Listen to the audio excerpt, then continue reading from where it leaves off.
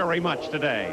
Hello and welcome to Indy. I'm Paul Page on the coldest day I can remember for an Indianapolis 500 with a brisk wind out of the north.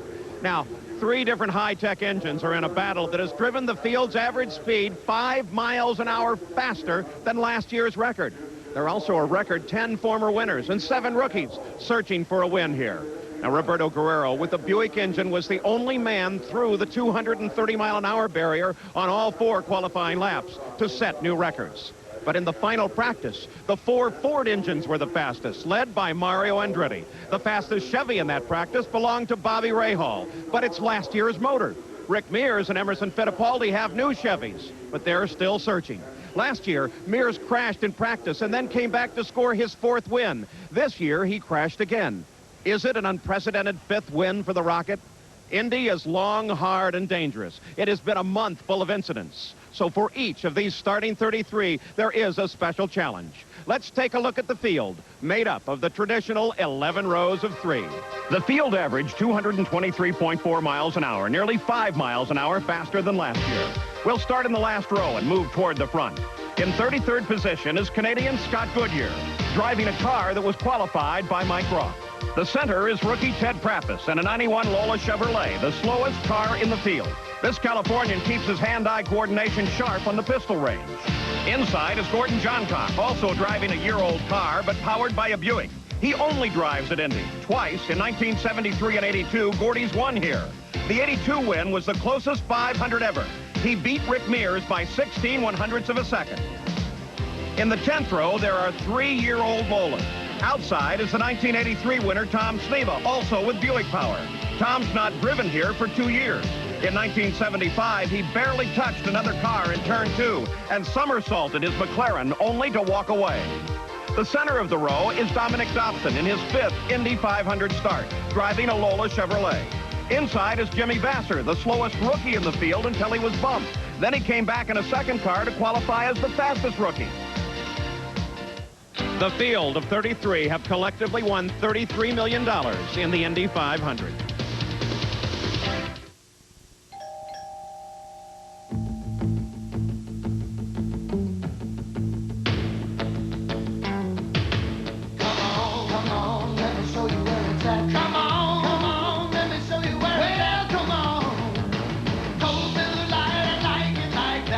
Great beer taste that's less filling. Miller Lite's everything you want a beer to be.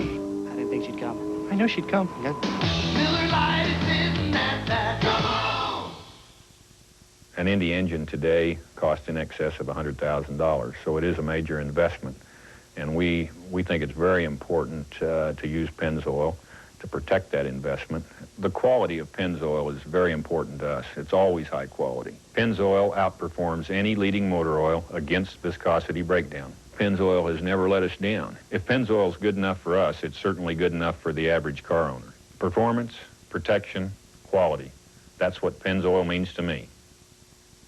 If you're a small business that calls one area code more than others, you can choose a calling plan designed just for you. Introducing the AT&T Partners in Business Plan. You can get a 20% discount on the area code you call most, automatically, even if your calling patterns change each month. AT&T Partners in Business. Choices, because one size does not fit all. Call us. It's time for Sears Home Improvement Spectacular, featuring hundreds of great bargains. This Craftsman 3.5 horsepower 25-gallon compressor, only $299.99. Or this Craftsman 2 horsepower 6-gallon wet dry vac with accessories, only $39.99. And this Craftsman Professional 13-drawer chest and cabinet, just $299.98. And there's more during Sears Home Improvement Spectacular. You can count on me, Sears, Roebuck and Company.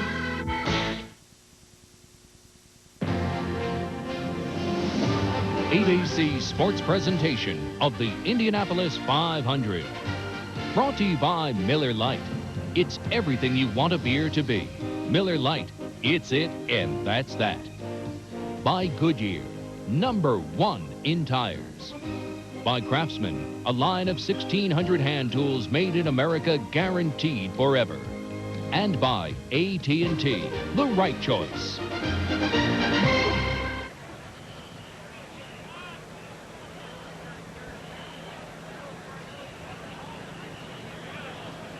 Counting today's 7 rookies, 596 drivers have started the Indy 500 since it began in 1911. Continuing the starting field at row 9 and moving forward, 2 rookies sit in the 9th. In 27th starting spot is Lynn St. James, the second woman to qualify at Indy. At age 45, she's the oldest rookie ever. To prepare for the race, she has a chassis in her living room where she sits and visualizes the 500 miles. Another rookie, Brian Bonner, is in the center, driving his first IndyCar race and first race ever on an oval track. Brian qualified on his father's 72nd birthday. Inside is Brazilian Raul Boisel, sitting in for injured Hiro Matsushita. When it's not horsepower, Raul is an accomplished show horse jumper. In the 8th row, outside, is 24-year-old Buddy Lazier. This is his second Indy 500. Last year, he crashed on the first lap. He started racing not as a driver, but as a skier. A.J. Foyt sits in the center, the first 4-time Indy winner. Last year, A.J. was to retire after the race, but this year he's back, and the word retire is missing from his vocabulary. Another 4-time winner, Al Unser, is inside. He came here as a spectator, but now replaces the injured Nelson Piquet. The last time he replaced someone was 1987, when he won. Row 7 on the outside, Jim Crawford is back with the same Buick Power that carried him to 6th in 1988. He holds the fastest unofficial lap at the Speedway, but problems in time trials gave him 21st starting position. Driving as a teammate to A.J. Foyt is Jeff Andretti. Last year, he was voted Rookie of the Year. In November, he married Angelique, and they live near the rest of the family in Nazareth, Pennsylvania. Paul Tracy is the test driver for the Penske team. Roger is giving the young Canadian a shot at Indy in a 1991 car. In the first week of practice, Paul got a nasty taste of the Indy walls, writing off a brand new car. A.J. Foyt, America wants to know, why are you back? Well, I'm back because I want to race, and I really enjoy it. What about starting in the 8th row for only the 4th time in your career? How are you going to race from there? Well, we're going to have to run pretty hard and just try not to get too far behind. It's not as good as where we started last year in the front row, but it's better than not starting at all. There's another newsmaker in row 9, and for that, here's Gary Gerald. Jack, as Lynn St. James prepares now to realize a lifelong dream, Lynn, the question would be, as you look for your niche in Indy history, what's the biggest concern? Well, I think the biggest concern is I don't want to make any mistakes, and even bigger than that, I want to make sure I don't get caught up in anybody else's mistakes. And I think, that's something you really can't control, and you just hope that doesn't happen. Hope it's a good, safe day. Thanks. Wish you well. Thanks very much. Paul? Well, this track is difficult for everyone, especially the rookies. It was deadly for the reigning Formula Atlantic champion, Jovi Marcello. Jovi was the first Filipino driver in history here. He suffered fatal injuries in a freak accident while warming up. It was Jovi's dream to drive at Indianapolis. He was the first driver to be killed here in 10 years.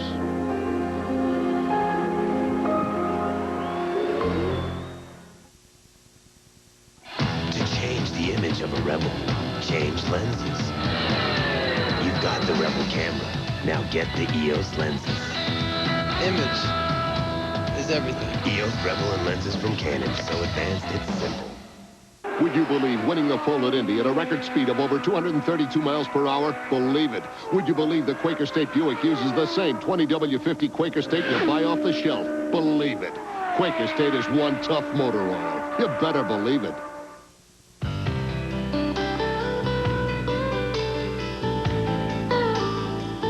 All of these championship-winning drivers have one thing in common: Goodyear Racing Eagles. The race-winning technology that's found in the Goodyear Racing Eagles can also be found in the world's best-selling line of high-performance street tires, Goodyear Eagle Street Radials. The champions know, and it's why we say the best tires in the world have Goodyear written all over them. Open road, mountain high, morning mist, golden sky, Kawasaki, it's where I wanna be. City streets, desert sun, rolling hills, forest run, Kawasaki, it's where I wanna be. Yeah! No matter where you wanna be, you can get there on a Kawasaki. Kawasaki, let the good times roll.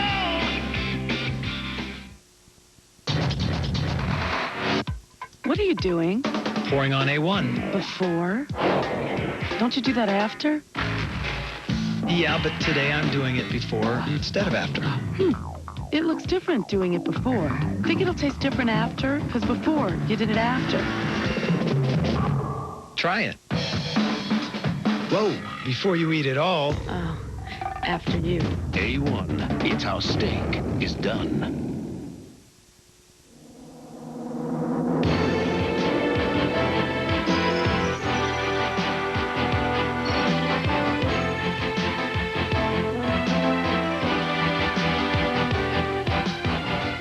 Designated as one of America's national landmarks, the Indianapolis Motor Speedway Museum keeps alive the history of the Indianapolis 500. Come visit with us and find out why the 500 is the greatest spectacle in racing.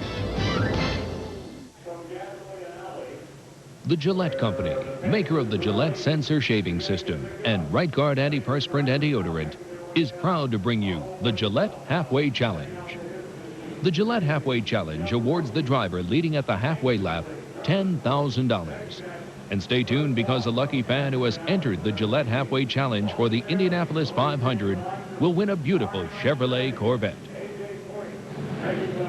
It's about 35 minutes to the start of the engines for the 76 Indianapolis 500. In the field, there are 12 Buicks, 17 Chevys, and 4 Fords. That mix has created great competition among the 3 manufacturers.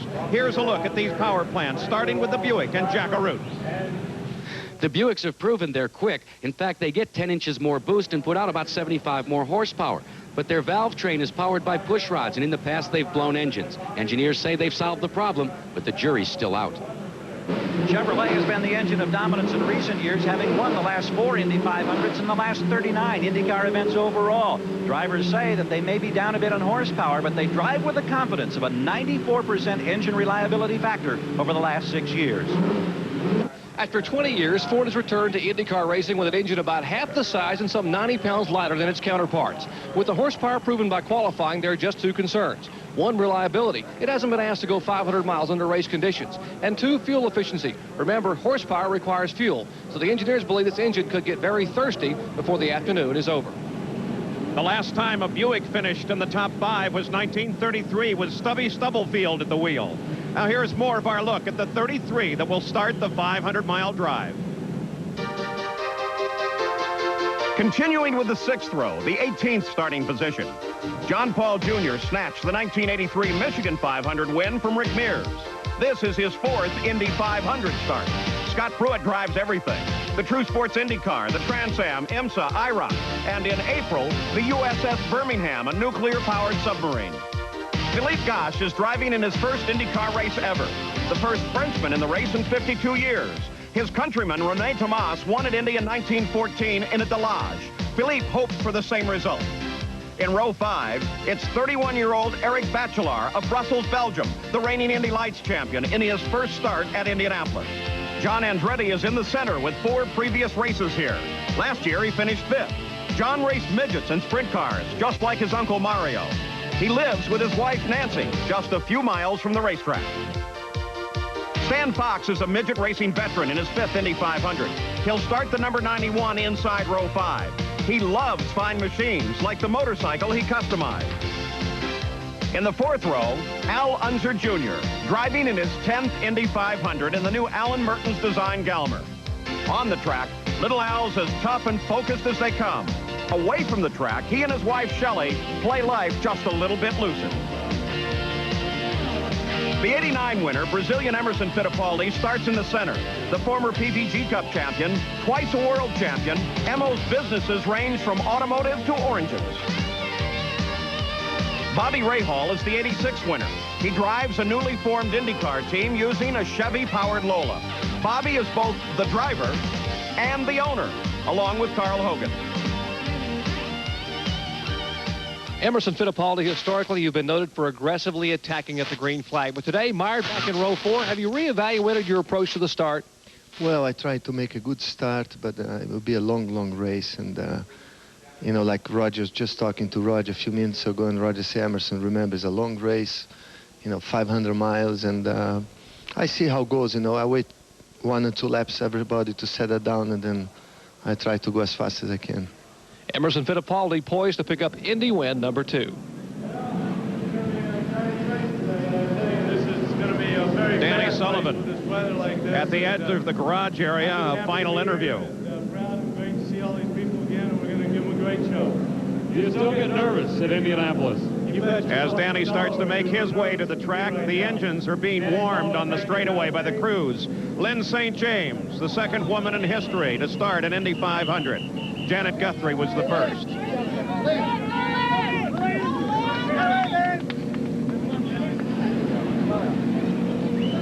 Fort Lauderdale.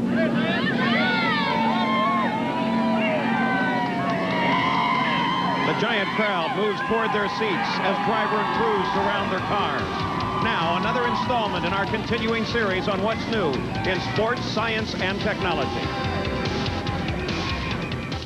Sports and Science Converge, brought to you by AT&T, sponsor of the 92 U.S. Olympic team. Auto racing at night is quite common at certain levels of the sport. But at the NASCAR level, it's never been done on a super speedway where speeds approach 170 miles per hour. Until last weekend. Musco Lighting developed a unique mirror-based lighting system for the Charlotte Motor Speedway, eliminating light poles on the track's interior and illuminating the track from two sides. The light source is directed off of a reflector as it normally would be in normal sports lighting equipment. On the interior of the track, we then take it onto a specular mirror, and then those mirrors are adjusted to very closely control the light so that we light up the cars, the surface, and the retaining walls. The 1,200 lights use 2 million watts of power. Even the drivers approve. They did a super job on their homework, got the lights up in the right place. There's no glare or anything out there. It's just light running in the daylight. Some small businesses need to be heard around the world. Introducing AT&T Partners in Business International, the calling plan with a choice. Get a discount to most any country if you make just a few short calls and faxes a month. Or take this choice. Pick the one country that's most important to your business and get an extra 10% discount. AT&T Partners in Business. Choices, because one size does not fit all. Call us. If you're coming to JCPenney, get ready for a change of pace with Reebok. From high tops to low tops, our selection and values are hard to top. JCPenney.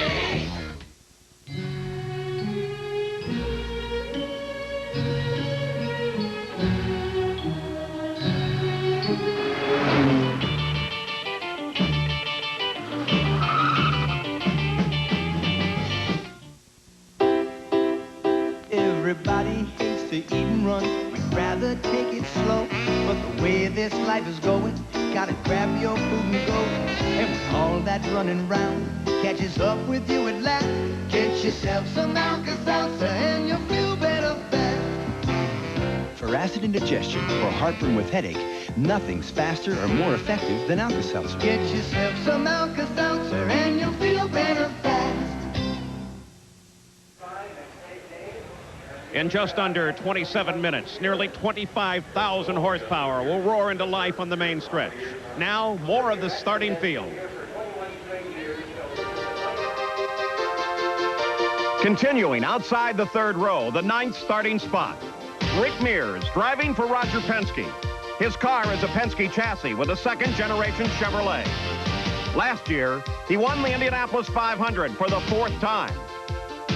2 weeks ago, Rick was in this horrifying crash, sliding down the backstretch upside down. But miraculously, he walked away. Rick suffered a small fracture to his right wrist that makes it difficult to get out of the car, but doesn't affect his driving. 42-year-old Danny Sullivan is Al Unser Jr.'s new teammate. He'll drive a Galmer powered by a Chevy. In 1985, Danny was chasing Mario Andretti for the lead when he spun, but then came back to win. After a race, he can't wait to get home to Aspen, Colorado, and his son Driscoll.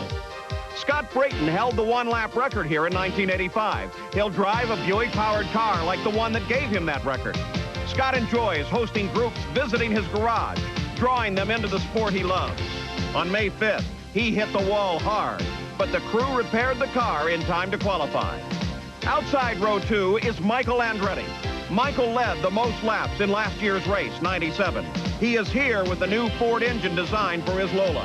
He's written a kid's racing book that he shares with his children, Marco and Marissa. The center of the second row is Gary Bettenhausen, still searching for an Indy win with his Buick Lola. His father raced and died here. His brothers are both racers. But Gary's twin sons, Kerry and Todd, are both design engineers. The inside of row 2 is the 1990 winner, Dutchman Arie Luyendyk. This is his first race this year. He'll drive a Ford Lola for Chip Ganassi. Last month, Arie was named one of People magazine's 50 most beautiful people. In the first row are 2 men starting at the front for the first time and a former winner. Mario Andretti is outside in a Lola Ford. He won this race in 1969 to be kissed by Andy Granatelli. Mario loves motorcycles. He even tested a Formula One bike. Controversy clouded this lap 1 incident at Long Beach, where he tangled with Eddie Cheever, eliminating both. Cheever will start beside Mario in the center of the front row, driving a similar Lola Ford. Eddie is also a rider, unpublished as yet. He considers his riding much too personal to allow others to read. The pole position is Roberto Guerrero with a new 1- and 4-lap track record. Better luck than he's seen here before. He drives a Lola powered by a Buick. In 1987, Roberto was leading in the final laps of this race when he stalled his car trying to pull out of the pits. Al Unser roared past to take his 4th Indy 500 win.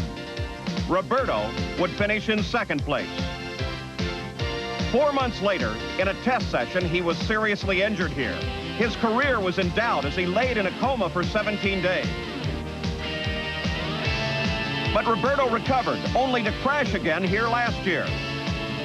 This month, with racing luck and the strong support of his wife, Katie, he snatched the pole to lead the field to the green flag for the first time in his life.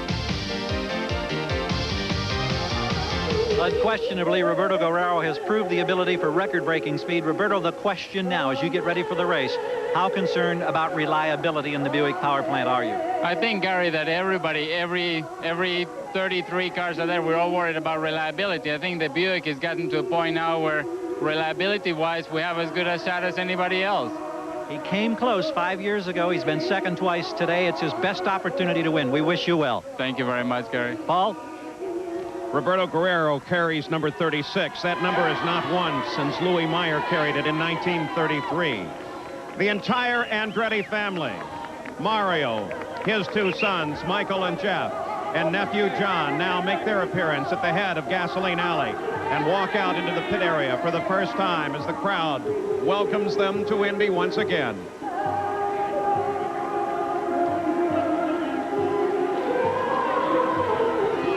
And the defending champion, Rick Mears, Roger Penske driving him out. Remember, Rick has terribly tender feet after that accident earlier in the month.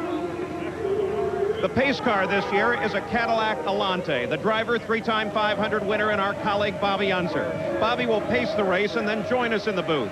Bobby knows well the apprehensions felt by all at the start. Well, Paul, the tension before the start here is caused by a long history of things going wrong. Today, the first trouble spot on the field is right in the front row with a feud between Mario Andretti and Eddie Cheever. Further back is a group of rookies. And remember, fully 1/3 of the field doesn't even race regularly in Indy cars. Now, I started this race 19 times without ever getting used to the butterflies. Even when the starts were clean, it was still tough dealing with the unexpected. But believe me, there is nothing more exciting than the start right here at Indianapolis. And Bobby Unser will be leading them down. Cadillac first paced the race in 1927. A.J. Foyt, supposed to retire last year, but he is back ready at Indy. Open road, mountain high, morning mist, golden sky, Kawasaki, it's where I wanna be. City streets, desert sun, rolling hills, forest run, Kawasaki, it's where I wanna be. Yeah! No matter where you wanna be, you can get there on a Kawasaki. Kawasaki, let the good times roll.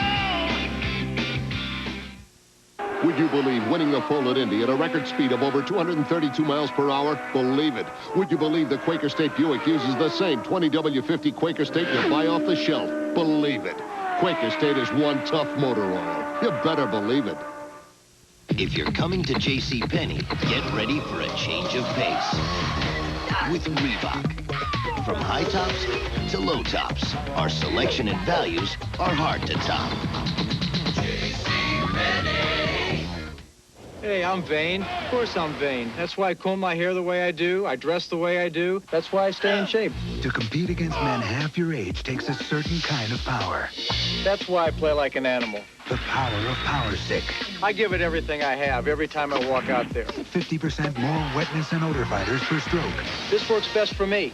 I don't want people going around saying, whew, that Connors, he's tough to be around. Power Stick by Fabergé. Power that won't let you down. I told you I was vain.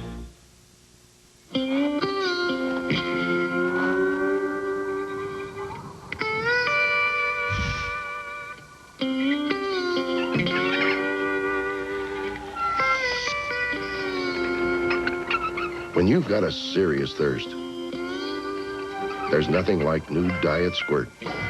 Now with even more of the tangy citrus taste of regular Squirt. So come on, give your thirst a new Diet Squirt with NutraSweet.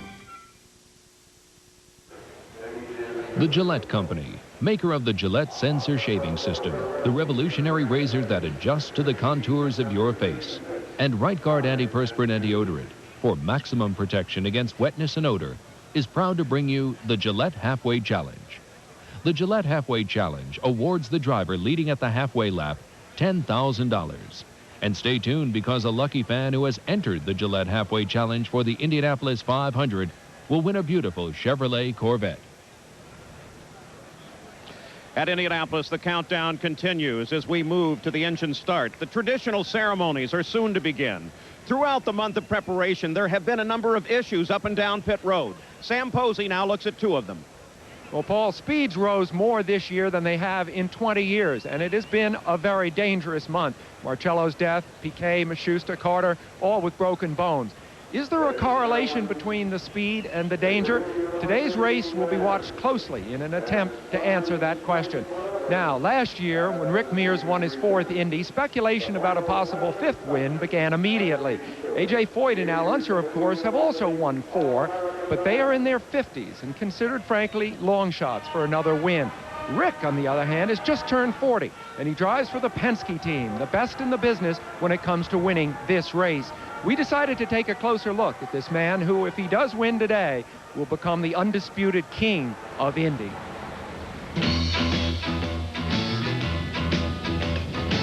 Rick Ray Von Mears grew up in Bakersfield, an oil and agricultural town in the Central Valley of California. His dad's hobby was racing, and from an early age, Rick and his brother were exposed to things mechanical.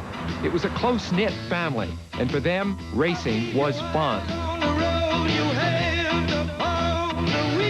I liked it too because I liked them all being involved in something together, and they were definitely involved in it. Every night we'd come in here and work on the race cars. We won a race one time in Riverside, so we had the money to build this shop because we used to work out there in the back with a flashlight in our mouth and laying on them race cars at night. I never did any of it to get anywhere. Didn't do a thing like that. I just did it because I enjoyed it. From the beginning, it was clear Rick was a natural. He had the instincts, the sharp eyes. It was easy. Other drivers come and say, well, what are you doing down in this corner? You know, what do you do to get through here? And, you know, and I'd say, what do you mean, what do I do to get through there? I don't know. I just do what feels right, whatever it takes. In the desert races, the terrain was always changing. Rick learned how to adapt to the situation moment to moment, an invaluable lesson for Indianapolis. You have one lap that's 800 or 1,000 miles long. You don't memorize it. So you have to stay on top of it, 100%, concentrate for 10 to 15, 20 hours, however long the race is. You drive what you see, not what you know. By the time he was 25, Rick had cut his hair and was on the road to Indy. Car owner Roger Penske spotted his talent, and despite the fact Rick failed to qualify this pink car, Penske, who needed to replace Mario Andretti, asked him to join the team. How would you like to maybe drive for us? I can't give anything other than Indy and a few races next year, depending on what happens to Andretti. Said, if you're interested, come on to the farmhouse, because that was kind of a week before we raced at Michigan, and Mears was there at 6 o'clock in the morning knocking on the door, so he was even aggressive in those days. Penske's team was at its zenith, and Rick won Indy in just his second year. Because it wasn't widely understood yet how good he really was, the impression lingered that he hadn't exactly paid his dues. Then, this fire erupted during a pit stop, invisible flames causing chaos. Trying to get out of his car, he just came into the pit. Rick's dad grabbed an extinguisher and put him out, but Rick had been burned painfully and scarred. The biggest risk here, of course, is inhalation. That's his lung up there. And the following year, he would suffer this loss to Gordon Johncock in the closest finish in Indy history. Rick had been hurt, and he had lost. His dues, it was said, were paid. His second Indy victory was the work of a maturing master. By now, the Penske team was like an extended family. An air of invulnerability surrounded him. He had been tested and found to be the real thing. He was a star, but not distracted by stardom. And he was newly in love with the woman who would soon become his second wife. I never really thought that Rick would ever get seriously hurt in an Indy car, and I realized that was being totally naive. In September of '84 when he crushed both of his feet. In addition to the pain and the permanent disfigurement of his feet, Rick was sidelined at the height of his career. He spent 3 months in the hospital and a further 6 in a wheelchair. While others talked of his retirement, Chris never doubted he would drive again. Racing is Rick's first love, and it always has been, it always will be, and I know that Rick would be miserable without it. So for that reason alone, I'm glad he's racing, because I don't know what he'd do if he wasn't racing, and I don't think he does either. So far, Rick has not had to look to a life beyond racing. Recovered from his Sanair crash, he has won Indianapolis twice in the last 4 years. He has often seemed to be beaten in the early laps, but then he has come from behind, calmly and deftly adjusting his car to suit the track conditions, just as he did when he raced in the desert so many years ago. The kid from Bakersfield has come a long way, but he has changed very little, except, that is, for the number of fingers he holds up in winner's circle. How soon will it be 5? That is Indy history, waiting to be made by Rick Rayvon Mears. Rick, a fractured foot, a fracture in your wrist, is that going to affect your drive, and how? I don't think so. I think this cool weather is a big plus. The new Marlboro car this year has a lot lighter steering than last, so that's really going to help the wrist. And the foot, it's the left foot instead of the right, which is the one we don't use as much around here, so we should be better shape than last year. It's been 6 years since you've started a race here at Indy, not on the front row. How does that make you feel? Well, we'd much rather be up in the front row, but you know, it's not different than any other race that we start back in the back a little bit farther, and you know, you just got to be heads up, you know, watch the traffic. We just want to get through the first lap or two and get comfortable and then go from there. Well, good luck to you. Thank you very much, Jack. Well, the tempo is beginning to quicken here on pit road as we draw closer to the start of the greatest spectacle in racing, the 76th running of the Indianapolis 500. We'll be back. Today, performance cars come in a variety of designs, sizes, and even prices. So do Goodyear Eagles, the world's most successful line of performance tires. There are all-season Goodyear Eagles, new ultra-performance Goodyear Eagles. There are Goodyear Eagles for the classic and for the contemporary. No matter what performance car you own, there's a Goodyear Eagle priced for you. It's another reason we say the best tires in the world have Goodyear written all over them. Either you give your customer the best possible service, or somebody else will.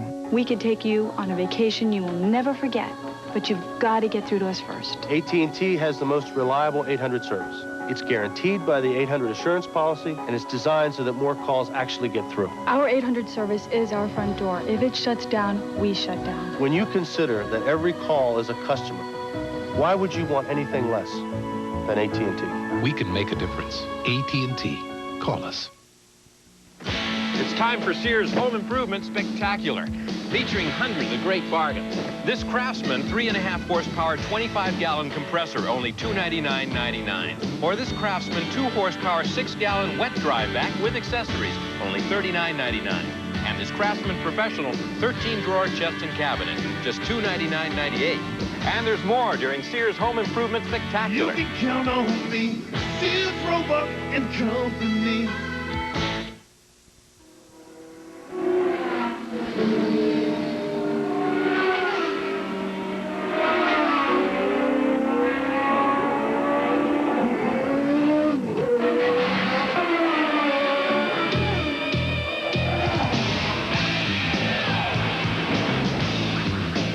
genuine draft Bobby Ray Hall IndyCar. This year, he's ready flying. Bobby Ray Hall, the 1986 winner. This is a new team for Bobby. He bought Pat Patrick's Sable over the winter along with his partner Carl Hogan. Bobby's a great spokesman for his many supporters, a very successful businessman. Now in the infield, alongside the famous Hall of Fame Museum, is the jet fighter used in Bobby's most recent commercial. Now Bobby, like many of the drivers here, would just love to fly such aircraft as this Swedish Dragon. Jack Arute earlier asked Bobby how different it is being a driver rather than a driver owner. I think it makes it more meaningful. There's no question I've worked harder this year than any year, number of miles that we've run. This has been a lot more fun this year than any year, not just here, but just from the start. And of course, winning at Phoenix did a lot to, help that along, obviously. But it's been, you pinch yourself. If it hadn't have been for Miller, if it hadn't have been for Carl Hogan, there were all these pieces floating around, and they all came together. An incredible crowd here on a very crisp and cold day. The wind blows from the north. That will be behind the cars as they roll down the front straightaway. Most of the drivers are in their cars now. The Purdue All-American Band is formed up at the start-finish line in the pit area. And we're very, very close to the traditional ceremonies that lead up to the start of the engines and the start of the race. Now let's join the public address here at the Indianapolis Motor Speedway. In the presentation of our national anthem.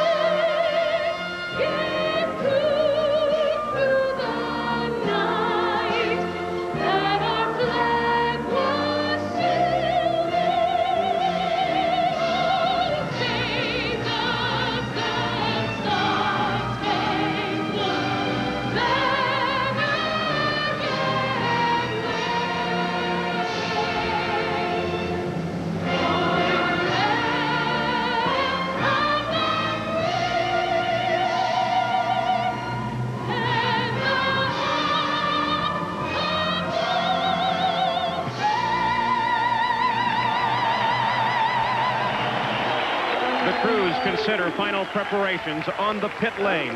The participants are ready.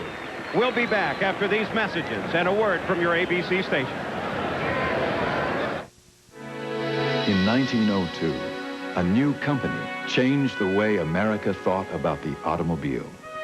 Now, on our 90th anniversary, Cadillac continues this tradition with the award-winning Seville STS, the limited edition Stars and Stripes Eldorado, and the advanced new Alante, pace car of the Indianapolis 500. Join the celebration at your Cadillac dealer now. It could change the way you think about American automobiles. You're not going to go home and leave this half finished, are you? I got 6 days, Dad. We'll make it. At Glidden, we know how hard it can be to find time to paint. That's why spread house paint is formulated to cover the first time, so you can finish in less time. I guess you'll be going back early then. I thought I might stick around for a few days.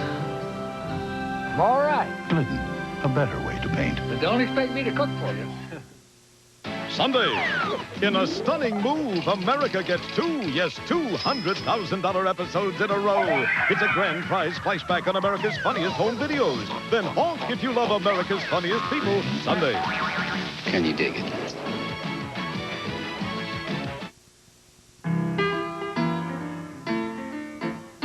You can save lots of money shopping at Target, but you also help save something much more important, families. Because for years, we've given a portion of every dollar you spend to programs in your community that strengthen family values and promote the future of our children. So no matter what you buy at Target, you take home a good feeling. You'll be surprised at what you can save shopping at Target.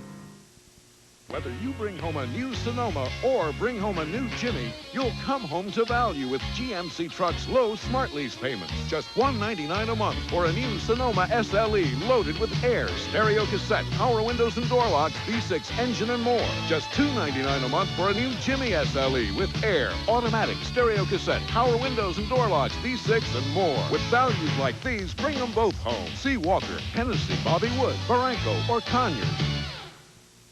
Monica Kaufman's Close-Ups, Wednesday at 9 on Channel 2. Lopez, Jan Stevenson, and Meg Mallon. Golf's best play the final round of the JCPenney LPGA Skins game today on ABC Sports. Very shortly now, the engines will begin to fire, to roar their challenge to one another. The giant crowd, as you can see from high above the track, assembled, waiting for the moment when the engines will be called to do their job. Considering the Memorial Day weekend and its nature is always remembered here, Air Force F-14 Tomcat jets cycling over the top of the track. And down on the starting grid, they continue to strap their drivers in the cars. Let's go back to the public address. Remain standing and in silence. On this Memorial Day weekend, we pause here in a moment of silence to pay homage to those individuals who have given their lives unselfishly and unafraid to make it possible for us to witness as free men the world's greatest sporting event. We also pay homage to those men who have given their lives unselfishly and without fear to make racing the world's most spectacular spectator sport.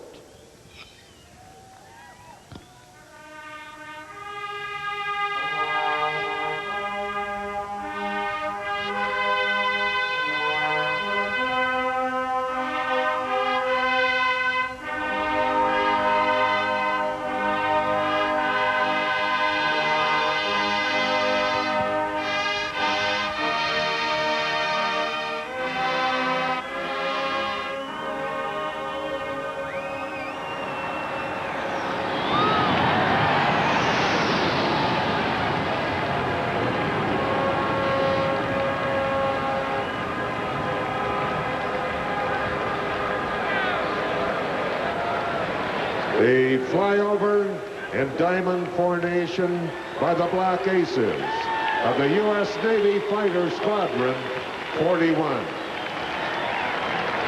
Well, race fans, you know, during the month of May, we enjoy many very special moments here at the world's greatest race course. But here is one of the greatest traditions in the world, the annual singing of Back Home Again in Indiana. It's a privilege and an honor to introduce Mr. Jim Neighbors.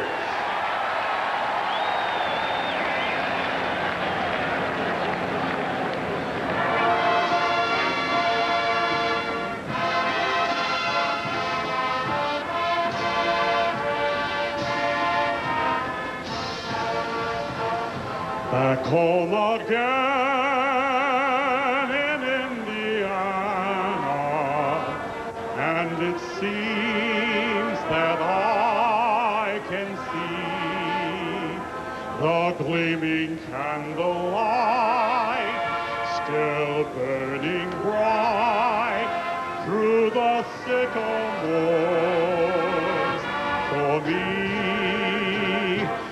new mown hay sends out its fragrance through the fields I used to roam. When I dream about the moonlight on the wall, man, how I long for my Indiana home.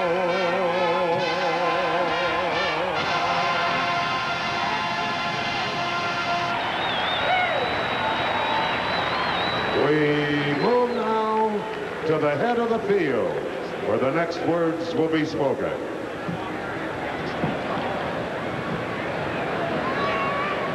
Well, ladies and gentlemen, the moment for the words we have been waiting to hear has arrived. And to give those words is Chairman Emeritus of the Board of Directors of the Indianapolis Motor Speedway, Mrs. Mary Holman. Ladies and gentlemen, start your engine.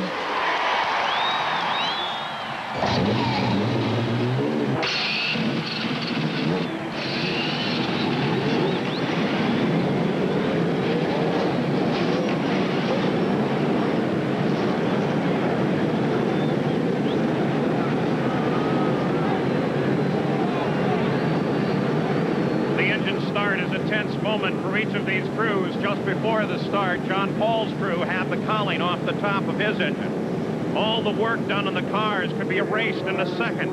Each of these cars have been fully torn down during the past week and reassembled. It seems more common at Indianapolis than any other place that a car will fail to start, especially considering the crisp, cold day here. Lynn St. James, Mario Andretti all concentrate. There was much speculation over the nature of the command that might be given to start the engines as we look at pole sitter Roberto Guerrero. Considering, of course, Lynn St. James' presence, in the 3 times a woman has been in the field, Speedway officials have always arranged the command so that it would end with the words, "Gentlemen, start your engines," and they have done it once again. Raul Boisel, Eddie Cheever in the front row. Now on this crisp and cold day, the coldest we can remember, Al Unser Jr. They'll give the engines plenty of opportunity to come up in temperature and be ready to go.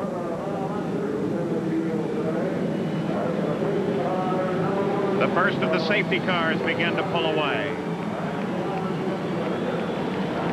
And the front row starts to roll away.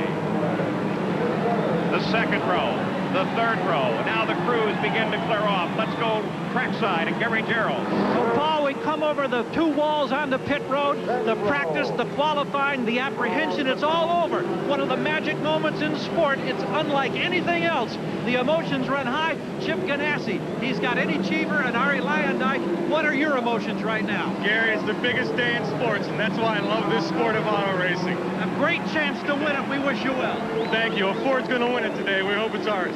The excitement is here, Paul. We're ready to go racing. Chip Ganassi has 2 opportunities, and we mentioned they had the cowling off of John Paul's car, and the 93 machine has failed to start properly. It stalled when they started to roll away. Now John Paul Jr. talks it over with the crew, but very quickly they'll have to get it off of the starting field. They're going to try and hand start it, and it fires and they go, looking over Bobby Rahall's shoulder. The weather today at Indianapolis, the coldest in our memory, 51 degrees right now, a slight chance of showers, but the forecasters say the race should be able to be completed without any interference from the rain. Our Valvoline race analysis. We'll have plenty of summaries from Valvoline throughout the day to help you keep track of the 500 miles. They're on the backstretch, moving very slowly now. There are some new pit rules for this race. Here's Jack Arute. Paul, under the caution, this pit road area will be closed until the pace car picks up the field and they bunch up. They will do it by way of a board and a flashing beacon. Should you pull onto pit road during the closed session, you can pull straight through with no penalty. If you have a shredded tire or something like that, you'll also be allowed to pit. Now, here's the other part of the rule. What they're going to do is they're going to impose a 100-mile-an-hour speed limit during that closed pit and caution session. They'll measure it by radar guns. What will happen if you violate that? Well, the first time, you'll be issued a warning, then possibly a fine, and then maybe a stop and go. It's going to mean a lot of congestion during caution periods here on pit road. Paul? It certainly caused a lot of discussion among crews and drivers here. Al Unser Jr. in the Galmer chassis. What about the other chassis in this race? The Lola, the most favored. Many with Buick power prefer the 91 because it was designed for that. And the engines in the 76th running of the Indianapolis 500, that tremendous battle between Chevy, Buick, and Ford. We'll keep track of that throughout the day. And of all the starters in the field, there are the stats on those. $33 million have been won by this field. As now for the first time, the first of the 3 parade laps. The field comes in view of the main grandstand. Driving the pace car is Bobby Unser. Bobby, it rained last night. Has the track changed much? What's its condition? The conditions are good, Paul. The track is clean. Looks like the rain, it might even help get a little bit of the rubber off of it. In my opinion, the track is going to be the fastest it's ever been at the start. It's very cold here today. How will that affect the tires? Well, it's going to affect the tires a little bit at the very, maybe like the first lap, but after that, it's going to be better on the tires. I think we're going to even see more speed because the tires being better today. Bobby brings the field through the short chute. Bobby Unser, what about the cold with regard to the fuel injection system? It really won't affect much, Paul, because everything is fuel injection, computer controlled. That's going to make the difference. And coming on the back straightaway now, we'll accelerate to about 130 miles an hour in the Cadillac Elante in just a minute now. All right, Bobby, we'll let you pay attention to your very important job of bringing the field down. One car in trouble. The 36 car, unbelievable. Roberto Guerrero, the pole sitter, in trouble. No indication why this could have happened at all. We're only on the second parade lap, not even to the pace lap, and Roberto Guerrero spins the car. Talk about his bad luck here, Sam Posey. It struck again. He has been on an emotional roller coaster throughout the month of May. Of course, he has not driven in cars, in racing cars, for almost a full year since he raced here. That's his wife, Katie, there. Of course, a look of disbelief. What could you be thinking at this point? They weren't even up to medium speed. It had to have been some incredible mechanical problem. You're looking at the team there of Kenny Bernstein. We're going to see him on the middle of the screen there. Absolutely inexplicable. The only thing that one might consider, Bobby indicated to us, Bobby Unser, how cold it is, and because of that, look, the car is damaged. Yeah, no question, he's out of the race. The tires may not have come up to full temperature, and maybe with that high torque engine, when he shifted gears, just suddenly. Boy, oh, what a terrible situation for Roberto Guerrero. One of the nicest men. We thought that he was making a true comeback. Of course, he was one of the fastest and best drivers in IndyCar racing in the mid-70s. He suffered a concussion at this track in 1987 in a testing accident. He was in a coma for 17 days. And after that, and we're looking back now from the pace car, look at the right there, Roberto. Wow. He appears to have just turned suddenly, doesn't he, Paul? I think car owners felt that he never had fully. This is Philippe Gash. Incredible. And this is Philippe Gash, who spun in the fourth turn. We're not even to the pace lap of this race. And that, now that we've had 2 of them, what do you think? The track is very cold. These tires must also be cold. That's possible, but I don't think that's what happened to Roberto. Now, of course, Philippe Gash is very inexperienced in open wheelers, cars with this kind of power, no prior experience. I talked to him just a couple of days ago, and I said, Philippe, what's the toughest thing that's happened to you all month? He said, I think the toughest thing is ahead of me, the start. He was very worried about this, and he had reason to be.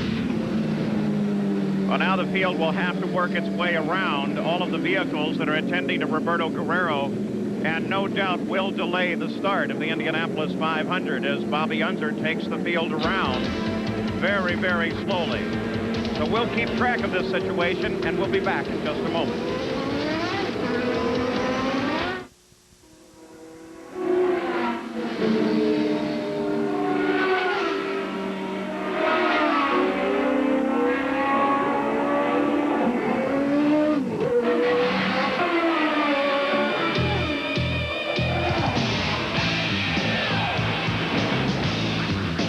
Miller Genuine Draft Bobby Ray Hall IndyCar. This year, he's really flying. In the older days, you know, my father, the only tool he really knew was actually Craftsman tools, and they lasted a long time, and that's one reason that we still have Craftsman around. My father's passed away since then, but my race box and toolbox at the ranch are still full of Craftsman. 1,600 Craftsman hand tools, made in America, guaranteed forever. They've actually outlasted him. It looks like they're going to outlast me, too. Only at Sears. We've got a bit of an edge with the driver we have. We've got the best driver out there. So it's a matter of the mechanics just not overlooking anything. Al and I stay in constant communication during the race. I have to be aware of what he wants or needs, you know, at all times. I think the small details are is what makes the difference between winning and running second. Open road, mountain high, morning mist, golden sky, Kawasaki, it's where I wanna be. City streets, desert sun, rolling hills, forest run, Kawasaki, it's where I wanna be. No matter where you wanna be, you can get there on a Kawasaki. Kawasaki, let the good times roll.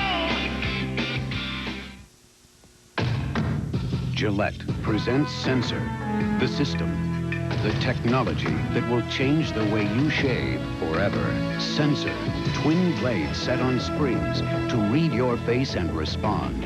Independent suspension to sense and adjust to every curve of your face.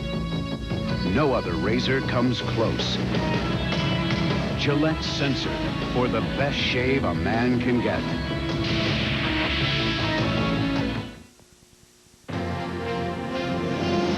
ABC Sports presentation of the Indianapolis 500. Brought to you by Chevrolet, the cars and trucks more people depend on. By Miller Genuine Draft, America's fastest going beer. By Goodyear, #1 in tires. And by Gillette and the revolutionary Gillette Sensor Shaving System. Gillette, the best a man can get. Well, the field is forming up and beginning what we are told now will be the pace lap, that they will go green next lap. Near tears, Katie Guerrero. Her husband's car has been reported as too damaged to continue on. A report from a driver further back in the field was that Roberto just suddenly accelerated, perhaps going up to shift gears, and then this happened. The pole sitter at the Indianapolis 500 is out before the start of the race. And Philippe Gache, the number 44 car, very much the same sort of situation, I would say, Sam. Yes, certainly can suggest that the cold tires mated with over 700 horsepower as you're going up from second to third gear could produce that. It is obviously devastating for Roberto Guerrero. All right, the field now moving down the backstretch, the front row consisting only of 2 cars. Philippe's still in the pits now. He started the engine, made it around, but they are checking his car. Now the pace picks up as they move into the third turn. 2 cars in the front row. The rest of the field not well formed behind them. Moving through the fourth and final turn. A very different kind of start than we might have expected. A totally different scenario without Guerrero in there. Checking the onboard cameras as the pace begins to pick up now. They come off the fourth turn. The field accelerates. The green flag is out. And Eddie Cheever moves to the front as the 76th running of Indy is underway. And look at Mario and Michael Andretti. They split and go around Eddie Cheever. The Andrettis are in the lead. Well, there had been a feud between Cheever and the Andrettis, and boy, did the Andrettis take care of that feud in a hurry. Aerial bombs sound out overhead, indicating position of the cars on the track, and Michael Andretti is pulling away on the very first lap of the Indy 500. with conditions as they are, by the time his tires are up to temperature on the second lap, we are probably going to see a new lap record at Indianapolis coming up very fast here. His straightaway speeds in the 240-mile-an-hour range with this following wind. And the first lap belongs to Michael Andretti. There is Mario just behind. Eddie Cheever lies back in third. The difference, by the way, between Mario and Michael's car, Mario has a red rollover bar and a red number on his car. And at the moment, the difference is that one of them is going a great deal faster than the other. This is one of the biggest leads at the end of the first lap that we've seen in a long time. I talked to Penske designer Nigel Bennett just moments before the start. He said that the following wind down the front straight is going to add 300 RPM to their speed there. That's the straightaway. You just saw it there. The Ganassi team now chases Mario Andretti. That's Arie Luyendyk that ducks under Mario into second place now. Interval first to second, about 12 seconds. Arie Luyendyk has the white rollover bar. Then Mario, then just behind him, Eddie Cheever. So Arie Luyendyk is now in pursuit of Michael Andretti, the leader of the race. We have talked so much, you see Arie there, about the battle among the engines. Right now, the Ford engines are 1, 2, 3, 4. There's no battle at all. They're running away with it. But of course, the race is very early in the going. And remember, the Ford engines were very fast in the final practice session. In fact, they were the fastest 4 cars. And they ran very well 2 weeks ago in cool conditions just like this. Watching the fight now for second place.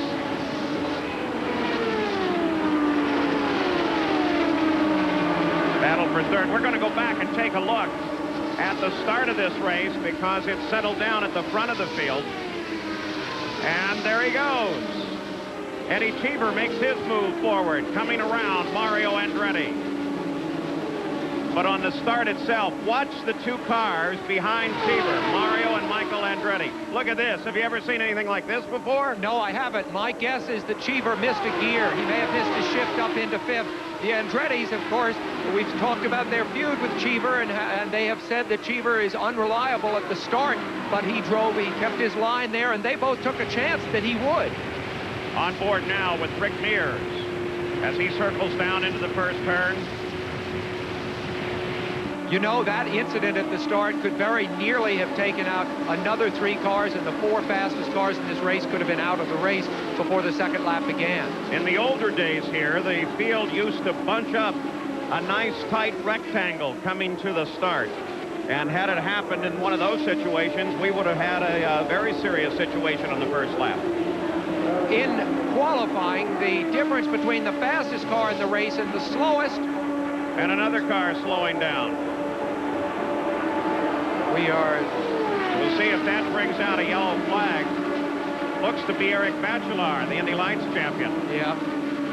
Very disappointing for the Dale Coyne team. Bachelard, in my view, was one of the 2 or 3 really good rookies. It's brought the yellow out. That car in a precarious position, so they decide to bring out the yellow at the Indianapolis 500. Michael Andretti maintains the lead. Sandy Andretti keeps track of her husband. The exciting Gillette Halfway Challenge is coming up in today's race. The Gillette Company, maker of the Gillette Sensor Shaving System and Right Guard Antiperspirant and Deodorant, is proud to bring you the Gillette Halfway Challenge. The Gillette Halfway Challenge awards the driver leading at the halfway lap $10,000. And stay tuned because a lucky fan who has entered the Gillette Halfway Challenge for the Indianapolis 500 will win a Chevrolet Corvette. And there is that new rule that Jack Arute told you about, sign out. Of course, I don't think anybody would anticipate pitting this early in the race. But that sign posted out at the head of the pits, also some yellow lights flashing, saying that the pits are closed and they can't go into the pits without a penalty until that sign is pulled in. They would expect to make about 7 pit stops during the course of the 500 miles, but certainly not one this early. So now the field slows under the control of the leader of the race and the pace car. Michael Andretti is the leader, followed by Arie Luyendyk, then Eddie Cheever, then Mario Andretti. Scott Brayton up in 5th. Gary Bettenhausen has jumped up to 6th place. Emerson Fittipaldi is 7th. Bobby Rahal is 8th. Danny Sullivan is 9th. And John Andretti is in 10th. There are two kinds of cars. The cars you love to drive and the cars you need to drive. The cars that really handle and the cars that handle the groceries. The cars you don't want to stop driving and the cars that make the stops you need. With standard anti-lock brakes and a 200 horsepower V6, Chevy Lumina Euro 3.4 is two kinds of car for one kind of driver. You. The cars more people depend on. And now it's easy to win with the heartbeat.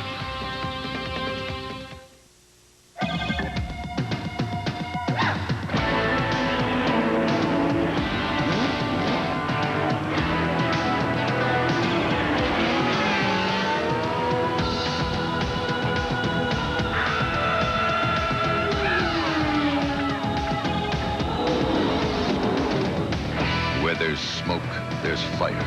The surefire performance of AC Delco. We don't just race, we win. What's so daring about new Prism car polish? It's not how you put it on, but how you take it off. Introducing new Prism car polish. It's the first and only spray-away approach to car polishing. Just wipe it on and spray it off. And in half the time, you get a durable shine. No huffing, no puffing, no buffing. New Prism, the only spray-away car polish. Iron Mike on rust. I hate rust. Iron Mike on tough. This is tough, rust tough. This is rust. Oleum? The dictionary defines tough as strong. Not easily influenced, like me. The definition of oleum is, We sprayed this rusty metal plate with fast-drying rust tough, exposed the rusted metal, then placed it in the torture salt fog chamber. The rust didn't spread, it stayed tough. You want tough? What do you want? Oleum. Got rust? Get tough. Rust tough. If you're a small business that calls many of the same people each month, you can choose a calling plan designed just for you. Introducing the AT&T Partners in Business Plan. Make a list of the 20 numbers your business calls most. For everyone that's an AT&T customer, you'll get a 20% discount. AT&T Partners in Business. Choices, because one size does not fit all. Call us. Pat Bradley, Nancy Lopez, Jan Stevenson, and Meg Mallum. Golf's best play the final round of the JCPenney LPGA Skins game today on ABC Sports. Back at Indianapolis, 9 laps complete. You ride with Danny Sullivan, the 9th place car in this race. Been a very busy first part of the race, including the parade laps. Let's get some updates now. First, Mario Andretti made a pit stop, didn't he, Jack? Jackaroo. Well, here's Mario, in fact, once again rolling down into the pits. You can see he was in a few moments ago. They took the cowling off. They indicated the engine was misfiring, and they sent him back out. I assume they sent him out so that he wouldn't lose a lap to the field, brought him around again, and now they can complete whatever work they have. And perhaps we can talk with Jackaroo again. Paul, it's a mysterious malady they think somewhere in the electrics. They have already changed the electronic black box. Now, this problem actually took place right on the drop of the green flag. Mario radioed in that he had a slight misfire. They said, well, turn the boost down a bit to see if it was maybe a little too high in the boost area. That was not the case. They thought they'd have an advantage by, under this caution period, being able to make the exchange, but unfortunately that didn't work. Let's go further up pit road to Gary Gerald. Gary. And Jack, we're alongside Kenny Bernstein, who of course has the entry, or had the double entry, of Guerrero and Crawford in this race. Can you shed any light on what happened to Roberto on those pace laps? I really can't. When I got to talk to him, it was at the end of the conversation. The last sentence, he just said, I spun. There's some rear suspension damage. I don't know if something broke first or if it was wetness on the track or what happened. I just don't know. As a racer, do you ever get used to the likelihood of something that bizarre happening after all this buildup? No, you really don't. It's awful tough. I feel badly for the team and for Guerrero because I know how bad he feels right now. And they say that's part of racing, but you never get used to it. Thank you, Kenny. Thank you. Paul? Very disappointed man, Lynn St. James, 22nd position. Took it very careful on the start, which is just the way a rookie ought to handle it, right, Bobby? Yes, it certainly is, Paul. I was just going to mention something about Roberto Guerrero. I was on the pace car, kind of watching that in my rearview mirrors. And on his injectors, he has a mono-valve injector, which is a single butterfly. I think what happened to him, they don't have any power until all of a sudden it hits because of the type of injector. And he was trying to get his tires warm because the track is cold. And he lit the tires up. Too much power, all of a sudden it spun. All right, here's the way they lined up under yellow with 10 laps complete. As you take a look right square at Al Unser Jr. 10 tries, he's never won here, but he's been oh so close. 1989, remember his contact with Fittipaldi on the second to last lap of the race. He's the only driver in the race to have finished in the top 4 in the last 3 years. The pace car now pulls off. Michael Andretti leads the field down as we go back up to racing speeds at the Indianapolis 500.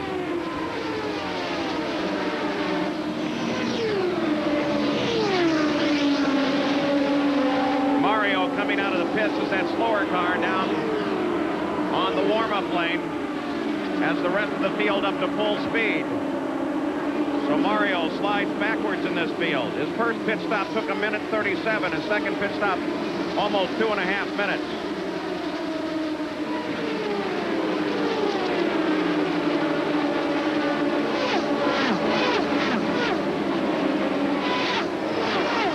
Jim Crawford trying to move up now. You got a glimpse of him in that bright green car, identical to the pole sitters. Emerson Fittipaldi trying to hold off Gary Bettenhausen. There's a matchup with Emerson Fittipaldi with the new Chevy B engine. Gary Bettenhausen has a Buick. And a car into the wall. A teammate of Gary Bettenhausen's. Another one of the Buicks out of the Menard stable.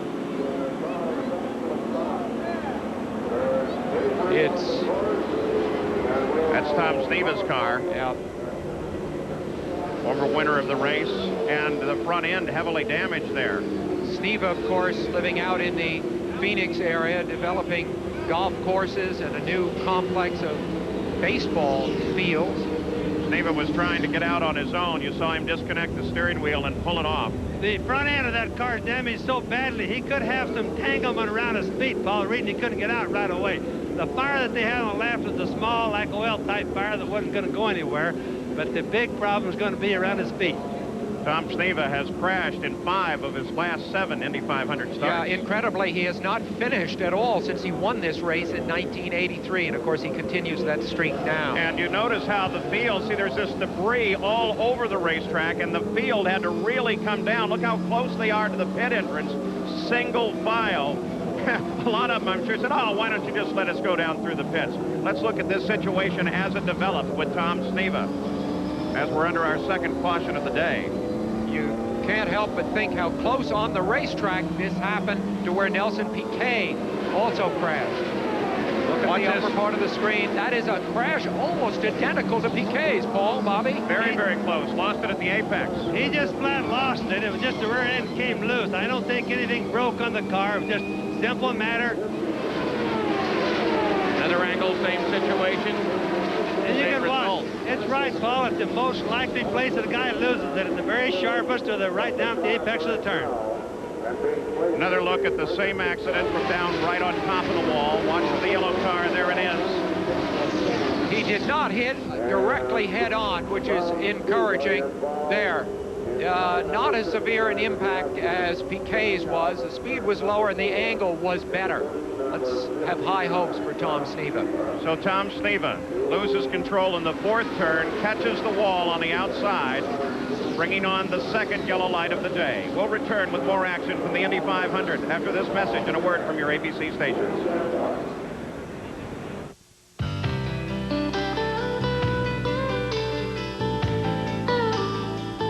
All of these championship-winning drivers have one thing in common: Goodyear Racing Eagles. The race-winning technology that's found in the Goodyear Racing Eagles can also be found in the world's best-selling line of high-performance street tires, Goodyear Eagle Street Radials. The champions know, and it's why we say the best tires in the world have Goodyear written all over them.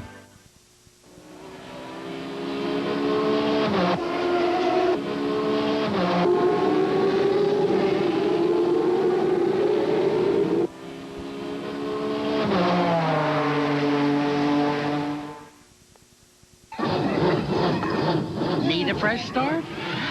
Get the battery that's proven to start over 50,000 times. Motorcraft. Motorcraft quality parts from Ford. A place where fantasies come true? Jack's Place. Oh, I've always wanted to go to Paris. What are you waiting for? Paris. A magical place. Close your eyes. When I snap my fingers, you say, Joyce, I'd really love to go out with you again.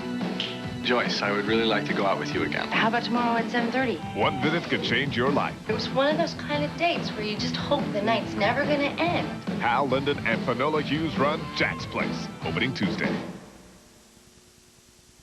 In 1992, how much car can you get for $199 a month? Overhead cam quad engine, standard anti-lock brakes, driver-oriented cockpit, and a Consumer's Digest Best Buy. Now that's smart. Right now, Smart Buy lets you own a Chiva for $199 a month. Now that's fun. Test drive the smart fun of the all-new Oldsmobile Chiva at your Southern Olds family dealer. Car and Driver magazine says, watch out, Japan, here comes a Chiva. Your Southern Olds family dealer says it best at $199 per month. You take me back to that feeling. Remember that great feeling of rolling down the road knowing your car is safe and running right? Your professional automotive technician wants you to keep that great feeling. That's why more and more of America's top professionals are installing top-quality Gates belts and hoses. Gates, the world's most trusted name in belts and hoses, installed by professionals supplied by CarQuest. And CarQuest keeps us rolling down the road. Monica Kaufman's Close-Ups, Wednesday at 9 on Channel 2.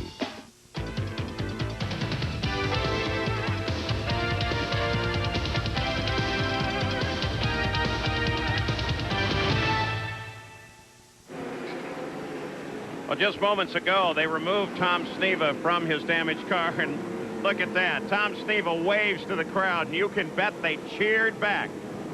So, a precautionary ride to the hospital, but the first report is that Tom Sneva's in good shape. Another angle of this accident. Sneva is one of 10 former winners in the race, and some of those men, including Sneva, have not had much experience lately. And Bobby, your brother Al told me, you know, when you haven't been driving a lot, what leaves you is your ability to handle the traffic. Whether that was part of the cause of this accident, he was following other cars closely, and there must have been a lot of turbulence taking air off that front wing. Well, you can just see that the cars have so much adhesion, and then all of a sudden they just bust loose. Let's go down to the pits. Jack Roots with Roberto Guerrero. Well, Paul, this is the first moment that Kenny Bernstein, the owner, had with Roberto Guerrero. He had just finally made his way back to the garage area. They've exchanged information. Roberto, share with us what happened out there. Well, I keep hoping this is a dream or a nightmare, and I don't know if it is. You know, it was obviously with the cold weather, I was trying to warm the rear tires up, and I gave it a little bit too much, and it just swapped into me. It seemed like the picture perfect month that we had is the only mistake I made the whole time, a tiny little mistake, and unfortunately it cost us the race. I mean, I feel so bad for the whole Quaker State people, the Buick people, the whole King Motorsports team. You know, everybody worked so hard, and you know, being on the pole and we didn't even get to take the green flag. It's you know, it's a tough one. I don't really know. What was the emotional feeling, though, when it happened, when that car snapped around? What was the feeling in the gut? Well, at that time, I was still hoping it was a nightmare and I was going to wake up, and that's all. I mean, obviously very disappointed, but Roberto Guerrero will bounce back again. Time and time again, he does, Paul Page. He's had his downs, but he's had his ups as well. Back to you. Roberto has not finished an Indy 500 since he ran second in 1987. Mario Andretti is back in the pits. You're taking a look at the speedway from high over the track from Goodyear's Stars and Stripes with its bright new colors. It's symbolic of the new Goodyear under Chairman Stan Gault, who has engineered a turnaround at that company. The Goodyear Eagle radials on the race cars are also displaying a new look. Bright yellow lettering that says Goodyear is #1. Tom Sneva's car, as they take it back to his garage, badly damaged. In trying to make an artistic statement, one should be careful not to let one's personal aroma do the talking. In order not to offend the critics, I recommend Right Guard Sport Stick. It provides maximum protection and the freshest scents, a sublime palette of odoriferous emanations. After all, a true artiste should be remembered for his inspiration, not his perspiration. Right guard sports stick. Anything less would be uncivilized.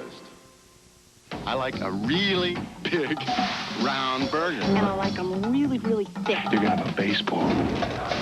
Smells come up and the juices drip down. I can almost hear it. By the sound, just by the sound, then I know it's ready. Whoa. Wait. It's not done. Done. Ah, it's done. No, it's done. A1. It's how burgers are. Perfect. Done. If you're a small business that calls one area code more than others, you can choose a calling plan designed just for you. Introducing the AT&T Partners in Business Plan. You can get a 20% discount on the area code you call most, automatically, even if your calling patterns change each month.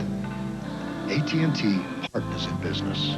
Choices, because one size does not fit all. Call us.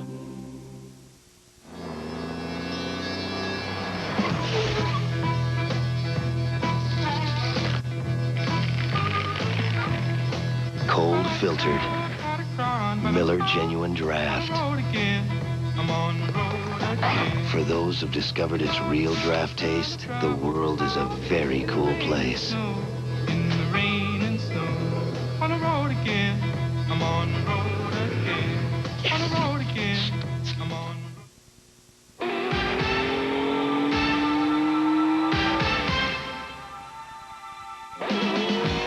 The winningest battery in NASCAR isn't a special racing battery. It's exactly the same battery you can buy for your car at Sears. Sears Die Hard, the battery that performs 3 times better than industry standards. Die Hard, more power when you need it most.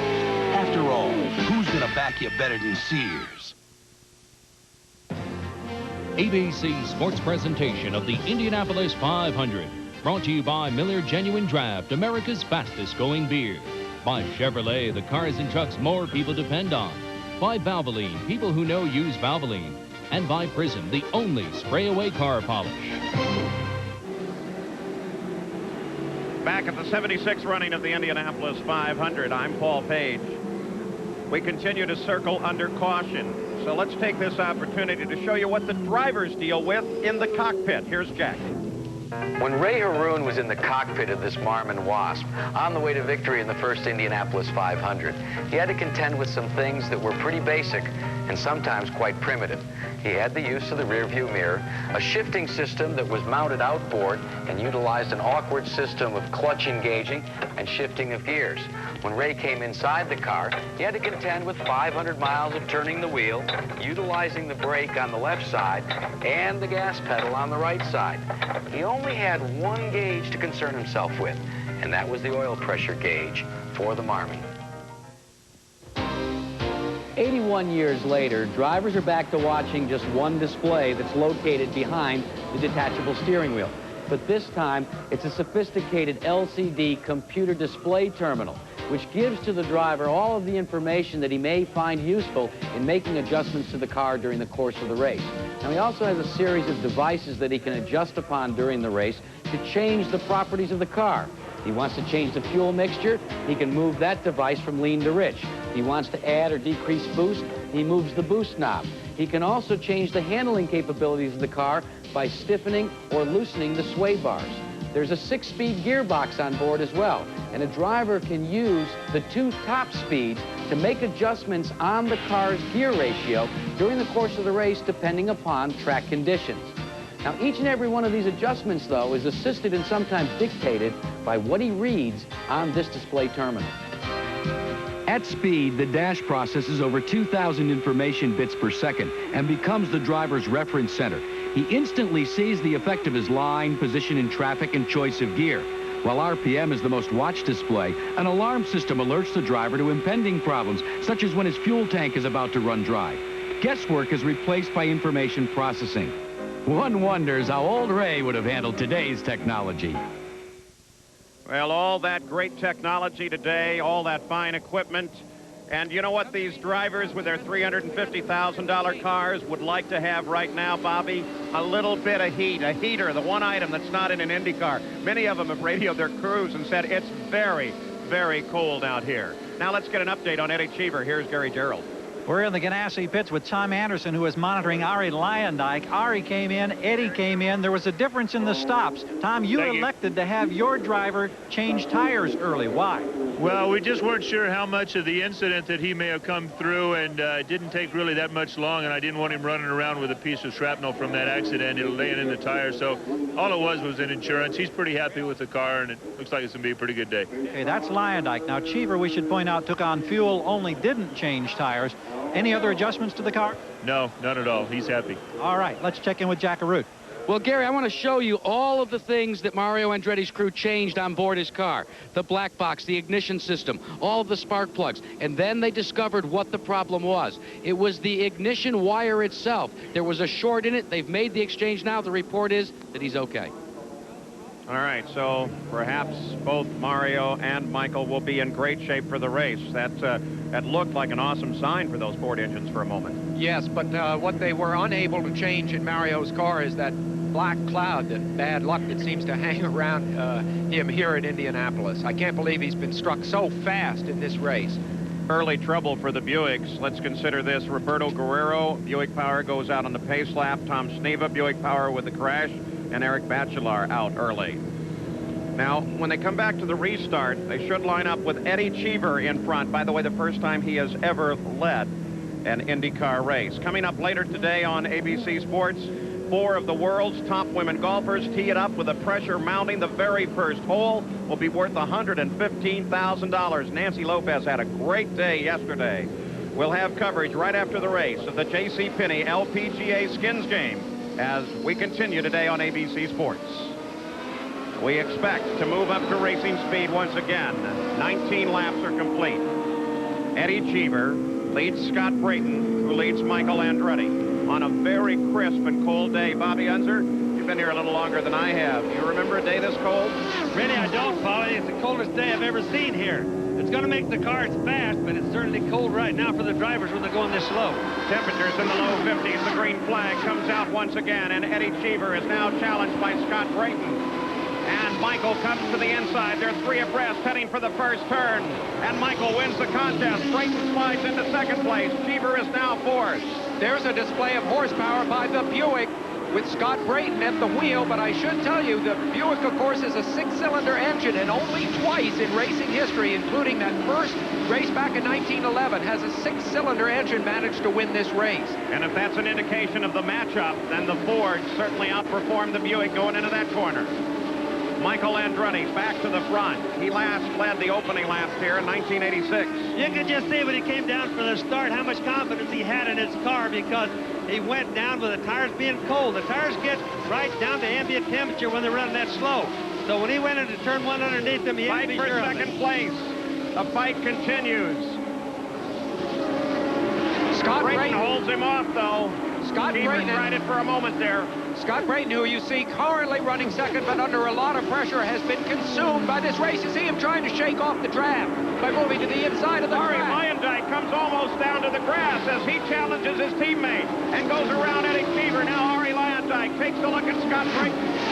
Well, you can see how important the drafting is, because, boy, when they go down the road or down the track crooked, one guy goes to the left, they all just follow. Looks like a snake going down. Watch the drafting, and you can see how important it is.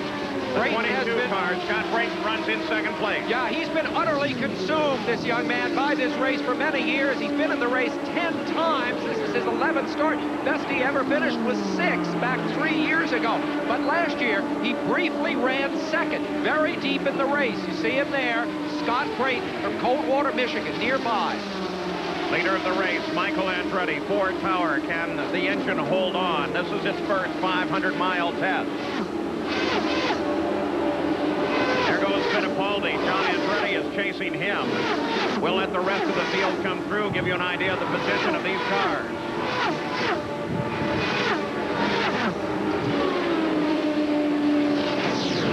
One of the things we want to watch as we go on is watch the different grooves that the cars take, the different cars. And that's all the way they have their chassis handling, which is how the drivers like them to be. Some of them go clear down to the grass. Some of them go halfway across the white line to the apex of the turn. Some of them will stay out above the white line, Paul. Running in third, Arie Luyendyk, his first drive of this season. He won 2-mile races last year and then suddenly hit the unemployment line when Vince Granatelli folded his operation over the winter. Chip Ganassi gave him this opportunity in Indianapolis. We hope you'll see others throughout the year. It seems incredible that a driver of Luyendyk's talent, and remember, he won the race here 2 years ago and was third here last year, could come up without a ride. But luckily, at the last minute, he did get a ride which incidentally is sort of resented by the Andrettis, because here's Luyendyk with a Ford engine, the engine that they did a great deal of the development on. And I think there was some jealousy, and if he succeeds and they don't, there'll be even more jealousy behind the scenes, of course. You're watching the battle for second, third, and fourth. The white roll bar car is Arie Luyendyk as he tries to close down on Brayton, but Eddie Cheever is closing down quickly on Luyendyk now. Yes, and here comes Eddie Cheever. He's going to try him to the inside, Bobby. And he's going to make it. He got a good draft, and he just went right on by. But watch, Luyendyk almost came right on back, because that's how much the drafting helps. Good racing among teammates. You see that the minute one car gets by on the straight, the other, unable to get good clean air to get a bite with those wings and under trays in the turn, drops back a little bit in the turn. And with the cold air today, the wings are working so much better than they did before. Now, the cars will have a little bit more drag to them because the air is heavy when it's cold. But by the same token, they stick better, and the engines must have gained 10% power today as cold as it is. The leader is running at 221 miles an hour, a little slower than I thought that time would be under the circumstances, but still, of course, very, very fast.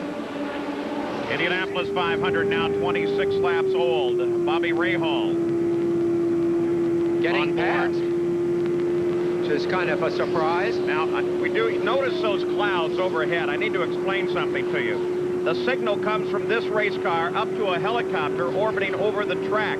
Because of the very low ceiling today, the helicopter must be much lower, and because of that, the signal from time to time may not be as good as we normally have, but we'll keep track of it for you.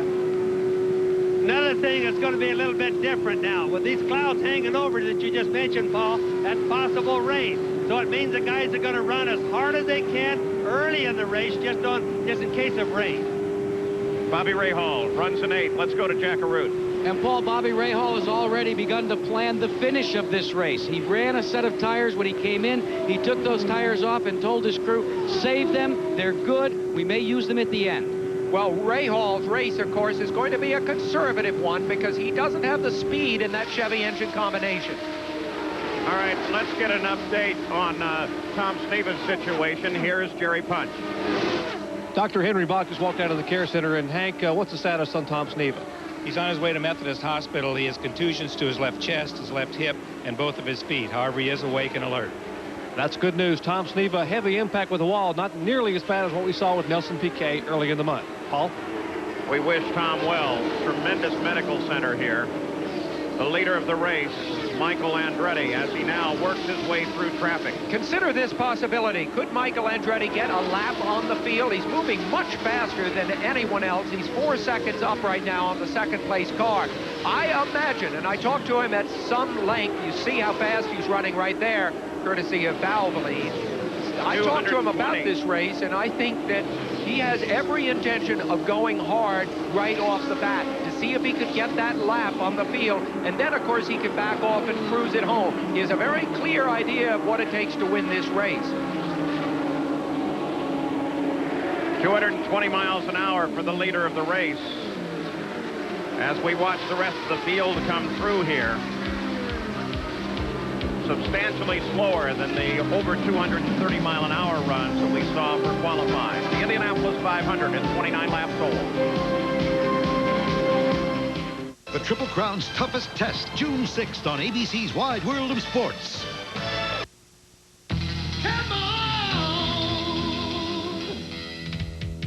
Come on, come on, come on, come on, come on, come on, let me show you where it's at. Come on, come on, come on, come on, come on, come on, let me show you where it's at. Come on. Real beer refreshment that's less filling. Miller Lite's everything you want a beer to be. Cold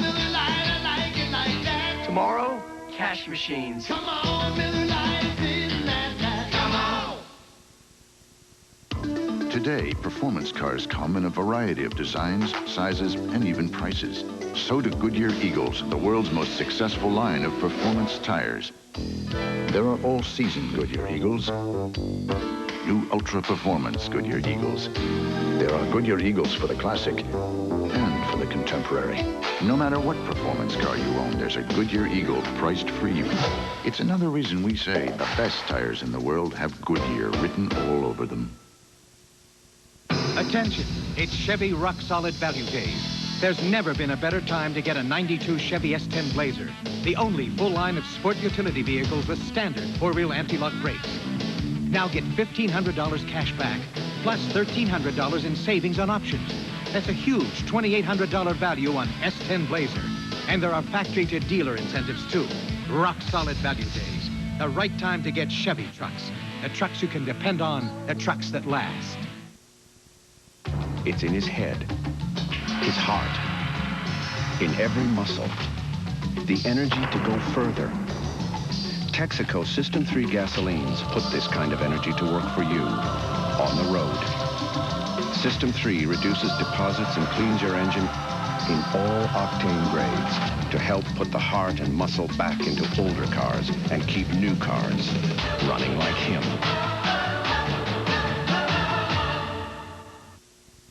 I want to show you why my Dirt Devil is the world's best-selling corded hand vacuum. Okay, Sam. Now, the toughest test for any vacuum is pit hair. So I gave my Dirt Devil a strong motor and a revolving brush just like an upright. And if it's powerful enough to clean up this mess, imagine what it can do with a dirty carpet. You could say Dirt Devil is man's best friend. Well, almost. So get a Dirt Devil and put the power of an upright in the palm of your hand. You don't get a 5-yard penalty for a mistake here. It can be quite severe. 3 dramatic decades of ABC sports at the Indy 500 can be yours. The spectacular starts, the close-up pit stop action, the fantastic finishes, and much more. Call 1-800-4ABC-VCR. ABC's home video, Live and Drive the Indy 500 is only $19.98 plus $3 shipping. Racing fans, order now. 1-800-4ABC-VCR.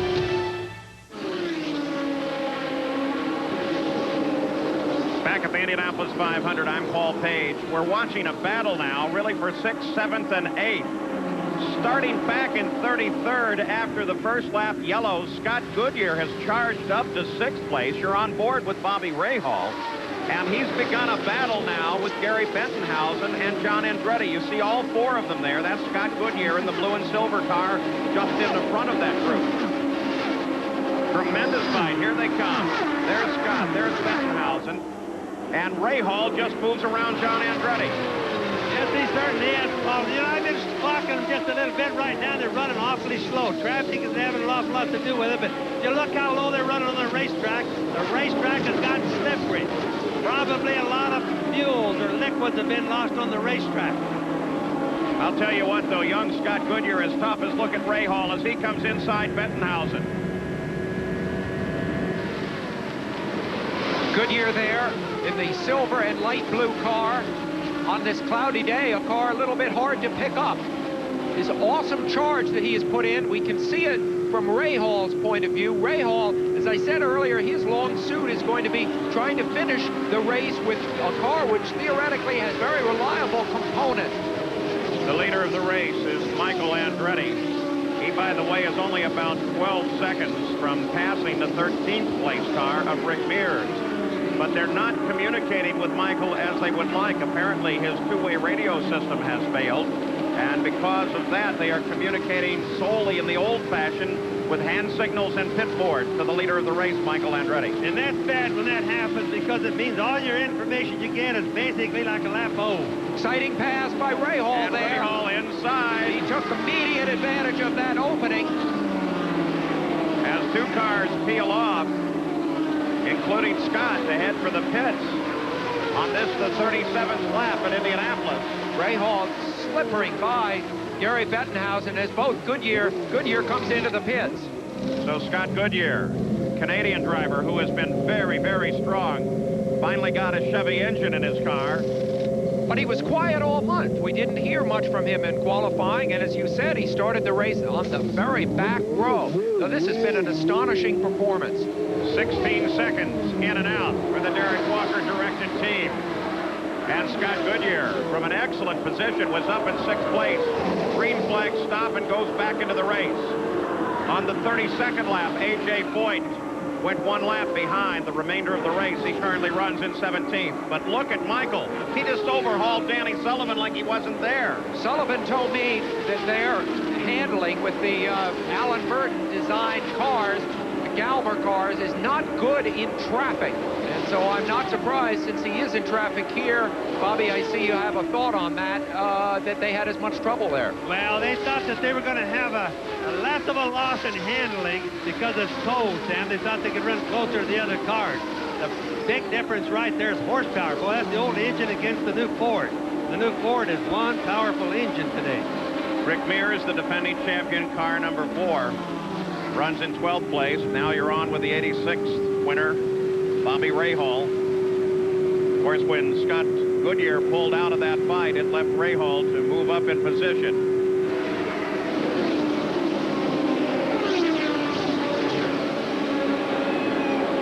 Michael Andretti still 13 seconds in front. Many of the drivers are intimidated by the Indianapolis 500, but we asked Michael Andretti. He said he's not obsessed with Indy at all. Well, I think probably a lot of it has to do with, you know, the Dad's results here, you know, in the past. And I can see where Al would look at it a different way because his family has 7 wins, and my dad's got 1 win out of how many tries. So I think I look at it from the point of view that if I do win it, it's going to be a bonus on my career. But I don't want to wrap my whole career up in just this one race. You know, I'd just like to say that everything else that I've done, you know, has made me feel good. And, you know, if I ever do win this, it would be great. But if not, well, it just wasn't meant to be. Well, Michael Andretti has just crossed the 100-mile lap. And he has just passed Rick Mears. He's got a very, very solid run going here. Let's go to Jack Arute. Paul, Michael Andretti may have a slight problem with his radio, but what they have done now is they are all set as far as selection of tires. All they'll have to do is signal what set he wants. They've used set number 19. Set 13 is on the car right now, but look, they rate each of the sets. Now, like set 17 works good with full tanks running, but here's the set to watch for, okay? It is the one that says set number 22. Very nice set. Finish race with these. However, if he's have it well planned out, if he's having radio problems, and we hear now that Michael is coming in, oh, exciting pass by Emerson Fittipaldi and Jimmy Vasser, the fastest rookie in the field. Michael rarely uses his radio. I mean, I understand, Jack, it's a key ingredient in the thing, but unlike both Emerson Fittipaldi and Rick Mears, the Penske drivers, who talk constantly on their radio, Michael hardly uses it. Of course, when Fittipaldi went around Vasser, he was putting him a lap down. Now only the top 11 cars run on the leader lap. And Michael Andretti is looking very strong. Jack Arute? Yeah, Sam, you're absolutely right. In fact, the crew is not at all concerned about the infrequent use of the radio, the problems they're having. Now, let me update you. He's coming in shortly. They are not going to make any changes to the car. A routine stop is scheduled. Many of the crews have started to lay out equipment for the arrival of their cars in the pits. We will watch for the leader, Michael Andretti. Jim Crawford's crew is laid out right now, expecting the arrival of Crawford's car, the lone vehicle in the Bernstein stable left. There's A.J. Foyt just to the left there. Now we see Emerson Fittipaldi, who also has had a quiet month. His countryman, of course, Nelson Piquet. You see the sign for Michael to come in a lap. When Nelson Piquet was hurt, Emerson Fittipaldi's been going down to the hospital every night to be with his friend and countryman. Now the two Andretti's battle. Of course, Michael coming up to put a lap on his dad just before this round of pit stops. And his dad would let him pass right there. There's Jim Crawford just in the pit. He would let him pass him pretty easy because he realizes he's down. Jim Crawford makes a 15-second stop. He was running an 8th when he came into the pits. By the way, Mario Andretti is running a full 4 laps off the lead of this race. As Paul Tracy, the very first pit, driving for Roger Penske in 500-mile races this year. Boy, Tracy doesn't intend to make a mistake in this race if he can help it. Did you see how slowly he came into the pits? I think he's driving a very cautious and smart race. Al Unser Jr. in as well as Rick Gallus's team goes to work on that car. And Rick Mears in the pits. The Penske operation. These are all looking very routine Mears, and are happening on the 45th lap. Mears has to be an unhappy camper at this point. Down a lap to Michael Andretti, his worst nightmare. The Andretti Ford Lola combination is doing so well at showing the speed, and Mears is not showing speed that could bring him a 5th win. And here comes Michael, 15.5 seconds to stop for Rick Mears. Jack Arute waits for Michael Andretti.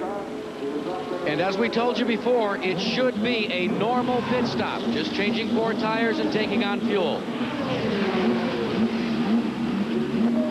They had a little bit of a problem getting the vent hose in, but that wasn't really a tough situation because they don't need it till the end of the fuel filling process. They're completed, and he is down and away in 15.3 seconds.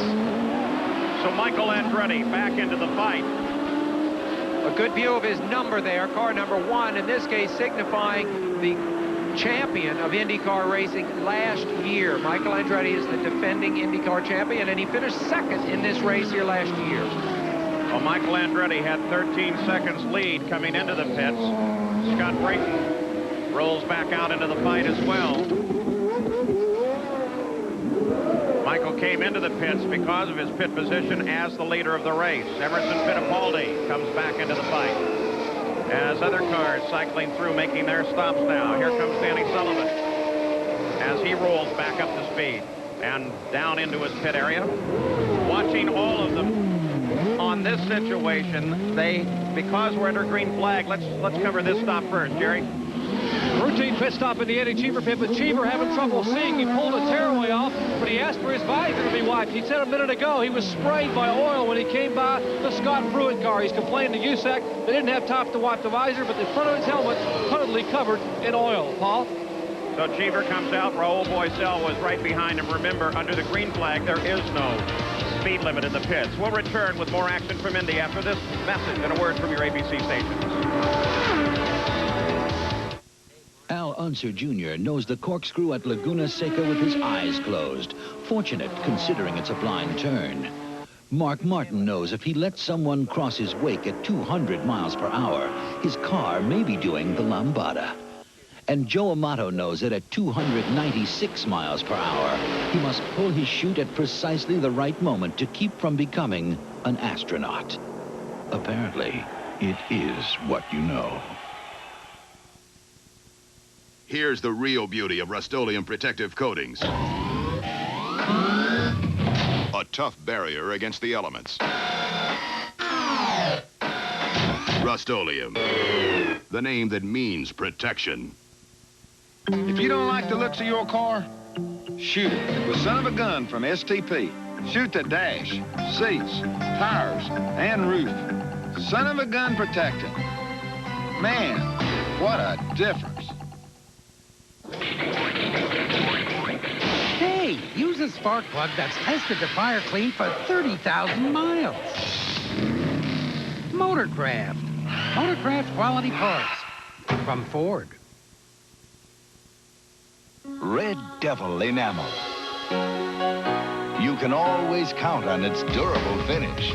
Harder than ordinary paints, its beauty lasts and lasts. Red Devil enamel for the finish of a lifetime. Sunday, she rose to fame. That one's a star. Guarding a hidden past. If she is capable of murder, she is capable of anything. That's enough! Kirk Douglas and Mia Sara as Queenie starts Sunday. You gotta hit the ground running. If you're like me, you're on a tight budget. I need a pickup for everything. So I use my Ranger for working, hunting, fishing, and socializing. My friends are impressed because I paid less than $10,000. My Ranger gets the best gas mileage of any pickup, and Ford backs it with a 3-year, 36,000-mile warranty. Hit the ground running at your local Ford dealer today. You better hit the ground running in a new Ford truck. I'll tell you about a hot car. Spoilers, turbo engine. This here is a hot car. Oh, you mean like steamy hot, like heat? Hot. I'm like a frying egg in my car. What happens to my taste? The heat just wrecked my favorite taste. Suddenly the music stopped. An audio tape flambe. Exactly. Sony UX Turbo. Audio cassette. Ideal for car stereos. It resists heat. That's cool. Sony UX Turbo. Now only your music cooks. I'd buy that. Why wouldn't you buy it? Monica Kaufman's Close-Ups, Wednesday at 9 on Channel 2.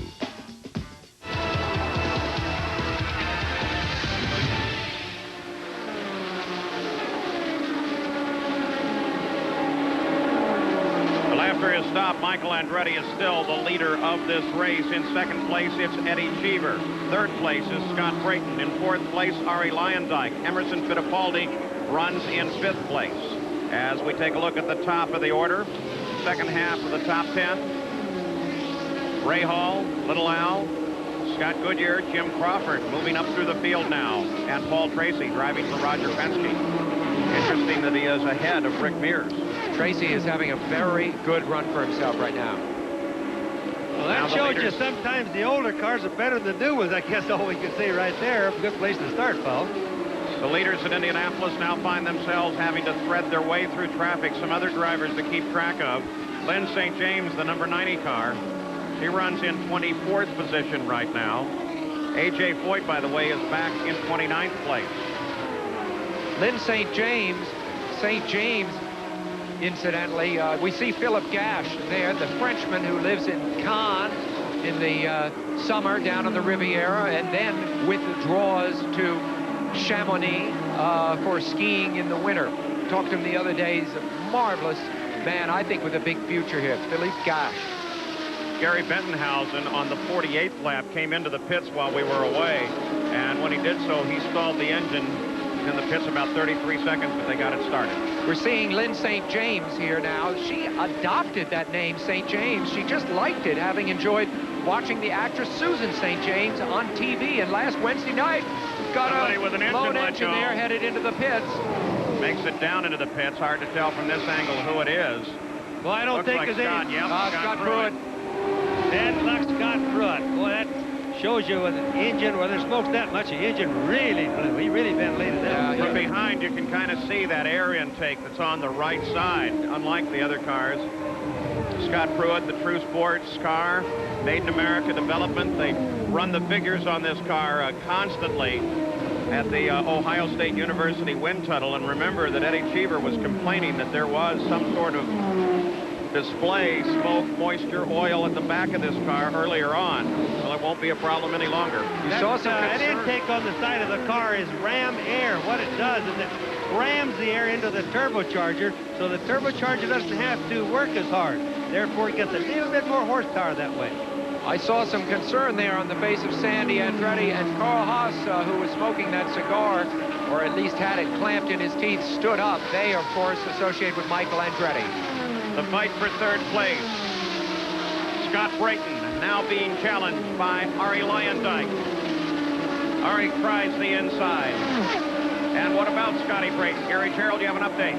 Obviously, Paul, in the running in the top three, they're very happy. They did make a change on that last stop. They put in just a little half turn on the front wing. He's got a bit of a push condition, so we're at that stage where the drivers now try to chase the racetrack a little bit, but Dick Simon and company are really happy at this performance by Scott Brayton in the Buick. Scott Brayton looking very strong as Michael Andretti continues to claw his way up through the field, and you see him there. Saw him make a try a second ago on Emerson Fittipaldi to try to put Fittipaldi a lap down. Remember, Michael led the most laps in last year's race, and Michael led 97 of them. So if he can get around Fittipaldi, then there will only be 4 cars on the lead lap. And, of course, 3 of those will have Ford engines, and one of them a Buick. Chevrolets, and the new Chevrolet engine you're seeing in Fittipaldi's car, not showing speed at this point. You notice how close that Michael came to the wall as he exited turn 4. He's driving every inch of this track. What happens there, Paul, is if you notice the track is slippery, the guys are all going clear down to the grass.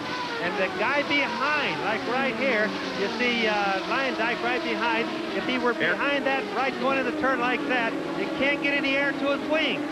And so they come close to the wall coming off. Luyendyk still trying to work Scott Brayton. Way down in the 4th turn. Uses that extra advantage of the track. Beautiful and he gets past Brayton, but look, Now here comes Fittipaldi as well, and there goes Michael. So Brayton, boy, once he got past, he got stunned by it. I wonder if something's wrong on that car. Well, there is something wrong. He's slowing down too much. He's bogging everybody down behind him. About the same. Jerry Punch, you have an update on Scott? Actually, on Ari Leyendijk, Paul Leyendijk has radioed in 3 times in the past 3 laps saying he has a vibration in the left rear that's getting worse and worse. They're concerned to have him look at the tire. They may have a tire going down. They are very, very concerned here in the Ganassi pit. And Fittipaldi grabs Leyendijk and moves around. It scares you to death when you've got something wrong with the car, like a tire problem, and you're in close traffic with cars that you're dicing with for position. The big fear, the vibration in the rear like that, is the CV joint. The axle back there might be going bad. The tire's shaking a little bit. If they're sure that's it, wouldn't bother them so bad. But if that CV joint goes back, remember, the rear ends on these things are solid axle from right to left. If one of them breaks, it's an absolute wreck. In traffic, Michael Andretti is turning laps at 220.7 miles an hour. The interval first to second is now 31 seconds. This race is being run away with at this point by Michael Andretti. When you think back to last year, he was a dominant factor here then, too. Had it not been for the mastery, you see his wife there, had it not been for the mastery of Rick Mears, I think Michael Andretti would have handily won this race. John Andretti in the pits as they do extensive work. They're removing the front wings of the car, Bobby. Yes, they are. He's got some major repairs going to be made there, and it's going to be terrible time-consuming. Wonder what caused that. He must have gotten into some debris or something. This is a cruel blow for John Andretti because his intention was to run a conservative race, hoping to stay in the top 10 in the early going and move up into the 4th or 5th at the end. Now Michael Andretti tries to overhaul Gary Bettenhausen and put him yet a lap down as Michael just is carving his way up through this field and dominating the race as we take a look at the Valvoline race summary with Michael Andretti leading most of the first quarter of this race. Average speed has been down because of the caution periods, and there are still 30 cars in the Indianapolis 500.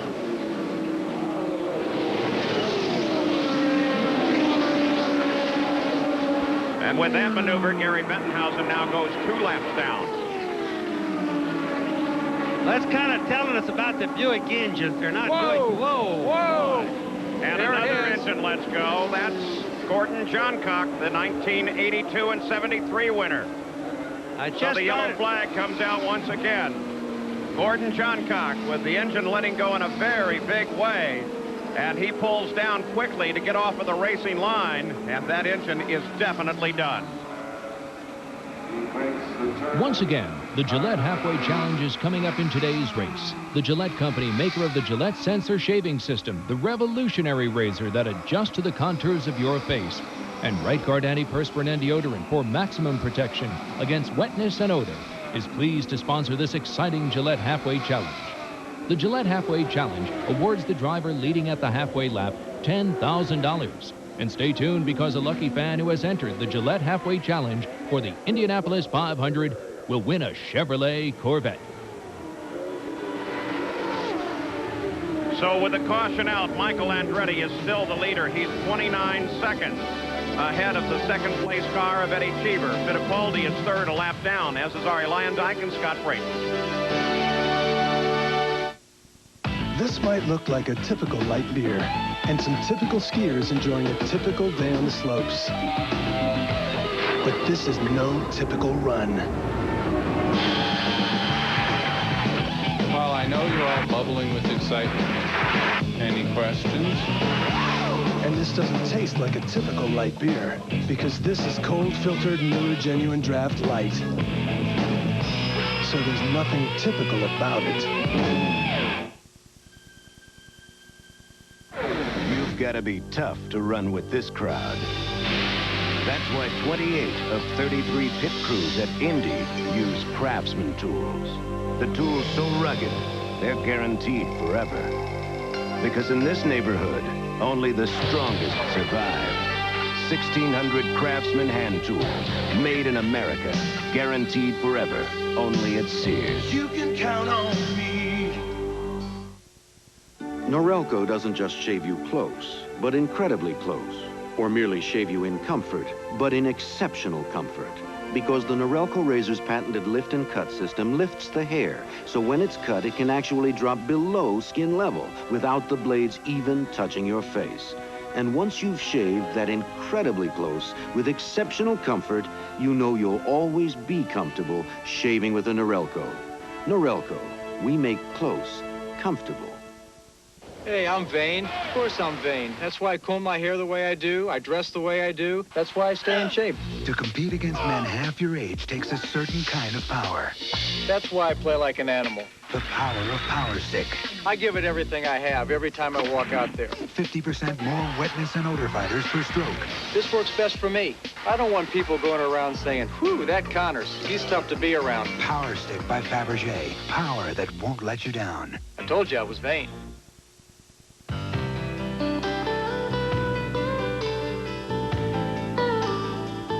All of these championship-winning drivers have one thing in common: Goodyear Racing Eagles.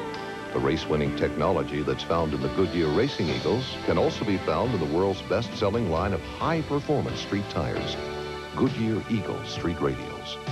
The champions know, and it's why we say the best tires in the world have Goodyear written all over them. ABC Sports presentation of the Indianapolis 500. Brought to you by Chevrolet, the cars and trucks more people depend on. By Goodyear, #1 in tires. By Norelco patented lift and cut shavers, we make close comfortable. And by Valvoline, people who know use Valvoline. Back at the Indianapolis 500, still under caution. Now with 64 laps complete. Watch Michael Andretti, the last car. Look at how he drove that corner right out to the wall. An entirely different line than everybody else. Boy, he didn't drive it there, Paul. He slid out there. And what happened is he had bad air. Watch that. See, his air from Memo there, from Memo, just ruined his front wings. All right, let's go to the pits and Jerry Punch. Tom Anderson, the team manager for Ari Leyendijk, still showing quite a bit of concern. Now, Leyendijk made an opportunity to come on pit road. They did not change tires. They just added fuel only. The vibration still continues. Leyendijk has complained. They are hoping, and they really are hoping, that it's just simply a wheel weight off and not a CV joint or something more severe. Let's go up pit road to Gary Jarrell. Medical attendants are taking Ted Bitting, a crew member for John Andretti, in for emergency treatment. He suffered an injury to his lower right leg or foot. It happened when John Andretti came into the pits too hot. He hit a tire, scraped the wall. That's what damaged that suspension that we saw on the left front. They replaced the suspension. He's back on the track. Paul? All right, so now we understand why John Andretti was in the pits with so much repair being done to his car. Michael Andretti is still the leader of the race. Eddie Cheever in second. Emerson Fittipaldi is third. Ari Leyendijk is fourth. Ray Hall is fifth. Scott Brayton is down to sixth now. Al Unser Jr. is up to seventh. Scott Goodyear is eighth. Paul Tracy is ninth. And Rick Mears is 10th as the green flag comes out once again. Only 3 cars remain on the lead lap. Michael Andretti, Eddie Cheever, and Emerson Fittipaldi after a round of stops under the yellow flag. 66 laps complete. We approach the halfway point in the Indy 500. People will look and say, well, Michael has this big lead. Things must be going awfully easy for him. But he has gotten the big lead by taking... And an accident. Oh. 2 cars involved. Well, there was an unavoidable crash. Car Rash as he waves and says he's okay, but a second car got into that as he was spinning. Look at that. Boy, debris everywhere. Like it for a couple of feet, that boy could have been very unlucky, Philip Gash, because the car that went by him, which I didn't get the number yet, he went by so fast, Paul, but boy, he could have hit him right in the center there. Now, there's an interesting part of that rule that says the pits are closed. Somebody's hit him. He's got to have some damage. The chief steward, Tom Binford, said, now, if you really have a shredded tire or something and you have to come in, then you can do it without penalty. But I wonder how they're going to call this one. The car that hit him is going to have a lot of damage, I promise you, because he got hit pretty hard, Paul. So the rescue crews are already there. We are under yellow once again. And the pits, of course, are closed, and no one yet has headed into the pits.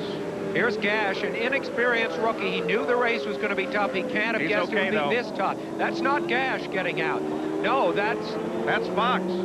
So down the track, Fox. that must be the other car. Yes, there's the answer. I'm glad to see Stan is okay. He's a marvelous midget sprint car driver. You see the damage to the front right. And he's laughing about it. Look at him. The right front of his car where it caught Gash is badly damaged. Now watch this. Watch this, Bobby. There's the spin. Gash. Philippe catches the wall. And Stan had nowhere to go. Wow. And Stan was almost into a spin himself trying to miss him. There was nothing he could do, but I can't imagine how lucky that Stan Fox and Gash are that he didn't plug him right in the middle. Yeah. Watch this now. Oh, watch this. Doesn't show it as good there, but he was in a drift trying to go to the left to miss him. Very close. You know, that's a very unusual situation. You seldom see that kind of accident where one car is spinning and another car catches him anymore at Indy. Again, though, you see the components of the car tearing off and absorbing energy. Plus, look at that tire and the parts going across. Often a driver behind doesn't know which one to try to miss. The rule at Indy used to be that you point at the car and then you'll miss it. Is that true anymore, Bobby? Yep. And there's Stan Fox as they take him back, and we take a look at how the leaders are arranged after 67 laps, still under the yellow. There's a first time for everything. Your first love, first kiss, first date, first job, and your first new car. For more people, that first new car is Chevy Cavalier. A simple, solid value that'll get you through the changes until the next first time. The cars more people depend on. And now it's easy to win with the heartbeat.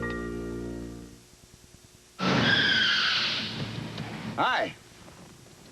You know why Quaker State asked me to be their spokesman? Because I'm tough.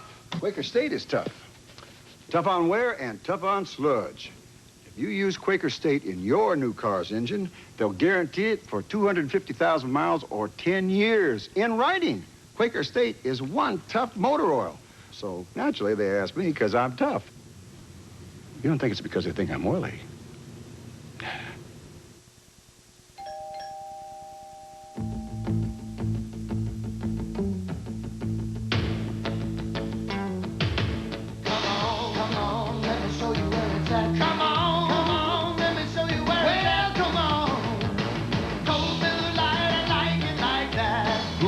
Taste that's less filling.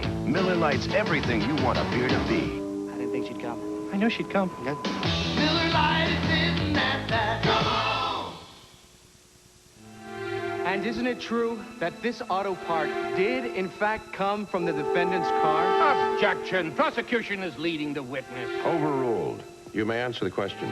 This part most definitely came from that car. And how can you be sure? I work for Napa Auto Parts. It's my job to be sure. No further questions, Your Honor. Napa people are parts experts, so they can answer any question, whatever the case may be. Some small businesses need to be heard around the world. Introducing AT&T Partners in Business International, the calling plan with a choice. Get a discount to most any country if you make just a few short calls and faxes a month. Or take this choice. Pick the one country that's most important to your business and get an extra 10% discount. AT&T Partners in Business. Choices, because one size does not fit all. Call us. In trying to determine the most difficult back-to-back wins in major sports, there are many candidates. Reggie Jackson powered the Yankees to World Series wins in '77 and '78. Curtis Strange conquered the U.S. Open in '88 and '89. Wayne Gretzky and the Oilers claimed the Stanley Cup in '86 and '87. Joe Montana took the 49ers to Super Bowl wins in '89 and '90. Isaiah Thomas and the Detroit Pistons won NBA titles in those same years. And Boris Becker was the king of Wimbledon in '85 and '86. But here at Indy, it's been more than 20 years since Al Unser won back-to-back 500s in 1970 and '71. Back in Indianapolis, Philippe Gash, obviously conscious there, removed from his race car, talking with his rescuers as they load him in the ambulance. You got a view there of Stan Fox, his picture, who was also involved in this accident. Here's another view of it. Gash loses control in the corner, slaps the wall. Now keep an eye on his car, Stan Fox. Pinched off by another car, fails to miss Gash's car. Stan Fox is also out of the race. Looking at it from one more angle, Bobby. You know, one of the things that happens as you watch it, there's gush out there hitting. Here comes the tires and the debris across. There's Stan Fox right there. You know, sometimes they don't know which to go for, the tire or the car. Let's go down to Gary Gerald. Well, Scott Pruitt has patiently been waiting here for a moment. A blown engine puts you out of this day.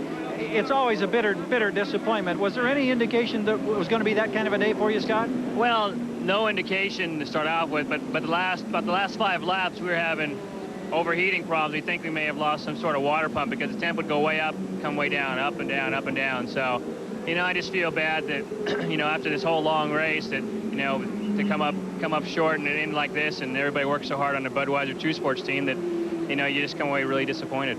How difficult for drivers today in this cold weather after all of the heat of the past 10 days? Well, I mean, because the weather conditions have been so up and down, we had a fairly good handle knowing that we were going to have to run a little less wing in the front because the car would get loose. We started out the race, wasn't quite right. First off, we made some changes, and my car was real good. So it's just unfortunate we couldn't play out the whole race. We'll see you in a couple of weeks in Detroit. You got it. Thanks. All right, let's go to Jack Arute. Gary, let's update you on that mysterious radio problem with Michael Andretti. Michael's never had a problem with his radio. Here's what happened. They had a spotter up in one of the suites, and he had the key down. He had the key depressed on his radio. Once they got to him, everything's fine. Now, let's also update you on the Ari Lyondike situation. You heard us talk about CV joints. They're a constant velocity joint that it's the end of each axle. They move. It also provides the power back to the wheels. And as Bobby Unser alluded to, you don't want one of those to go out at 226 miles an hour. Now the whole axle will spin around and cut the suspension off the rear of the car. Michael Andretti still leads the Indianapolis 500. We'll return after this message and a word from our ABC stations. To change the image of a Rebel, change lenses. You've got the Rebel camera. Now get the EOS lenses. Image is everything. EOS Rebel and lenses from Canon. So advanced, it's simple. The driver of this car adds something special to his motor oil. So does the driver of this car. They both use STP oil treatment for drivers on a racetrack or drivers on a fast track. STP. This bench gets a professional finish with Krylon spray paint. No runs, no drips, no errors. Dries to the touch in minutes. The other brand's still tacky. Wow! What a game! Good game, Mr. Euchre. He's a lot tougher than he looks. For a fast, smooth, professional finish, get Krylon. One oil filter traps 80% more dirt than the leading competitor. Clearly, that's Motorcraft. Motorcraft quality parts from Ford. A place where fantasies come true? Jack's Place. Can I ask you a personal question? You might consider it intimate. You really like this guy, don't you? Hal Linden and Finola Hughes run Jack's Place, opening Tuesday. What really happened when LA exploded? A special nightline takes it apart minute by minute, gripping first-hand accounts from people on the inside. Ted Koppel, A Moment of Crisis, Anatomy of a Riot. Thursday at 10, 9 Central. Whether you bring home a new Sonoma or bring home a new Jimmy, you'll come home to value with GMC Trucks low smart lease payments. Just $199 a month for a new Sonoma SLE loaded with air, stereo cassette, power windows and door locks, V6 engine and more. Just $299 a month for a new Jimmy SLE with air, automatic, stereo cassette, power windows and door locks, V6 and more. With values like these, bring them both home. See McNamara, Bobby Sykes, Richard Wynn, Hayward Allen, or Bill Johnson. Oh, Mom, it's great. We're all settled in. The bank was terrific, and we all love the house. The only one in the family who hasn't adjusted is Winston. Does it matter that First Union has almost $6 billion loaned out for home improvements, mortgages, and prime equity loans? We can design the loan to make sure you feel right at home. Winston, you've got company. At First Union, when it comes to service, everything matters. The High Q Championship, Friday at 9:30 on Channel 2.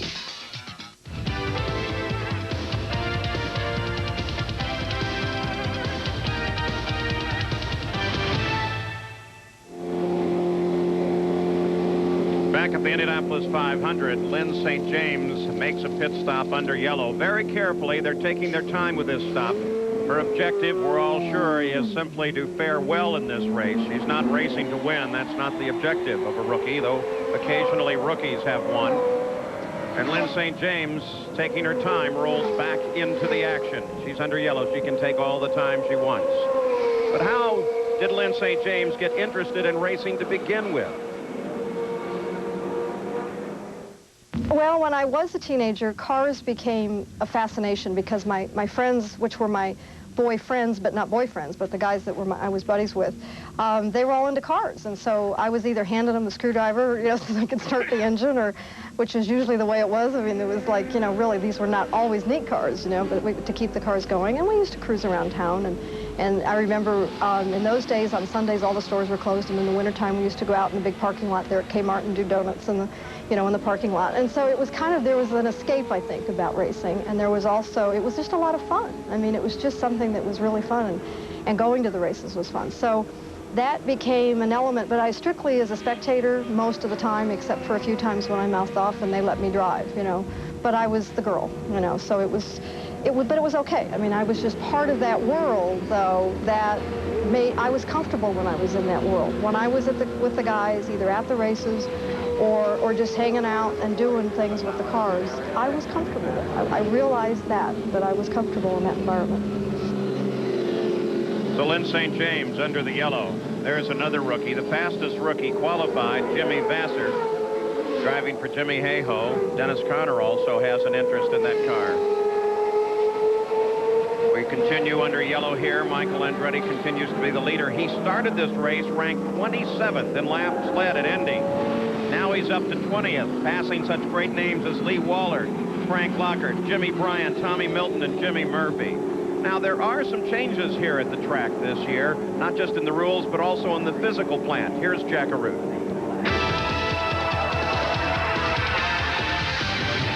In the past, we have witnessed some terrible crashes involving the end of the outside pit wall. As cars careened off the outside walls of the track, their forward motion carried them directly into the blunt end of the pit wall, resulting in devastating destruction and sometimes serious injury as well. Now, in an effort to reduce the exposure to accidents created by the pit entrance, Speedway officials shortened the outside pit wall over the winter by some 42 feet, and they also shifted the individual pits equally forward. Former driver Bill Simpson and his safety company worked over the winter months with Speedway officials to design a special crash absorption system that utilizes the same material that makes up the interior shell of every driver's helmet. Now, the concept is that take different densities of that material and stack it forward of the concrete abutment, with the idea in mind that a crashing car would have the energy of the crash itself absorbed by this material before the car reached the concrete. Now, in case you're wondering what would happen if this system came into play during the course of the race, well, the folks at Simpson have designed 3 additional units that can be quickly installed in this area. In fact, they can go in under 10 minutes. Jerry Punch is now with Stan Fox, who was in that accident. Jerry? Stan has just walked out of the medical center first. Stan, are you okay? Oh, I'm fine. Just one of them unfortunate deals. You know, we just couldn't get her wound down in time, and tag, I think it was Phillip with my right front, and just did a little slide along the grass, but I'm fine. Everything's okay. Good news from the hospital. We're getting set to go green. Paul? Good news for Stan Fox. We'll keep you advised on Philippe Gauch's situation. Michael Andretti will lead them back to the green. Then Eddie Cheever, Emerson Fittipaldi, Ari Leindyke, Bobby Ray Hall, Al Unser Jr., Scott Brayton, Scott Goodyear. Paul Tracy is 9th. 10th is Jim Crawford. Rick Mears is 11th. And Al Unser is in 12th place, followed by Danny Sullivan, Raul Boisel, and Gary Bettenhausen. Pace car comes off. And Michael Andretti already anticipating the green flag, which flies, accelerates and pulls away from the rest of the field. Boy, look at the advantage he got on that restart. Oh, he got a run at him clear back at turn 3, Paul. He got about a 2-city block head start on him there. For all intents and purposes, this is a one-man race right now. You saw a flash of what looked like smoke there for a second, and we've got an accident. Several cars. Holy smokes. One of the Penske cars. It looks to be Fittipaldi. Emerson. It's Emerson Fittipaldi. Who tags the wall right on that restart. Who'd been running third. He was one of 2 other cars on the same lap as Michael Andretti. Well, Emo had great fortune on the yellow. He was on the tail end of the lead lap, but was able to close up and get back into contention when the yellow came out.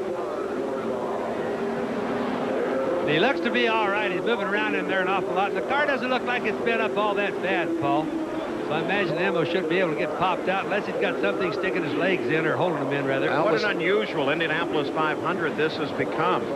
The pole sitter, Roberto Guerrero, has his problem before the start of the race and tags the wall. We've seen an accident like we haven't seen before between Gosh and Stan Fox. This is the view of this situation from Rick Mears' onboard camera. Mears had up ahead of steam. Whoa, Mears is going to be out of it, too. So Mears, it looks like, got involved with the Crawford car. Yep. Caught a quick glimpse of that Both car as it Penske came cars, around. both Penske cars put out at the same instant. A single situation and 2 cars out and the second Bernstein car. Oh, and he was caught. There was absolutely no place to go. In other words, it just was a wedge right into the wall, plus into the green car. Crawford there also. Well, there is an example of when your number is up on this track, your number is up. There's just nowhere to hide on an oval with a big concrete wall around the outside of it. It looked as they came back to green, we saw a lot of dust coming up. The track, of course, they've run very hard on a lot of this track. Yeah. And there you see Emerson's problem. Emerson apparently got into some of the debris of that accident. Yeah, but I think there's Roger Penske. Well, he suffered a tremendous loss in the past few seconds. Boy, I mean, that's a lot of loss in just a short time, and you can look at Roger's face and see what his feelings are. Now take a look at it again. Okay, there's the first impact, which involved Mears and Crawford, and there's Emerson crashing at the top of the screen. It would appear that Emma went down there and had a problem unrelated to the other. Incredible. Unless he ran over some debris. But he wasn't there yet. He wasn't at the scene of the accident yet. I don't think he could have been running over debris. Back. See? Look at that. There's impact number 1, and now we're going to look at the upper right. Watch Fittipaldi running rather high. Yep. And comes out from behind that other car. I think he may have just had to lift off really suddenly because of what he saw ahead. There's Rick Mears waving. He's going to be fine. Incredible. It's so far, knock on wood, we don't have a couple of vital reports. Everybody is getting away with what really amounts to automotive carnage. And that dust that I mentioned was part of the oil dry that they put down on the track after the last accident. So that's not representative of what the rest of the track might be like. Emerson Fittipaldi, as they help him, and he's sore, though he's obviously conscious and awake. Penske's $2 million Warriors being carted off at exactly the same moment. I never thought I'd see this at the Speedway. Devastating. 1 turn, 1 lap, all at the same time as 2 stars. Emerson, I think he's hurt. Emmo's smiling, but no, I don't think that was a smile. I really don't. I think he was. Yeah, grimace. I really think so. Now Fittipaldi is on the high side there. Watch them as they come out from behind the tree. Just starting to get in trouble there. On the low side, actually, down low. That's what we meant. And catches the wall. Yep. Well, Emmo's been spending a lot of time over at Methodist Hospital visiting his good friend Nelson Piquet, who we can report to you is improving, and we wish him well. Now, perhaps Emerson Fittipaldi will be making a trip over to Methodist as well. The Hanna Emergency Medical Center here in the grounds. Mears and Fittipaldi both on their way there. We'll be back after this. Today, performance cars come in a variety of designs, sizes, and even prices. So do Goodyear Eagles, the world's most successful line of performance tires. There are all-season Goodyear Eagles, new ultra-performance Goodyear Eagles. There are Goodyear Eagles for the classic and for the contemporary. No matter what performance car you own, there's a Goodyear Eagle priced for you. It's another reason we say the best tires in the world have Goodyear written all over them. What are you doing? Pouring on A1. Before? Don't you do that after? Yeah, but today I'm doing it before instead of after. It looks different doing it before. Think it'll taste different after? Because before, you did it after. Try it. Whoa, before you eat it all. Oh, after you. A1, it's how steak is done. I shouldn't have to tell you this, but you can save money on home repairs with the right wood preserver. Thompson's Wood Protector has more of everything wood needs to protect it. The Parkers used the wrong brand. Now look at that fading. The Furmans tried something else, and they still got water damage. They'll be calling. Oh. Thompson's Wood Protector. Superior protection from water, sun, and mildew damage. Thompson's Wood Protector. It's #1 for wood. It's nothing serious. It only wakes me up a couple of times a week. It really doesn't affect me. I avoid foods that are fried or spicy. I can deal with it. I just take antacids. If you have frequent heartburn symptoms like acid indigestion or burning in the chest, talk to your doctor. These may be signs of a serious medical problem. Your doctor has treatment plans that can help. It's only heartburn. I should learn to live with it. Right? Frequent heartburn. Isn't it time you talk to your doctor? Last year, Michael Andretti added something new to his car. It wasn't more engine displacement or bigger wings.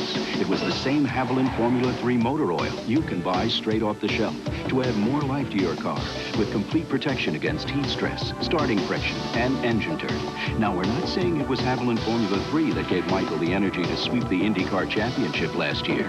But we're not saying it wasn't.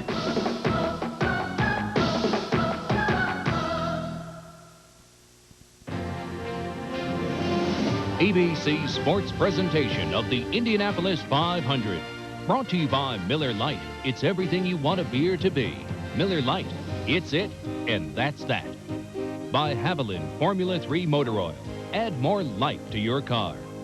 By Thompson's Wood Protector. Your best defense against water, sun, and mildew damage. And by A1 Steak Sauce. A1. It's how steak is done. We're back at Indianapolis, still under the caution, a 3-car accident. Let's go to Jerry Punch. First rookie driver, Philippe Cash, just walked out of the care center. He was in an incident just moments ago, and Philippe, you looked to be okay. What happened out there? Yes, I'm okay first. I think I'm lucky because the crash was really hard. But I don't really know what happened. You know, guy in front of me braked suddenly in turn 1. So I was surprised, and I was obliged to brake also. And then I spun, and I hit the wall. And only 2 or 3 seconds after, a car hurt me again. But I'm okay, you know, everything is okay. I'm just at that point.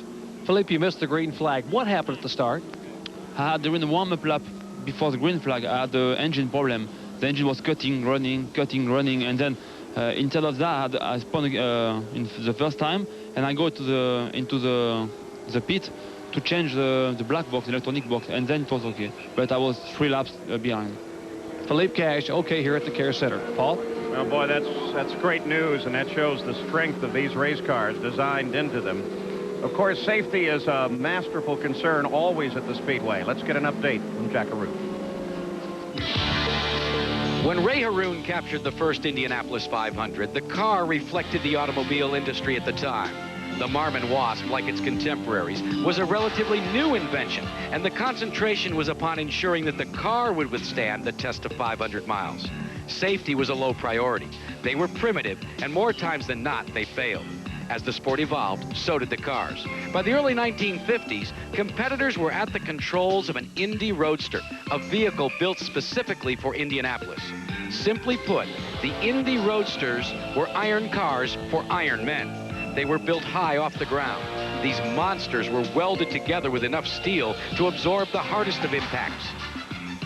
In a crash, the cars would spin, turn, toss about, and tumble.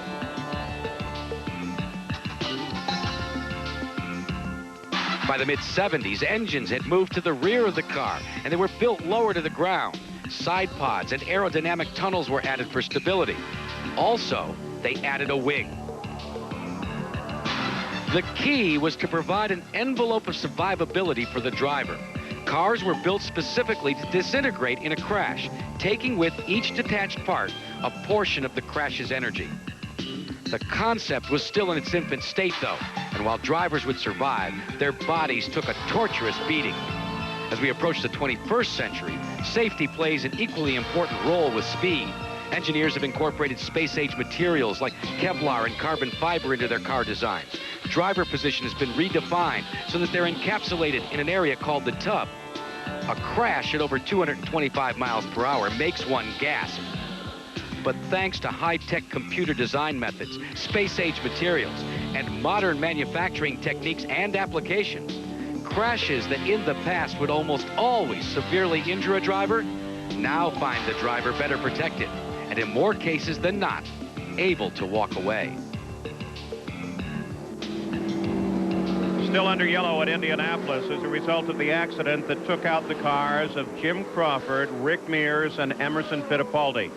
Three very big names out of the Indy 500 in one situation. Now, this was just moments ago. Dominic Dobson, the 68 car, the left rear was not firmly attached when he spun up ready to roll out of the pits.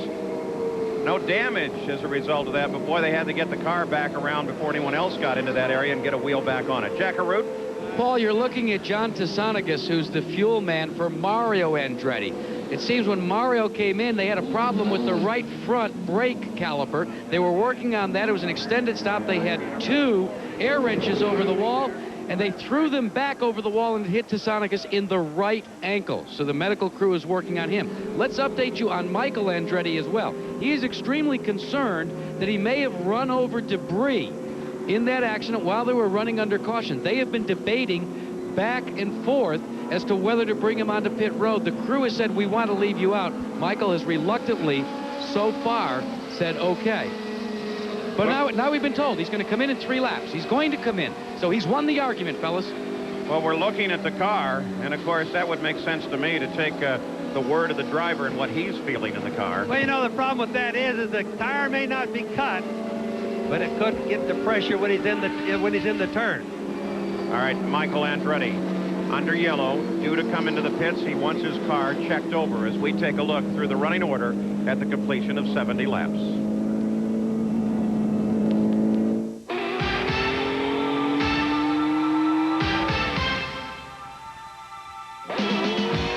The winningest battery in NASCAR isn't a special racing battery. It's exactly the same battery you can buy for your car at Sears. Sears Die Hard, the battery that performs 3 times better than industry standards. Die Hard, more power when you need it most. After all, who's gonna back you better than Sears? I'll tell you about a hot car. Spoilers, turbo engine. This here is a hot car. Oh, you mean like steaming hot, like heat? Hot. I'm like a frying egg in my car. What happens to my taste? The heat just wrecked my favorite taste. Suddenly the music stopped. An audio tape flambe. Exactly. Sony UX Turbo. Audio cassette. Ideal for car stereos? It resists heat. That's cool. Sony UX Turbo. Now only your music cooks. I'd buy that. Why wouldn't you buy it?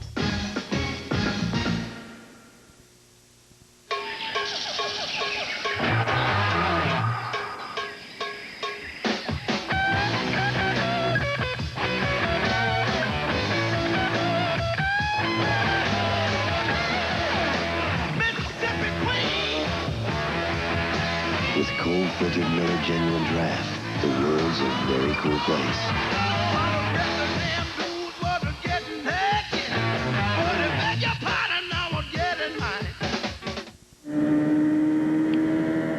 Anticipating a green flag now, which may have an adverse effect on Michael's plans to come into the pits as you ride with the younger Andretti. Yeah, this could be a decisive moment in the race. Pace car comes off onto the pit road. Michael begins to accelerate. It's not nearly as good a run off of the 4th turn as he got the last time as the green flag flies on the 82nd lap of the Indianapolis 500. And look at, oh, and another car, and that's Mario. This involves Mario Andretti. You see him moving over toward the pit wall on the inside. Mario Andretti. Well, that's been more like a war zone today than it has been a race. Hardly get the race started, we have another crash. Very lucky for Michael Andretti. This will bring out a yellow, which will enable him to take care of his tire problem. Well, remember, Sam, we don't know that he has one. Let's tell everybody that, but he's just worried that he may have, and often the tires don't give a problem until you're in the middle of the turn. Now watch this as we ride with Mario. Waiting for the green to come out. The field's strung out through the 3rd turn now. The short chute is ahead. You just don't want to know. You just don't want to look. Oh, back end just came loose. Yo. Oh. Boy, that gives you an idea how hard they hit here. Back end just came loose, just like you just said, Paul. There was, I don't think anybody else involved or anything else involved. Sixth time that a crash has taken Mario out of the Indy 500. He's failed to finish in 20 of 27 Indy races. And it's at the same place that turn 4 coming off. It's got to be slippery up there because we've seen a lot of problems there. And that was a fairly head-on angle into the wall, so we hope Mario is okay as we take a look at this situation again. This race has turned into a demo derby, basically. And yet, in a sense, it is also proof that today's technology in Indy cars can protect the driver. We've seen accident after accident without serious injury. It makes you wonder, why can't we have something like this for our passenger cars? I hope that in the next 10 or 15 years, the technology that we are seeing developed here at Indianapolis will start to be available widely for all of us who drive our families on the street. Violent spin when he hit the wall. The cars that were running behind Mario all had to jog around there, including Bobby Rahal. You can watch this him is the lock in-car in slow motion. Now watch his hands. He tries to correct it. Yeah. Now remember, on a rear engine car, that once it's gone sideways, you see, he quits working the steering wheel, because once you've gone so far sideways, there's nothing left to do with the steering wheel. Just ride it out and hope for the best after that. And did you see him push his head back into the headrest just before he went to the wall? Yeah. So you don't get a whiplash and pop He took precautions, that's for sure. That's the move of a veteran. Yeah. I bet he pulled his feet back in there, too. This view is right from the wall that separates the main straight from the pits. Well, he hit that thing head on. I mean, it's bad. It has been seriously dangerous in turn 4 this year at Indianapolis. So a most unusual Indianapolis 500 is 84 laps old.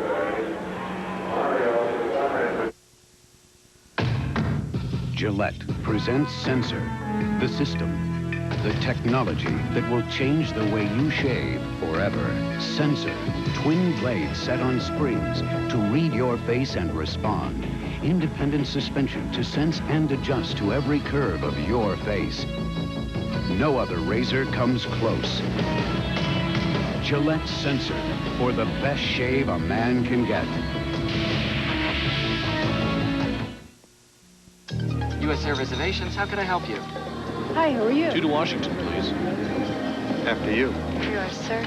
Thanks. You're traveling light? Did you have fun flying? Yeah. You enjoy your flight with US Air? Thank you for flying on U.S. Air. You'll hear one word again and again from the people of U.S. Air. What's better for you? For one very good reason. Everything we do. Do it. U.S. Air. You go to gate 10. That's where I'm at. Saturday, ABC Sports unfolds the map and hits the road. First stop, the Pacific Northwest. The spring tour gets rolling as bowling's best battle in Seattle. Then it's down to Phoenix as ABC's Wide World of Sports returns with a gymnastics showdown. East meets West as the top young American talent takes on Japan's best in the Dodge Challenge. And then we'll race off to the Big Apple for some real road racing excitement. The world's top female distance runners take to the streets for the Anvil Mini Marathon from New York City. It's all Saturday on ABC Sports. Back in Indianapolis and still under the yellow. Been a very busy day. 6 caution periods thus far. Michael Andretti is the leader of the race. Eddie Cheever is in second. The only 2 cars still on the lead lap. They've completed 85 laps. There's Bobby Rahal. He is down in 4th place. Eddie Cheever, of course, is going to have to hold off a charge by his own teammate, Ari Leyendyke, when we come back to the green flag, because Ari will want to come up and fast and try to get on to the lead lap and race with Cheever. Rahal, of course, has that Chevrolet engine, and only Ford engines are ahead of him. So the scenario which sees Rahal win as the other engines all break is in place right now. Bobby Rahal, the 1986 winner of the race, twice a champion in this series. We ask him, why, with all your businesses, do you still race? Must be love. I do love it. You know, I think we've got to work to make the cars safer, the circuit safer, but I don't, you know, I don't want to leave the sport now. And if I have an obligation to myself, it's to make the sport safer, so that not only will I benefit from it, but those coming up. And so, even though I could walk away from it right now, I really don't want to. I really love the sport. Bobby Rahal. And we are still under yellow here, waiting for the green to come out. Scott Goodyear on the pit road. Rahal had his Rolex watch that he won when he won this race in 1986, stolen the other day from his apartment here. He ran out after the thieves, but didn't catch him. He needs another winner's Rolex. There's Big Al, who heads out after a stop under this caution period. The hope of the Menard team now. You know, you mentioned Big Al. He is the last guy to execute a big runaway victory in this race. It happened back in 1970 when he led a majority of the laps. Onboard camera still working on Mario's car, though the car is not after that accident in the fourth turn. It's on the hook being carried back through Gasoline Alley to Mario's garage. And a souvenir hunter coming up, looking for just one small part off of the car. Well, Paul, it comes to mind on the problems with all these spins that we've had not really a tire problem, but tires that are not really made to run on this colder racetrack. And I think these guys are, when they're taking off, they're finding out they just lose adhesion. There comes Michael into the pits. Everybody comes in right at the last before it goes green so they can go the longest till the next stop. And right behind him, Cheever comes in as well. So this will be a battle of the pit crews as Michael's crew is ready for that car to arrive. Already Eddie Cheever has rolled into his pit. Well, I'll tell you, they were both observing that 100-mile-an-hour speed limit. Do you notice how slow 100 miles an hour looks? Because you get so used to 200 miles an hour. There's Cheever making a good getaway while Michael's car is still stationary. Eddie Cheever now leading. So Eddie Cheever with a quick stop moves to the front. And Michael Andretti rolls out of the pits. Routine stop under the yellow, both very careful about the speed limit. It sets up, for the first time today, the possibility of Michael having to battle for the lead. He's going to have to make a pass to regain the lead. First time he'll have to pass somebody in an honest way, you're saying, Sam, instead of just lap cars. Our statistician, Greg Fielding, just pointed out to me that when Big Al, your brother, dominated this race back in 1970, he led 190 of the 200 laps. Nothing like that since then until now. Certainly makes the race easier when you do that. When you have to pass a lot of cars to race for the lead, it's a whole lot harder. Now, these cars are so similar. There is Cheever, who stayed out. That was Lyondike that came in behind Michael Andretti. Yep. The only difference being a little white on the roll bar, and I was looking at it and wondering about it.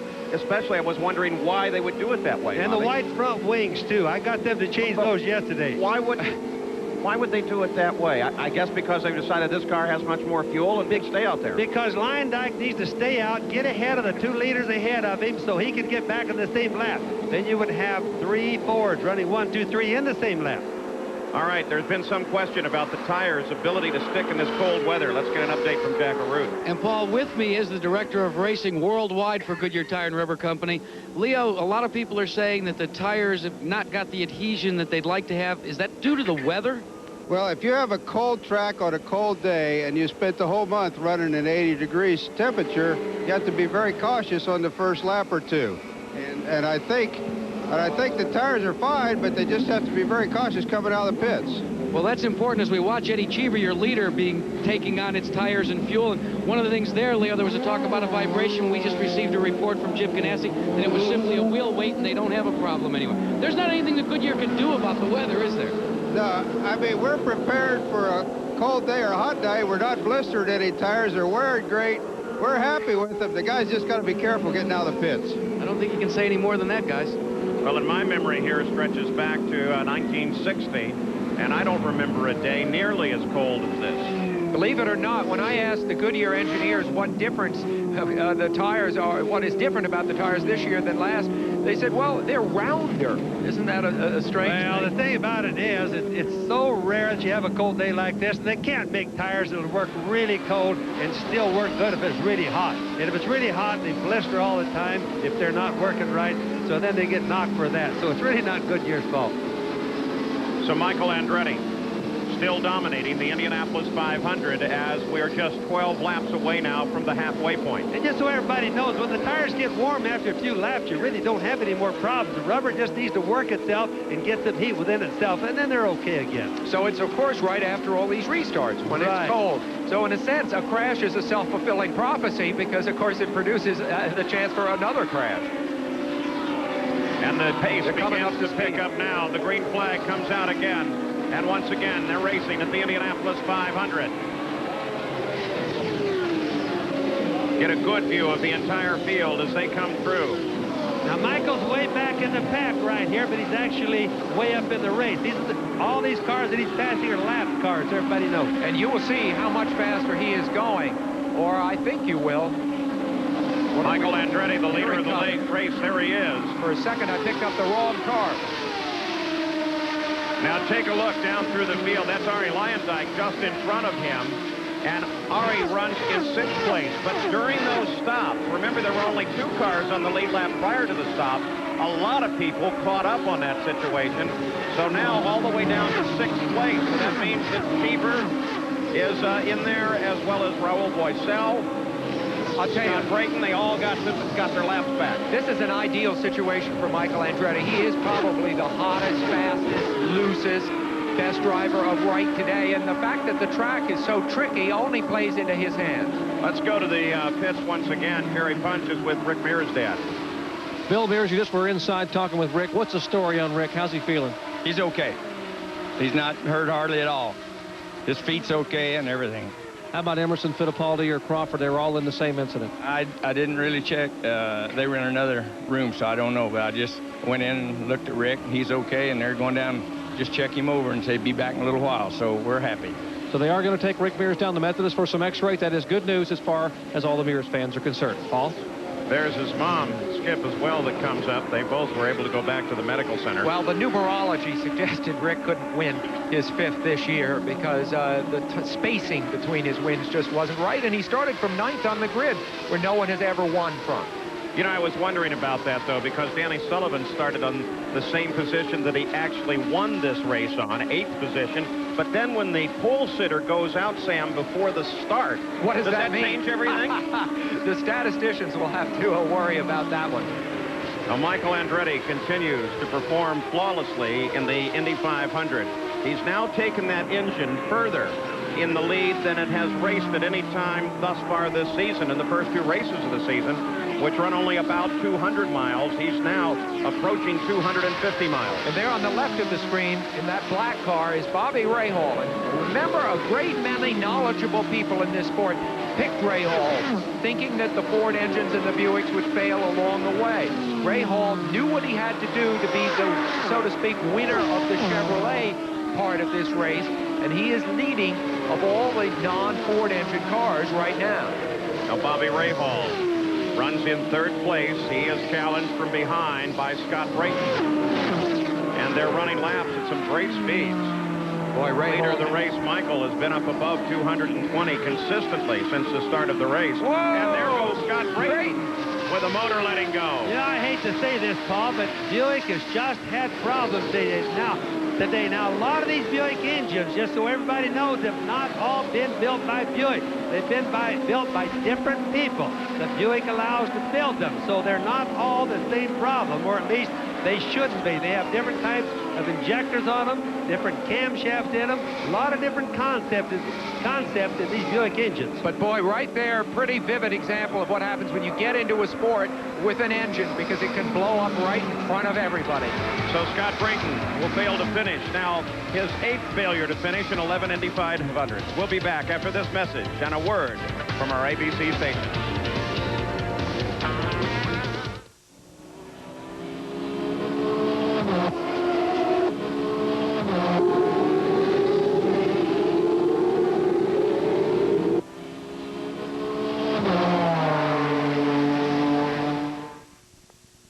If you don't like the looks of your car, shoot it with Son of a Gun from STP.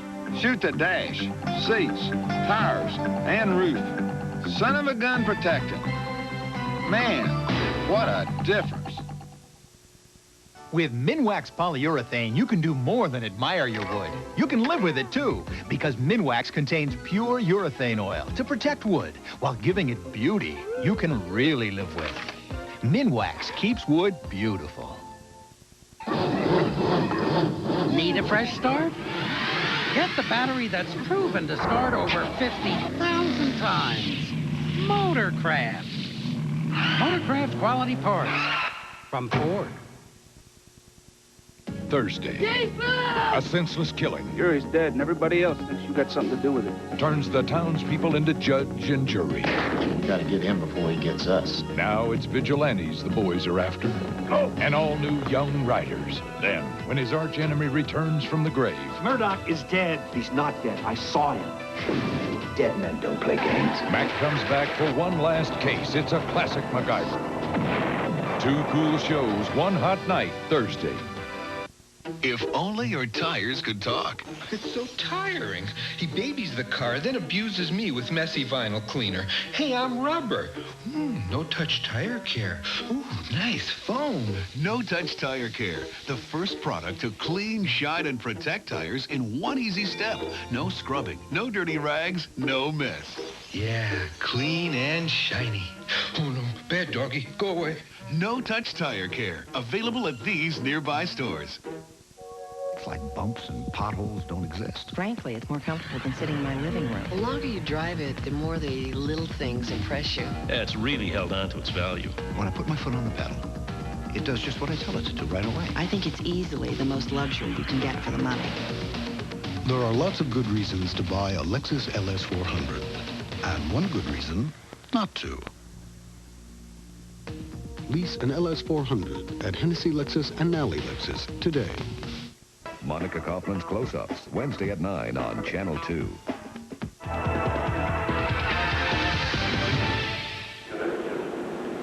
This is the network television debut of Goodyear's newest blimp, Stars and Stripes, which was christened on Good Morning America recently. It's piloted today by Larry Chambers. There it is.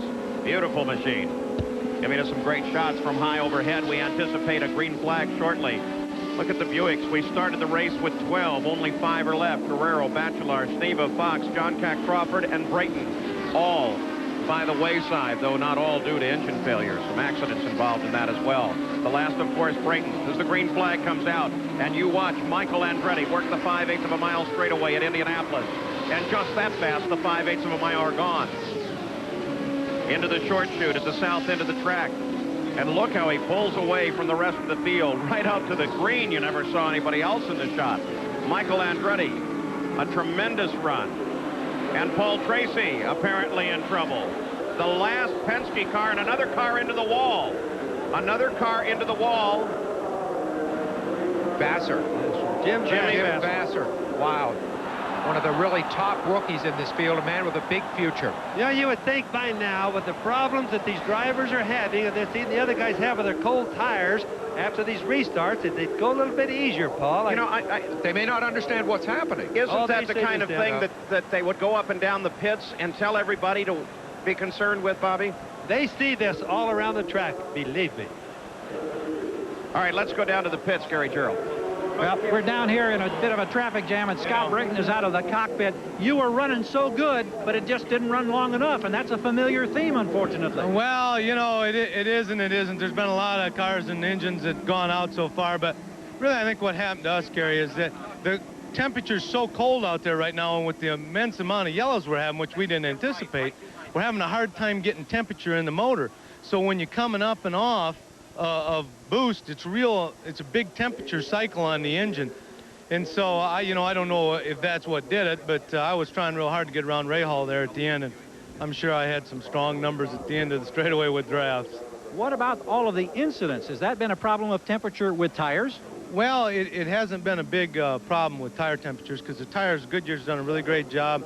They're gripping real good. I had one stint in there where it was a little bit loose, and it was, I had to make adjustment on the car, but that hasn't been a problem. Scott, let me slide back here. Here's Jim Wright of the Buick Company. You've been working on these engines. I know that every year you make gains, Jim, but here you are again, not maybe to finish the 500 miles. Yeah, well, we've still got a few out there that we're hoping that'll finish, but, being that Scott and as a partner or as owner of the business, you always pull for him too, but we just got to go back and do some more work, it looks like. All right. It's an emotional, tough moment for these people. Let's go to Jerry Punch. Dr. Henry Bach had just come out of the care center here just a moments ago. Just giving us a report on some of the long list of drivers. Let's listen in. Some report on his x-rays. Okay, Henry, you just came out. You have a list of injuries on certain drivers that have been brought in just moments ago? Tom Sneva has been released from Methodist Hospital in good condition. His x-rays were negative.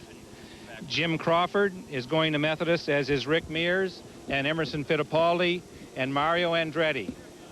Rick Mears sustained injuries to his left knee, and we'll get x-rays of that in his feet. Emerson Fittipaldi has a puncture wound to his left knee, and Mario Andretti has injury to both of his feet, the extent of which we won't know until we see his x-rays. So a lot of reports pending here from the Hanna Medical Center. Let's check into the pits with Jack Arute. Jerry, I'm with one half of the ownership team of Bobby Rahal's car, Carl Hogan. And Carl, you guys have made a decision to keep Bobby out on hot tires. You come in, take fuel, but you want to keep the heat up, so you're going to use used tires. Yeah, well, first of all, we think part of the problem might be the cold tires. It's a cold track. The cars really haven't been able to get too much speed. The other problem we've got, of course, is that we're getting very little tire wear. So the tires are good. We'd rather send them out on the first lap with good tires. We think their grip will be good. Well, that's some good news. Let's update you, too. The concern early on about the Fords, whether they would be able to go the distance with the fuel available. All these cautions Ford engineers tell us have thrown those concerns out the window. They say they've got plenty of fuel till the end. Well, that's good news. Well, I don't think the Ford engines have had a problem with fuel in the beginning. There's only a couple of the Buicks with a mono valve. No, in fact, just the opposite on the Fords. They've been in pretty good shape. We look once again at the situation that brought on our latest yellow. That was Vassar. Jimmy Vassar caught the wall. And you can see the same problem. Exactly the same thing, isn't it? Just loose adhesion, and of course the rear end's always the one that breaks away first. And it just looks like a replay of almost every accident we've had today so far. We're hearing a lot of guys are getting hurt here. This is very bleak. Yeah, that's not a great list that Dr. Bach gave us. There's Vassar. Yeah. Just a one-car. Right down in the apex. Very fortunate. That was almost a two-car right there, yeah, Sam. You bet. Sure was. John Andretti missing him by inches. Remember, they did a lot of work on John Andretti's car to get him back in the action. Here's the view across the short chute.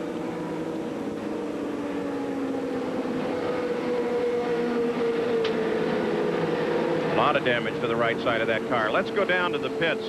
Gary Gerald is with Rick Gallis. Rick Gallis, this is turning out to be a most unusual Indianapolis 500, but right now you're one of those teams where this race is coming into your hands. Well, we've planned it a little bit like this, Jerry. We knew it'd be hard running with the Fords with their aero package, but we felt the car's been working good. Now it's getting quicker. I mean, we just run 221 and we're back on the lead lap, so you never know. At 221 and back on the lead lap, what have you had to do in terms of adjustments to get you up to that speed to get into this position? Well, Al's real good at working with the car during the race. He just absolutely never gives up, and we got Alan Mertens here, and we've been working to get the push out, and they've done a good job. We had a good pit stop, and so, you know, stranger things have happened. How concerned are you about the Fords that remain and set the pace? I'm always concerned if people are in front of me. I want to beat the people in front of me. It doesn't matter if they're Fords or Chevys or Buicks or whatever, so we're just going to run our race and do the best we can, and hopefully at the end we'll be there. All right, that's Rick Gallis calling the shots for Al Unser and keeping an eye as well on Danny Sullivan. Paul? And Jimmy Vassar being taken to an ambulance now after his accident. The Hanna Emergency Medical Center much too busy today. We take a look now at cars out of the Indianapolis 500. And there are right now 19 cars still in the action. Guerrero didn't start it. Eric Bachelor, Tom Sneva, Scott Pruitt, Gordon Johncock. Neither one of those is a result of injury. Philip Gosch, you saw him. Think back to how many of these were crashes, too. Yep. Stan Fox was involved in the accident with Gosch. Rick Mears, Jim Crawford, Emerson Fittipaldi, all in the same accident. Mario Andretti in a solo accident. Scott Brayton had his engine let go. Paul Tracy pulled to the inside just at the same time that Jimmy Vassar was catching the wall to bring out the current yellow. It looked like on Tracy that it was an engine on his, Paul.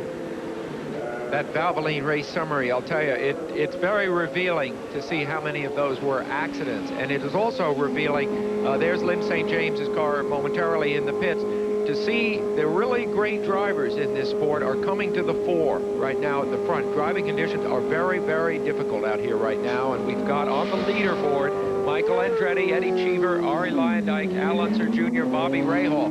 These are very, very good drivers.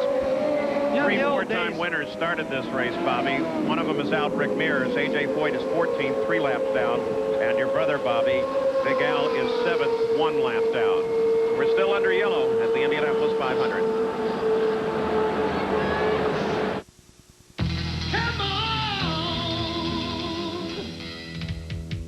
Come on, come on, come on, come on, come on. Come on, let me show you where it's at. Come on, come on, come on, come on, come on. Come on, let me show you where it's at. Come on. Real beer refreshment that's less filling. Miller Lite's everything you want a beer to be. Cold Miller Lite, I like it like that. Tomorrow, cash machines. Come on, Miller Lite, isn't that bad? Come on. When we ask a race engine to do 500 miles, it's like asking a streetcar engine to do 100,000 miles. And we're asking it to do it on no oil changes. Longer engine life is everything to a race driver, so we rely very heavily on our motor oil. Longer engine life and better engine protection are definitely the two things that you can expect out of Pennzoil. And to me as a driver, that's the most important thing you can say. Performance, protection, quality. That's what Pennzoil means to me.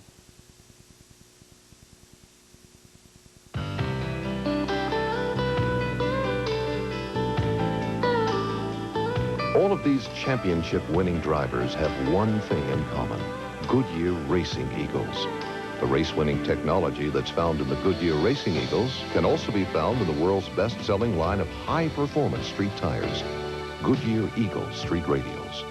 The champions know, and it's why we say the best tires in the world have Goodyear written all over them. Olympic glory used to depend on muscle, talent, and heart. Now you can add digital computer analysis, retinal scanners, and more, and that costs money. That's why every time you use your Visa card, money goes to help the U.S. Olympic team. So pull for the team and pull out your Visa card. Because at the Olympics, they don't take excuses, and they don't take American Express. Visa, it's everywhere you want to be. Many of the drivers, like Scott Goodyear there, very wisely weaving back and forth, trying to keep heat in their tires on this cool day in Indianapolis, keeping the temperatures up so the tires will adhere as we're ready to come back to a green flag. They just need to keep that rubber working like a rubber band. The temperature won't come in right now, but they need to work it, Paul. Michael Andretti, car one, the leader of the race. Here we go. Second place. Eddie Cheever, second. As the green comes out, the field comes back up to speed. Boy, they are accelerating very early. They picked up the power in the short chute between 3 and 4 long before they were inside of the green. Another car into the wall. Like you say, Bobby, it's surprising that they have not learned the lesson. Well, I really think they have, but I don't think a lot of the drivers remember the old days when tire temperatures were so important before Goodyear figured out how to work the rubber. And the guys are just having a problem with it. And it just doesn't look like it's going to get any better. You see guys like Ray Hall and Big Al and Little Al, guys like this that seem to have enough experience, but how does that answer Mario Andretti? He's really good here. It's Brian Bonner who climbs out of the car. Another rookie in this race, and he appears to be okay. That's the good news on Brian, but once again, the tires do not appear to come to temperature. Not a problem with the tire, a problem with a cool day. Brian Bonner was running 16. Yeah. Well, he hit that thing really, really straight head on. Just goes to show you, though, sometimes the impact is just right. The driver doesn't get hurt at all. With Bonner, he's standing on his feet. It doesn't look like his feet are... I don't think he was really up to speed, though, do you? Speed, yeah. Exactly. You see, still a hard hit. You know, how many times could you even hit Danny head on like he did at 60 miles an hour and survive it? I'd rather be sitting here in the booth than in his car, I'll tell you that. He's probably doing 100, maybe 100, 120 miles an hour when he hit the wall there. All of that.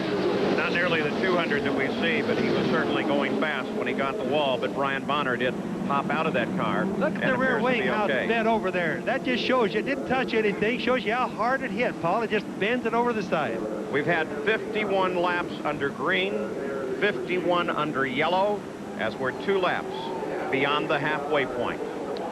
255 miles have now been complete. Brian Bonner's dad was a flyer in the Navy in World War II. He's a patriotic guy, Brian, and that explains the flag on his helmet. He put it on just at the time of the Gulf War a little over a year ago. Well, when you see him in slow motion, you see that he did get the right front, hitting the wall just a little bit before it was dead center there, and that probably helped. Well, not probably, but it did help tremendously. Look at the water coming out. That's on the track and needs to be cleaned up also. So Michael Andretti, once again under yellow, continues his lead at the Indianapolis 500. Attention, it's Chevy Rock Solid Value Days. With $750 cash back, you get a Chevy S10 Tahoe pickup for around $8,600. It has the power of a V6 for the price of a 4-cylinder Ford Ranger XLT and the security of rear-wheel anti-lock brakes standard. Now it pays to get an S10 pickup, America's best-selling first truck. Rock Solid Value Days from Chevrolet. The trucks you can depend on, the trucks that last. You don't get a 5-yard penalty for a mistake here. It can be quite severe. 3 dramatic decades of ABC sports at the Indy 500 can be yours. The spectacular starts, the close-up pit stop action, the fantastic finishes, and much more. Call 1-800-4ABC-VCR. ABC's home video, Live and Drive the Indy 500 is only $19.98 plus $3 shipping. Racing fans, order now. 1-800-4ABC-VCR. ABC's sports presentation of the Indianapolis 500. Brought to you by Goodyear, #1 in tires.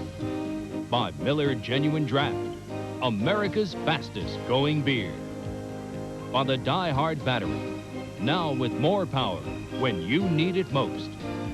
And by Chevrolet, the cars and trucks more people depend on.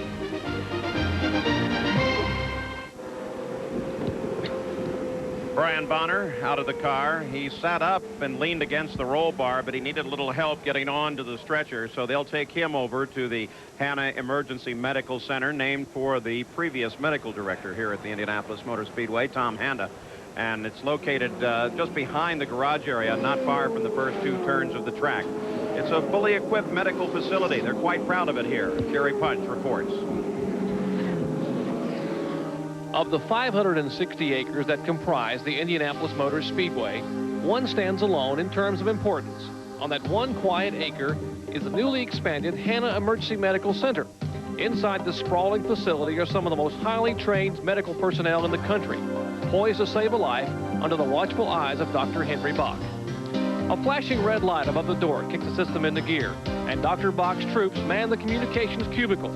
Finally, a telephone rings from the observatory stand, and the medical staff is given the particulars of the accident. Next stop is this computer, which puts the injured driver's complete medical history at their fingertips. This data allows treatment planning even before the injured driver arrives. In my opinion, I can't think of anything to make it more efficient, aside from the fact that you would put the track around a major hospital that has operating room facilities. Through our planning and through the way the system works out here, a lot of which was developed before I came here, I think that we have the most efficient system that we can under the circumstances that we have people out there driving 200 miles an hour surrounded by a concrete wall. Within moments, a patient presents via one of 7 ambulances. Now, a regimented trauma protocol begins. The driver's clothing is removed, and a rapid systems assessment is completed with strict attention to parameters of airway, breathing, and circulation. The goal here is very simple. You must buy the driver valuable time by stabilizing any life or limb-threatening injury. Many drivers may need further definitive treatment such as x-rays or even surgery. Thus, the Lifeline helicopter, an airborne emergency room, is always standing by on race day to transport to Methodist Hospital of Indiana, an 1,120-bed Level 1 trauma center. The driver that arrives here will already have benefited from this flawless operation that within a sport of danger functions brilliantly. I guess I don't know any way to more fine-tune our system than we have.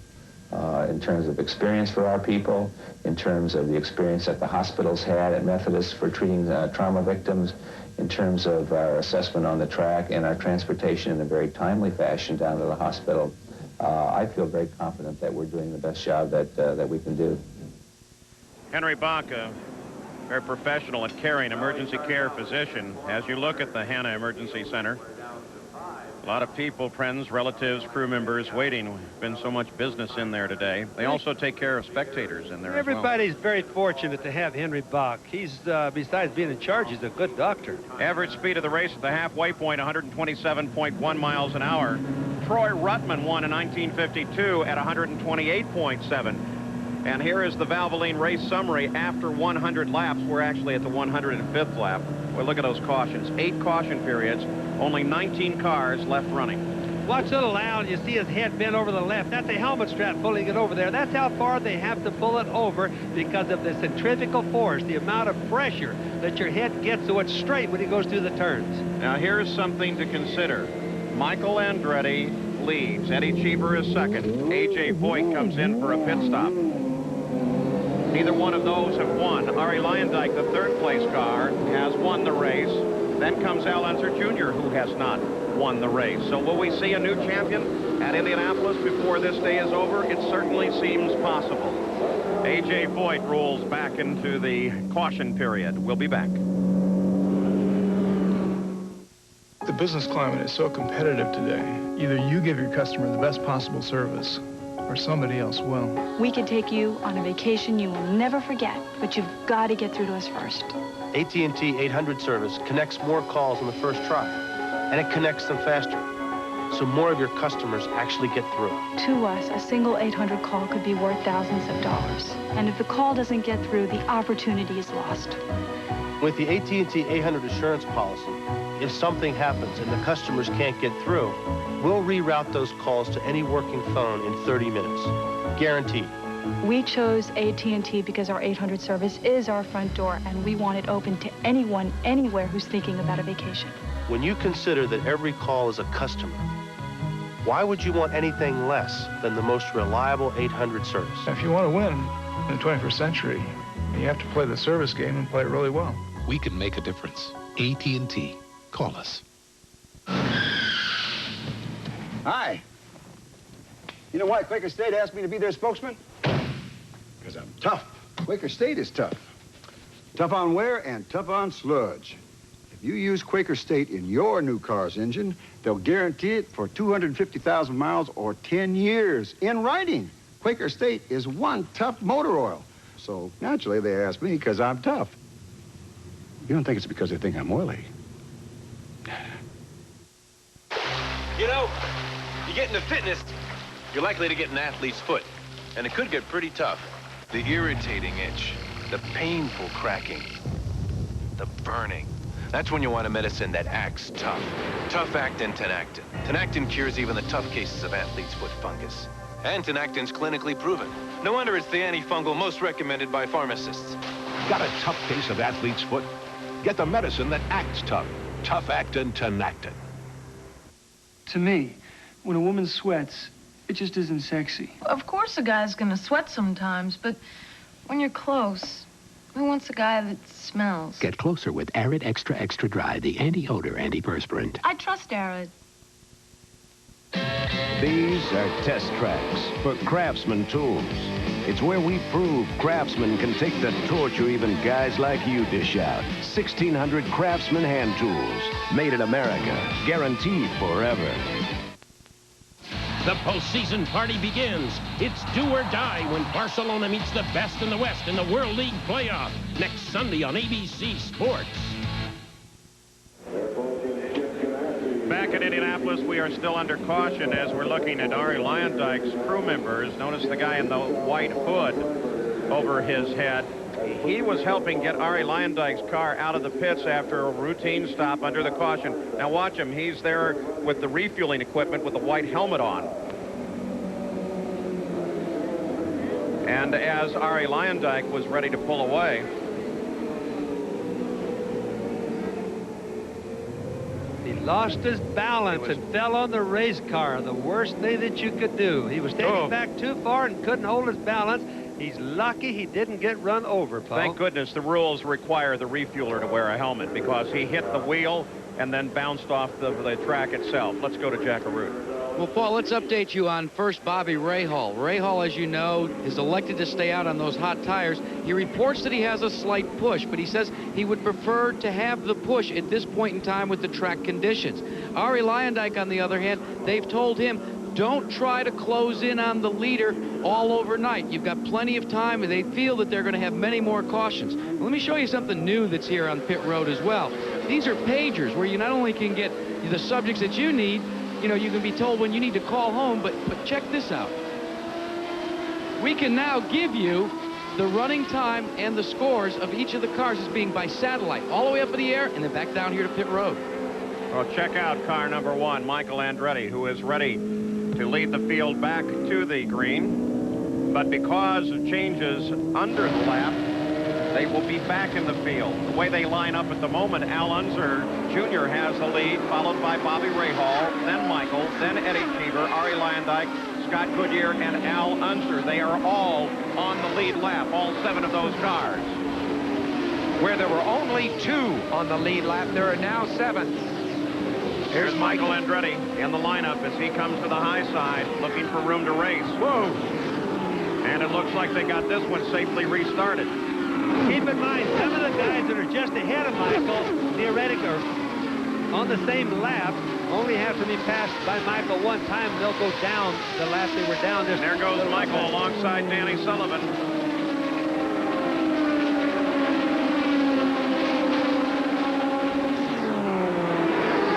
Michael looking for room to race and now chasing the leader of the race. There he is in front of him, Al Unser Jr. Michael comes to the inside, and Michael has the lead once again as he flashes across that yard of bricks that is the start-finish line at Indianapolis. And just that quickly, at the 110th lap, Michael Andretti is back to the front. An incredible drive. You can just see he not only is handling good, but he's got the power. He really puts it down. He passes those Chevrolets like they were standing still, Paul. It means that Chevrolet is going to go back to work. Sandy Andretti watching so carefully. Look at John Andretti as he starts to pick up position as well. Now remember, the field is mixed in at this point with a number of cars that are running off at the lead pace. Michael Andretti cut that first lap coming back to green at 208 miles an hour. His cousin, John Andretti, here. Had problems in the pits earlier. John Andretti, good little driver. Running in 17th position now. Many laps adrift. It's very hard for a driver in a big race like this to basically have little or no chance to win, but be out there exposed to all the same danger than you would if you were contending the lead. Cheever and Luyendyk. That's Cheever on the outside, Luyendyk to the inside as they battle with one another. Boy, that got kind of crowded there for a minute. They had that Mexican standoff going into the turn, Paul, and then guy is between them. And the fight there is for 4th place as the teammates, again, Ford power on both of those cars fight, and for the moment it's resolved in favor of Luyendyk. And you see these terrific low-level cameras called lipstick cameras that are showing you just how much small debris there is on that track.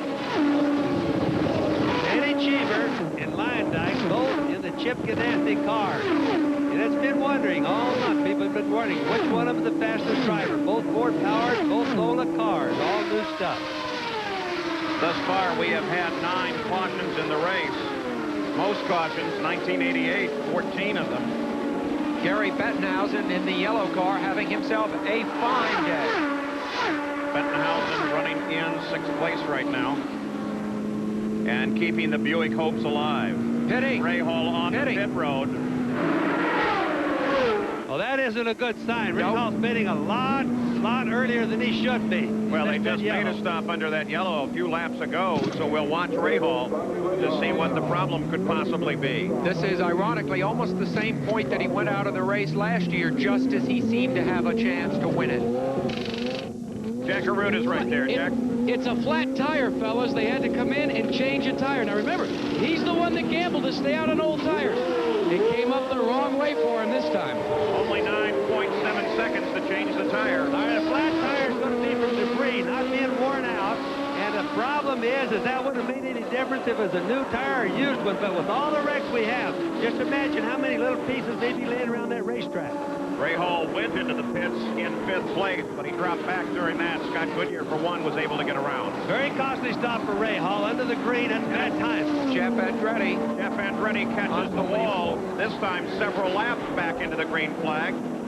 Driving A.J. Foyt's car. Gary Bettenhausen, who just talked about his run, a fine run.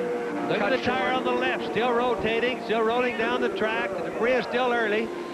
Gary Bettenhausen, there's his car. He's failed to finish 15 of his 20 Indy 500s. The tire.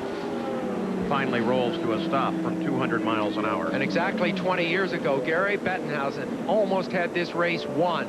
Small problem right near the end really robbed this man of being a winner of the Indy 500. Gary's car doesn't look too bad. The left front has bent a little bit, and he shouldn't have any problems. He has problem getting out because his left arm doesn't work too good. From a prior accident. Right. Yeah. He can still drive good with it, though. It doesn't bother him a bit. Doesn't look too bad in terms of a little easier to repair and not much damage to Gary, but that car is out of the race.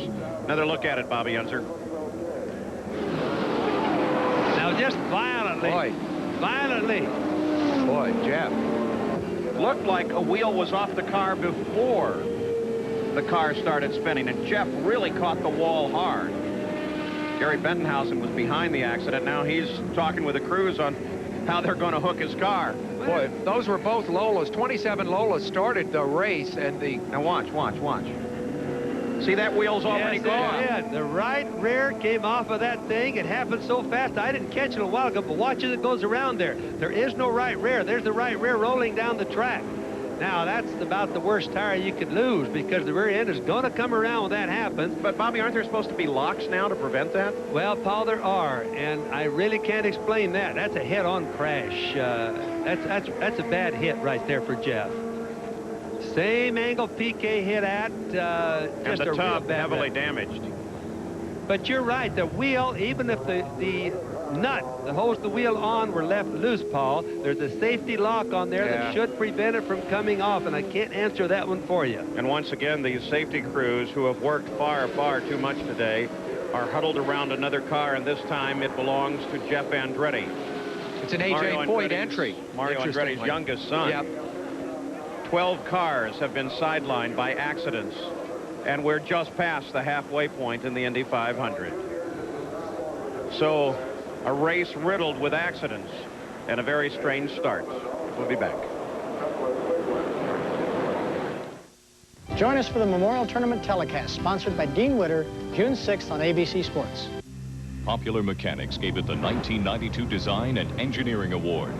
Popular Science gave it the Best of What's New award. Yet it's not mechanical. It's not electronic. It's a tire. Goodyear AquaTread. The all-season radial with a major difference.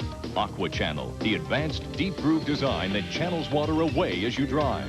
AquaTread, only from Goodyear. Another reason we say the best tires in the world have Goodyear written all over them.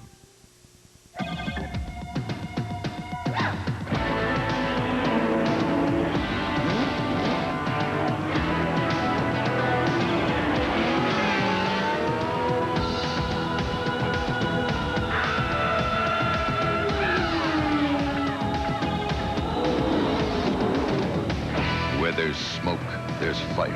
The surefire performance of AC Delco. We don't just race, we win.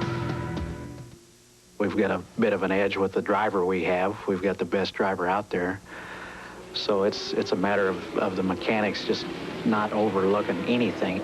Al and I stay in constant communication during the race. I have to be aware of what he wants or needs, you know, at all times. I think the small details are is what makes the difference between winning and running second.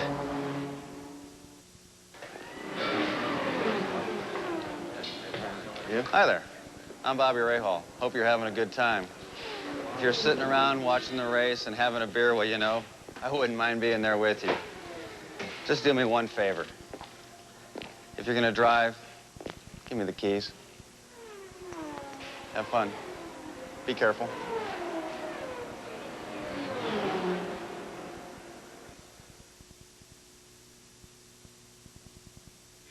Open road, mountain high, morning mist, golden sky. Kawasaki, it's where I wanna be. City streets, desert sun, rolling hills, forest run. Kawasaki, it's where I wanna be. No matter where you wanna be, you can get there on a Kawasaki.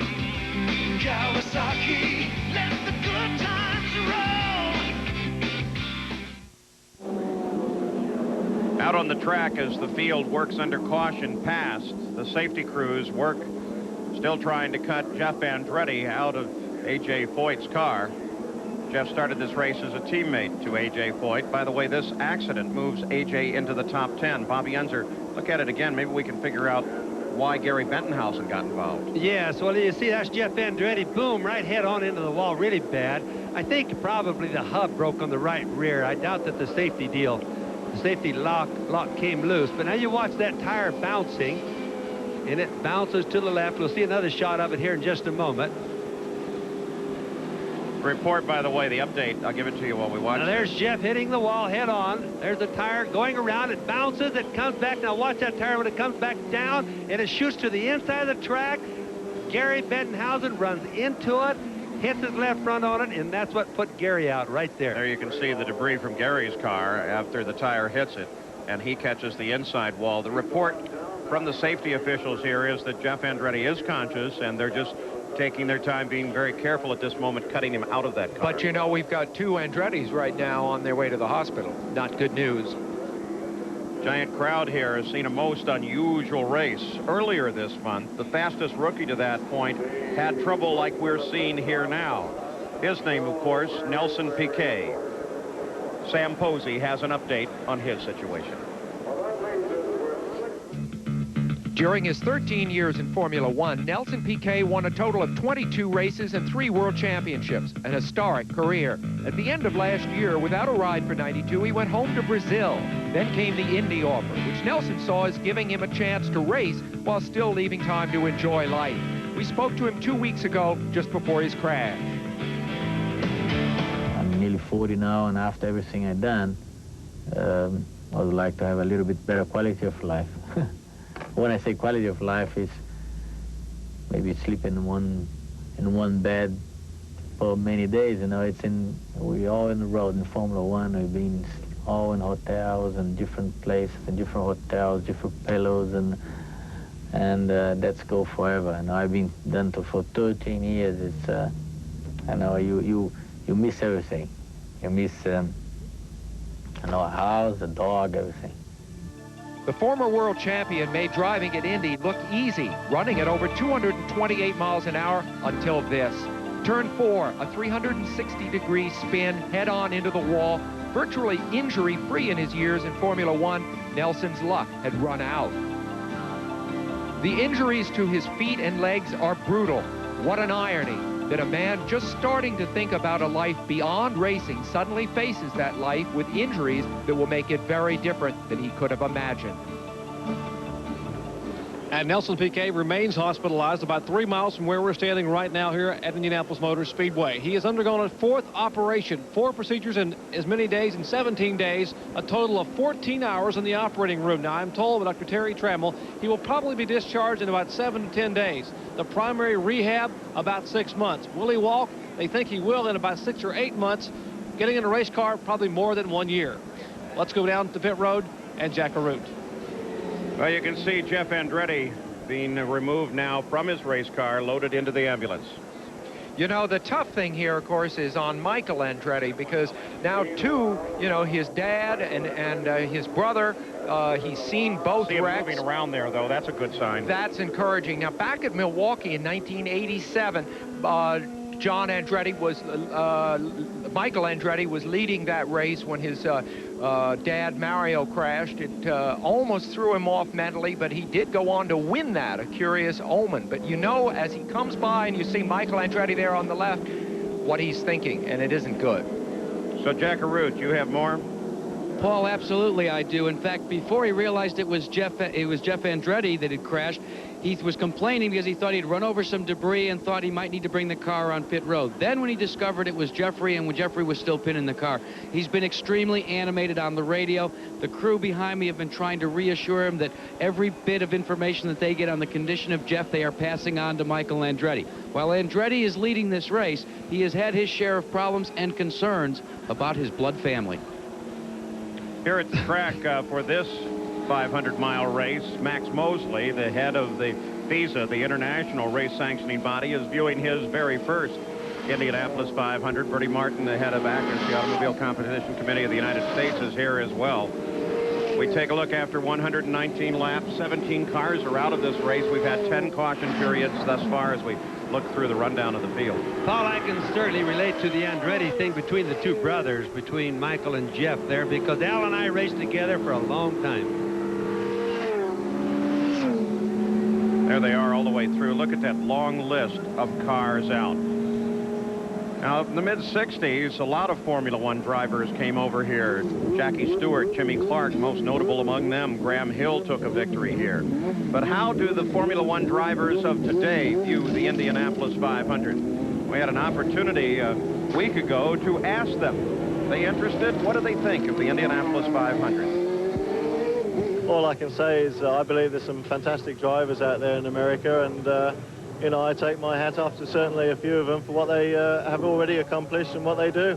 Well, I think that it's a challenge, but it's quite different from what we do, and I think every discipline must have their own experience. So if I have to go to Indianapolis, probably I have to start everything again, and I don't know if that is the case after so many years of Formula One. If you're successful in Formula One, you can also do well in Indy and vice versa. There is no secret, no miracle. If you know how to drive a racing car, you change the characteristics of it, conditions, but if you know how to do it, you'll be doing one way or the other well in any place in the world. Andretti would like nothing better than to be able to go to Formula One and become part of that world, but probably it's contingent on his winning Indianapolis, or at least if he were able to win here today, it would help him considerably getting into Formula One. Sandy Andretti. The Andretti family having a tough day. Coming up later today on ABC Sports, 4 of the world's top women golfers will tee it up. The pressure is mounting. $115,000 on the first hole. It's a winner-take-all with thousands of dollars riding on each hole. Coverage of the J.C. Penney LPGA Skins game continues after the Indianapolis 500 today on ABC Sports. Let's go down to Gary Gerald now. Paul, on this most unusual day of racing, there's been incidents in the pits as well. You saw Big Jim Wilson, the vent man for Ari Lyondike, take that tumble, get hit by the wheel. This is why fuelers and ventmen wear helmets. You see the wheel mark on the helmet. But in the spirit of camaraderie, a new ventman has been brought into the team. Lance Laufman, who comes over from Jim Crawford's team, the Quaker State team, has now donned the gear. He's back in the race, now a part of the team for Ari Lyondike to service him on future stops. A lot of camaraderie on this strange day here in the pits. Well, when they say racing is a family, Lynn St. James, this race has been so hard on the rookies. Only she and Ted Frappus, the only 2 rookies of the 7 that started, left in this race. She's going to emerge as one of the heroes of this race. She's used her head. She's used her experience as a racing driver, of which she has quite a lot. She's doing a very good job out here. Yeah, she is, Sam. She's a darn good driver. Look at the guys now. They realize that they have a problem. He's the other rookie, the 31 car. And a guy that barely made it into the race. He had 2 accidents here last year during qualifying, went back to Los Angeles pretty well beaten up, and he came back determined to make it into the field. I think he was scared and spooked by this place throughout most of the month. He must be pretty pleased right now with the way things are going. He currently runs 11. You can watch those guys trying to work their tires now. I started saying a bit ago that they really know this is a problem. They're taking it seriously. Now they're getting ready to go for the green. There it is. As we come back to the green flag again, now it's a matter of being very, very careful. Michael Andretti is the leader of the race. In second place is the number 6 car of Ari Lyondike. His teammate, Eddie Cheever, runs in 3rd place. In 4th place is Al Unser Jr. And his dad is just behind little Al.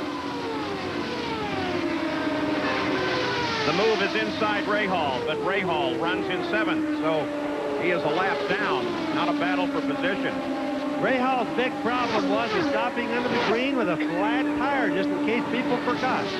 Dropped him to 7th out of the battle for the lead. Rahal tried to hold on to that car, was hoping that he wouldn't have to bring it in. But here comes little Al. This is going to be an exciting move. Closing on the back of Bobby Rahal.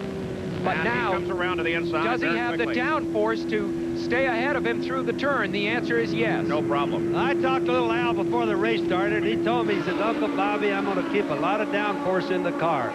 Because even though it's cold today, they thought they'd get a lot more adhesion. The tires are just not working good on the real cold racetrack.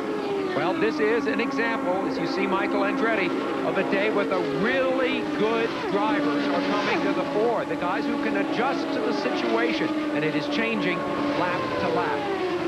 First and second place flash across the line. You know, I don't think there was any driver here today that foresaw the problems with the cold track and the tires at the same time. I just don't think it was, I don't think it came to the mind of anybody, because it usually is a dream to have it that way. You know, with the changes that they make from to the cars from pit stop to pit stop, you can get a very different complexion to the race. And I think suddenly here, Arie Luyendyk pursuing Michael Andretti, I think it's the first time during the day that we've seen another car on the track substantially as fast as Michael Andretti. This is very exciting racing. That's Mika Luyendyk, Arie's wife.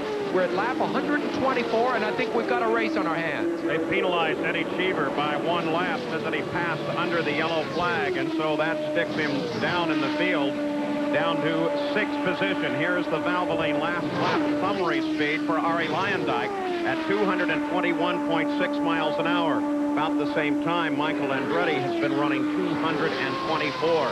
Michael is really flying. Remember now, during the practice sessions and after qualifications, the guys all decided what do they want to do. Do they want to set their cars up for the latter part of the race, which would mean not too much wing, so they would have a lot of straightaway speed, or would they like to have a lot of downforce? And I think what we're seeing now is like with Eddie Cheever, or excuse me, with Luyendyk right there, is they probably left a lot of downforce in their car, knowing that it might get slippery, and they have a lot of horsepower to pull it. Makes a lot of difference in how the different drivers set up. Might make a lot of difference on the different wrecks we've had today, Paul. So Michael Andretti in front, Arie Luyendyk is second. Al Unser Jr. is third. His dad is fourth. Fifth is Scott Goodyear. Eddie Cheever has been pushed down in the field as a result of that penalty. Arie moving his head around a little unusually in the cockpit there. I'm not sure what that could be about. Maybe a little strain to the neck muscles. I would not want to have Arie Luyendyk stalking me, because it was a race very like this that he wound up winning 2 years ago, Bobby. Sam, the new Lolas have had a lot of buffeting inside the cockpit, and that's probably what's moving his head around. He'd probably like to move his neck a little bit, besides just the whipping back and forth that the air does to the driver. You think with all the yellows, they've been able to rest their necks, but the G-forces are so high here that you get very tired racing this race. And between the helmet straps or the pads on the right-hand side, they can't move them like the old days. There's 4th place. That's your brother, 4-time winner of the Indy 500. We talked about Rick Mears coming in here. Is it possible your brother's going to be the first 5-time winner? Well, Paul, it certainly could happen. They have the horsepower and the Buick to do it. He hasn't had a lot of practice with it, though. Let's go to the pits, Gary Gerald. Here's Chip Ganassi. What's happened about this penalty for Eddie Cheever? Gary, I have no idea. I mean, they came in and just walked over and said that we passed Al Jr. under the yellow. I don't know when. I don't know how. And, I mean, that's not something that Eddie does. I don't understand why we do that. We've been ahead of the guy all day. Why we'd have to pass him under the yellow to get up on him? We don't have to do that. So, I mean, I want to know what lap. I know nothing about it right now. I'm waiting to talk to USAC. Is there an appeal process? Well, there better be. If there is, I'm going to be on it. All right, you heard it from Chip Ganassi. Let's go to Jack Arute. Well, Gary Gerald, we finally caught up with Gary Bettenhausen. Gary had such a terrific run going. Take us through the accident. Well, I think it was a black car. I think it was maybe Jeff Andretti. I'm not sure. Spun coming off of turn 2, and parts and pieces flew everywhere. And I was trying to dodge the debris, and I guess a tire came out of the sky and hit my car in the left front wheel and knocked the toe in out and put me out of the race. The Bettenhausen family continues to be star-crossed here. How many more years can you come back? Because, boy, you've had some terrific rides. I don't know. Right from the start, well, we ran good for a few laps, and then problems, and then we got the car working and running good. Then I killed the engine on one stop, but I don't know. Paul, take my word, he'll be back next year. You bet he will, and he'll always be fast. Gary Bettenhausen lives on 40 miles from the track here. Al Unser runs in 4th place. Now, here's the official word that they say that Eddie Cheever passed the number 11 car of Raul Boesel. Remember, Raul is replacing Hiro Matsushita, who broke his leg in an accident here earlier in the month. And at the same time, though, the contest seems to be that Cheever is maintaining that Raul waved him past. Michael just kicked the lap speed up. Now, get this, 228.6 miles an hour. So Michael is upping the ante as we take a look at the Valvoline race summary. 10 cautions. The record is 14. 16 cars are running, fewest cars running at the finish of this race. 1966, remember they had that first lap accident? Only 7 finished that race. You know, all that just shows you if he's got that kind of speed that he's had it all along. He's led this entire race for the most practical part of it, and it just shows you what the price of poker could be at the latter part of the race. Now, all the other team guys monitor every lap, so they'll be knowing what it's going to take to outrun Michael towards the latter part. To see Big Al competitive with that Buick makes me remember that, you know, he passed his driver's test back in '65 with a Maserati engine car. And since then, he's driven Fords, Audis, and he gave both Cosworth and Chevy their first Indy victory. So think of that as he now leads the Buick contingent. What would happen if those Fords started to drop by the wayside that are ahead of him? You just saw the Valvoline last lap speed for Big Al. Circling this track, 221 miles an hour right now. Boy, I remember the last time that he came to this race to replace somebody. Danny Ungaius was supposed to drive for Roger Penske, then Danny couldn't. They put Al in an old car, and he went on to take his 4th win. And this time he's replaced this month.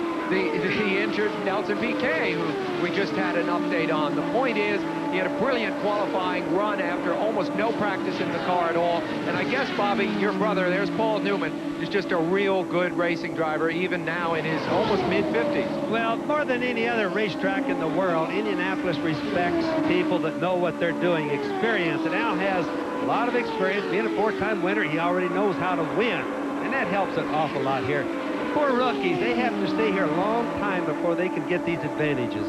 A.J. Foyt waves Michael past, almost a salute as he came past. A.J. running down low on the track. Michael still not in contest at all. A.J. Foyt running low because he was heading down into the pit area. Well, it looked as if Ari Leyendijk, and you see A.J. coming into the pits here, was going to give Michael Andretti a run for his money, but when Michael responded with those incredibly fast laps, the fastest we've ever seen in a race here, he is now pulled away almost to a 9-second lead. Yes, and I just put a stopwatch on him, Sam. He goes from 228 down to 213, so it shows that he's really being the smart driver that he is, and he wants to win the race, not just show everybody that he can beat it. The running order after 130 laps. Of course, Michael Andretti continues to be the dominant factor. Tremendous number of cars out, and many of those as a result of accidents here. But Michael Andretti is looking very solid. Just turned the last lap at 2:25. The winner of the $10,000 Gillette Halfway Challenge Driver Award, as per the contest rules, is Michael Andretti. Stay tuned to hear the lucky winner of a brand new Chevrolet Corvette.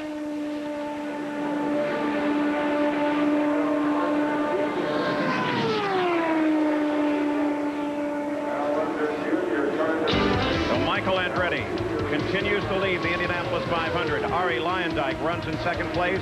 Then the Unser family and Scott Goodyear. 135 laps complete. And another car. This time it's Ari Leyendijk. Into the wall. Under a long period of green, Ari Leyendijk catches the wall running in 2nd place. Boy, look at that left front tire still spinning. What happened is he lost his brakes as soon as he bent the right front tire on. She's worried. She knows what's happened because they've been in radio touch. They instantly know what's going on in the pits. This is the first race that Ari hasn't finished here in 3 years. He owns a gallery out in Phoenix. This is obviously a major disappointment for the Ganassi team, which will now have to rely on Eddie Cheever. You know what I liked about Ari Leyendijk when he won the Indianapolis 500? The first winner in a long time that brought his whole family up to share the joy of the celebration of winning the 500. Introduced his son, little Ari, and his wife. It was really a grand He's moment. a wonderfully warm man. He was given a standing ovation here the other day by the fans as he walked along pit wall. I'm sure they'll be very disappointed to see him. Long before the apex of the corner, Bobby. He certainly did, and it's just a question now what made the thing jump out like that. There's looks something, like a half shaft. I was just going to say that thing going off to the side there looks like an axle, Paul. So would you suspect a CV joint? All right, now you just think about it now. If they have a vibration, CV joint breaks, the axle would come out. Only one tire would drive. That can easily be the problem. Far upper right corner. Yes, Paul, in fact, you see, the car just literally went straight. Most likely didn't lose the steering. That piece we saw come out has to be a half shaft. Fortunately, good angle of impact with the wall. Ari should be okay, but Mika is still concerned, and we're back under yellow.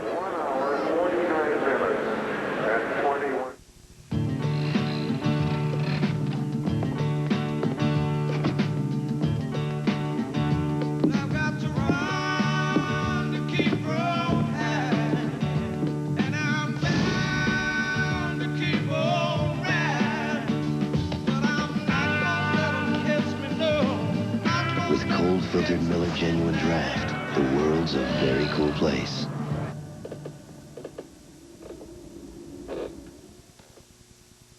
Last year, Mario Andretti added something new to his car. It wasn't better ground effects or more valves per cylinder. It was the same Haviland Formula 3 motor oil you can buy straight off the shelf to add more life to your car with complete protection against heat stress, starting friction, and engine dirt. Now, we're not saying it was Haviland Formula 3 that gave Mario the energy to race to his 27th spectacular IndyCar season, but we're not saying it wasn't.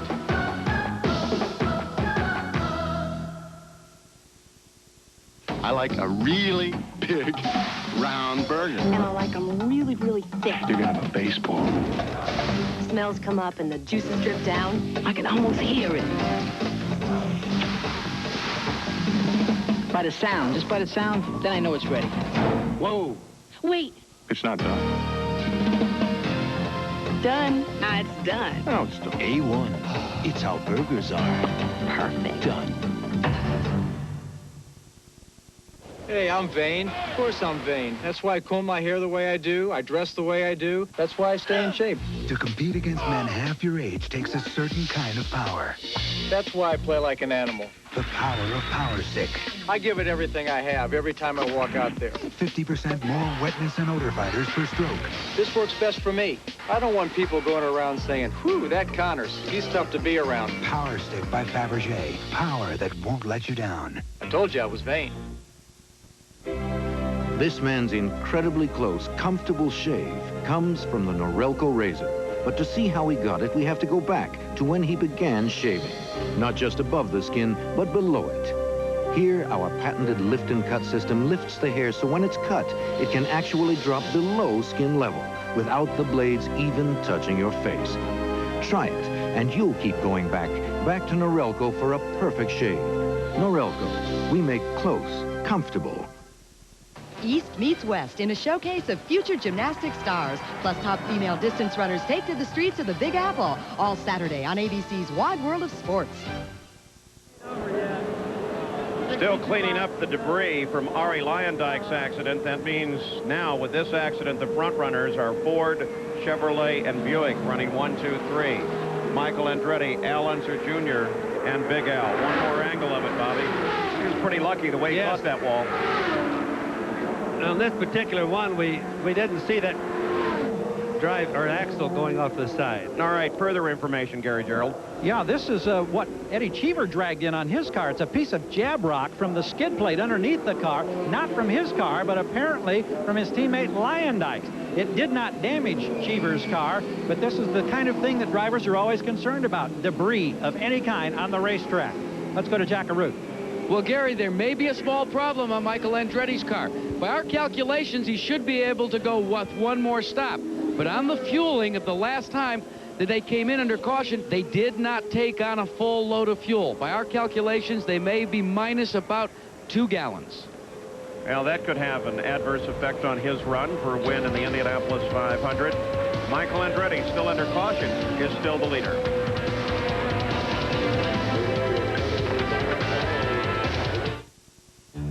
When you've got something precious to carry, this is one way to do it. Here's another. Chevy Lumina Euro Sedan. Engineered with 4-wheel independent suspension and standard anti-lock brakes. It's one way to help make sure your precious cargo is delivered safely. Chevrolet. The cars more people depend on. And now it's easy to win with the heartbeat. I want to show you why my Dirt Devil is the world's best-selling corded hand vacuum. Okay, Sam? Now, the toughest test for any vacuum is pit hair. So I gave my Dirt Devil a strong motor and a revolving brush just like an upright. And if it's powerful enough to clean up this mess, imagine what it can do with a dirty carpet. You could say Dirt Devil is man's best friend. Well, almost. So get a Dirt Devil and put the power of an upright in the palm of your hand.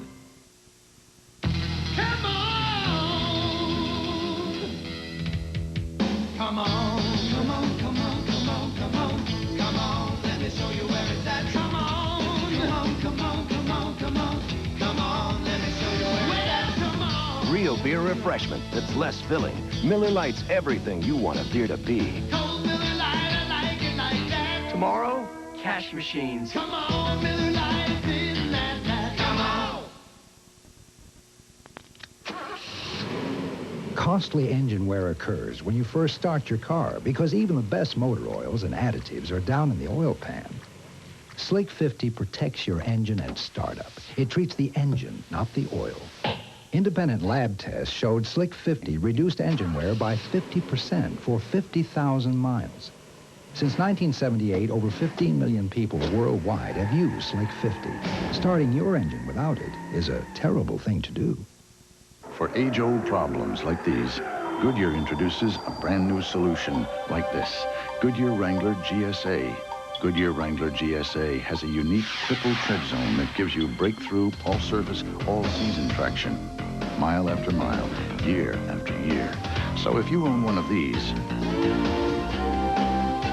you need these. Goodyear Wrangler GSA. Then you'll know why we say the best tires in the world have Goodyear written all over them.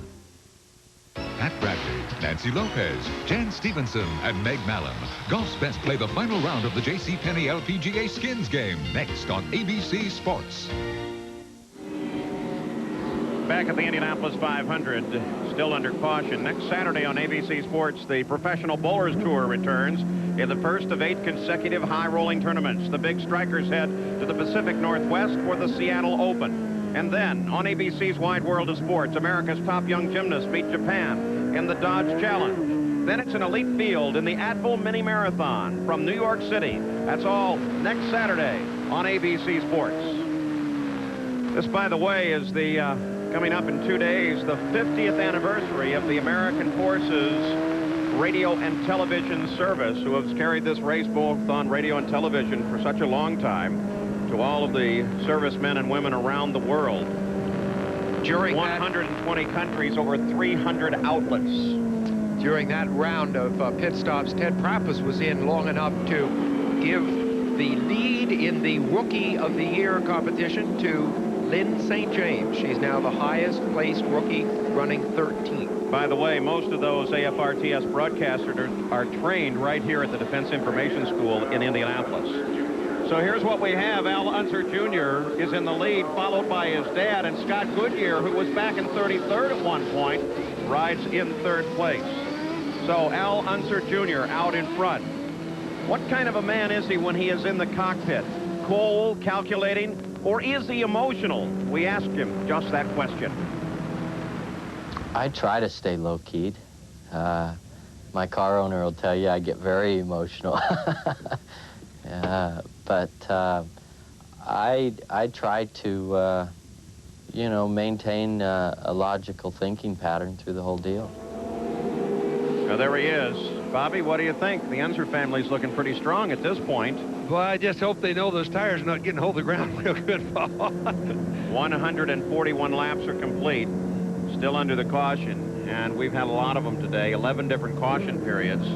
Approaching the record, which is 14 from 1988, 18 cars out of the running as a result of either accidents or other mishaps here at the Speedway. You can listen to little Al as we watch the in car up in there, and he accelerates. He's trying to keep his tires warm. He takes off, then backs off, takes off. All right, taking a look down the order now. Let's give it to you. Al Unser Jr. is in front, then Little Al, Scott Goodyear, Michael Andretti, Bobby Rahal, Eddie Cheever, Danny Sullivan, Raul Boisel, John Paul Jr., A.J. Foyt, Dominic Dobson, Lynn St. James, Ted Prappus, John Andretti, and Buddy Lazier. Here's the Valvoline race summary with the cars out of the race, and it's one very long list. Roberto Guerrero didn't even make it to the green flag. Remember that accident with Philippe Gosch and Stan Fox? Very scary. Both of them are okay. Rick Mears, Crawford, Fittipaldi, Mario Andretti, Scott Brayton with a blown engine, Jimmy Vassar in that accident, Jeff Andretti, Gary Bettenhausen in that accident, and then most recently Arie Luyendyk when he caught the wall. Valvoline race summary for you on a very busy day at Indianapolis. This is certainly going to be a day, no matter how it comes out, that Michael Andretti is going to remember. His father and his brother both in the hospital, and he is dominating this race. There's your first place car, Al Unser Jr. Look back in the field, and there is Big Al. He runs in second place. And there is Scott Goodyear, the 15 car. Boy, what a great run. Scott Goodyear, the Canadian, the young Canadian, is having basically the best show on an oval of his life right now. Look at this. There's Michaels. They're coming back to the green. John Andretti kind of signaled to Michael while they were on the caution laps, and he indicated, why don't you take this side of me when we come back? And that is Cheever running down low right behind Scott Goodyear as we're back to full speed racing. Cheever needs to get unlapped. He's making a hard run at the start there. That's so he can get back on the same lap because of the penalty that Ustad gave him. So he's really trying hard on that. First four cars run on the lead lap. Eddie Cheever driving as fast as he can now, trying to catch up to the leaders. And also keep your mind that little Al is out in front, but he knows that Michael Andretti is right behind, not too far, and he does have speed on everybody. Michael does. So Eddie Cheever has some distance to make up. Went down a lap because of the penalty. They said that he passed Raul Boisel under the yellow. Chip Ganassi, the car's owner, certainly disputes that. Bobby Rahal has made it back onto the lead lap as well. There's all of them. Look at John Andretti come down to that inside line of the yellow car. Usually, if you go down a lap in a race like this one, you're out of business. That has not been true today. Boy, with all these accidents, that's changed that totally. Usually, like Sam says, a lap in Indianapolis is the end of you. Of course, Rick Mears doesn't believe that. He's been a lap down and then won the thing. Now Michael having to work his way carefully through the field as opposed to Boisel in front of him. And Michael gets around him. Michael, by the way, continuing to climb up the all-time leader list. He started the day in 27th place. Considering that long lineage here at the Speedway, Michael now runs in 14th. Most recently passing the records of Maury Rose, Roger Ward, Rex Mays, Johnny Rutherford, Bill Holland, and Jimmy Clark. Wow. Michael Andretti leads a lot of races. He leads the typical IndyCar races that are held throughout the rest of the season, often winning with a majority of laps led. There he rips past A.J. Foyt. Now A.J., just by staying in there, is giving himself a great day in his 35th Indianapolis. A.J. runs in 10th place now as Michael coming back up through the field and ready to do battle with the leader of the race, Al Unser Jr., after getting past Big Al. Little Al, 220-mile-an-hour laps. Now that's kind of showing you how hard he's running to try to stay ahead of Michael. He knows Michael's coming. Yeah, but remember, Michael, we've seen him in the race at laps above 225 miles an hour, Bobby. Well, but Gallus has already told little Al that, and he's counting on the traffic. But there he goes by it. And there's Big Al making a Look at Big Al taking back. Big Al gets it back. All right. Al saw that one coming. Boy, there's a veteran move. That's the first time Michael has been passed in anger all day long. And I'll bet anger is a word that figures in Michael's cockpit. Where did that come from? That's good racing. That was a good pass. Michael did get a little bit caught there. Don't you agree, behind Cheever? And that gave Al a run at him. But even so, we'll see how quickly he can counterattack. Well, plus drafting helps an awful lot. Plus that Buick engine, we know that has a lot of power, and he gets a run at Michael. There's no way he's going to do anything but go right on by, which he did. So this is the fight for second place. Sandy Andretti is having one very long day.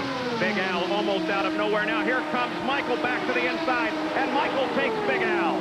Yeah, the way those things like that happen so easy, where it looked like Michael had so much power, he has two gears in the transmission. One to turn a lot of RPM, which makes him run a lot faster, and the other one for cruise, which gets you a lot better gas mileage and also saves the engine.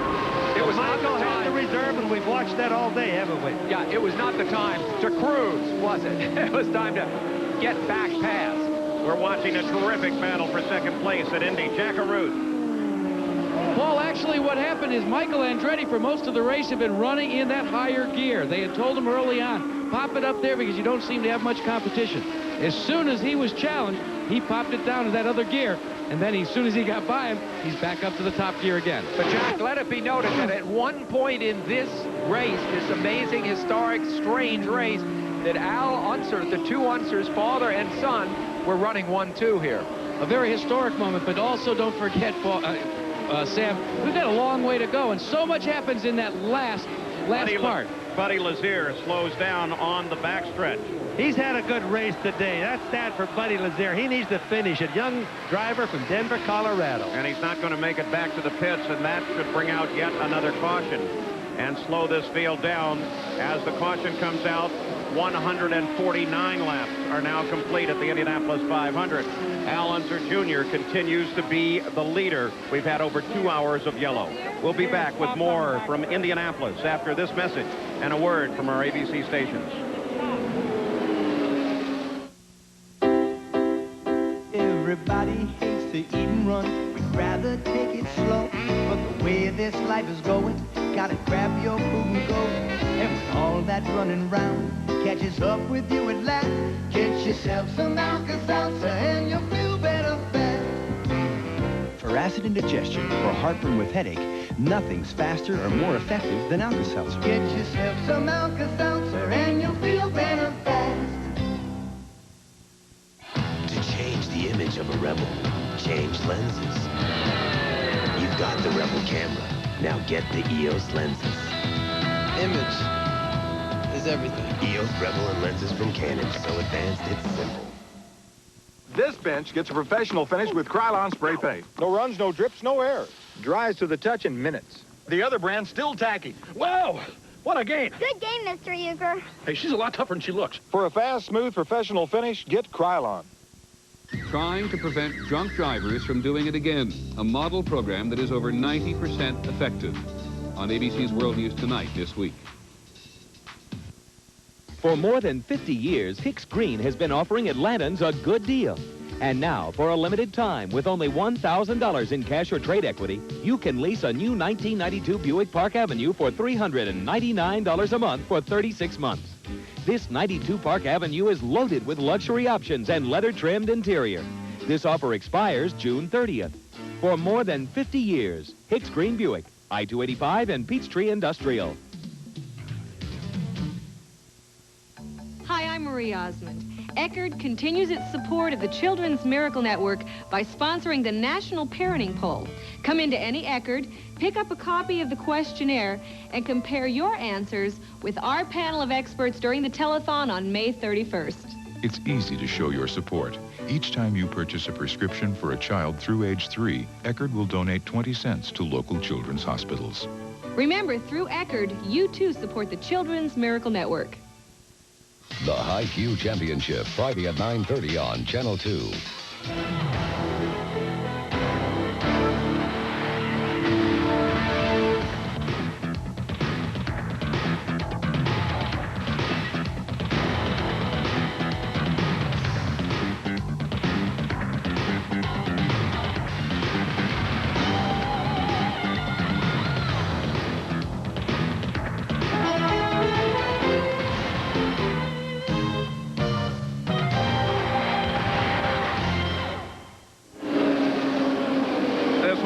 Ago, Buddy Lazier, he was still in the car when we left you. You want the definition of a hot seat? When those engines let go, sometimes the hot water sprays forward, gets in the cockpit, Bobby. Well, you know, if that's oil instead of water, which I think is water, but if it were, it stays hot a long time. It doesn't cool right away, you know. Looks like Buddy's okay. Another report now. Let's go to the hospital. Jerry Punch has an update on Jeff Andretti. Actually, Jeff Andretti and other drivers, as Dr. Henry Bach is standing by. Henry, what's the news?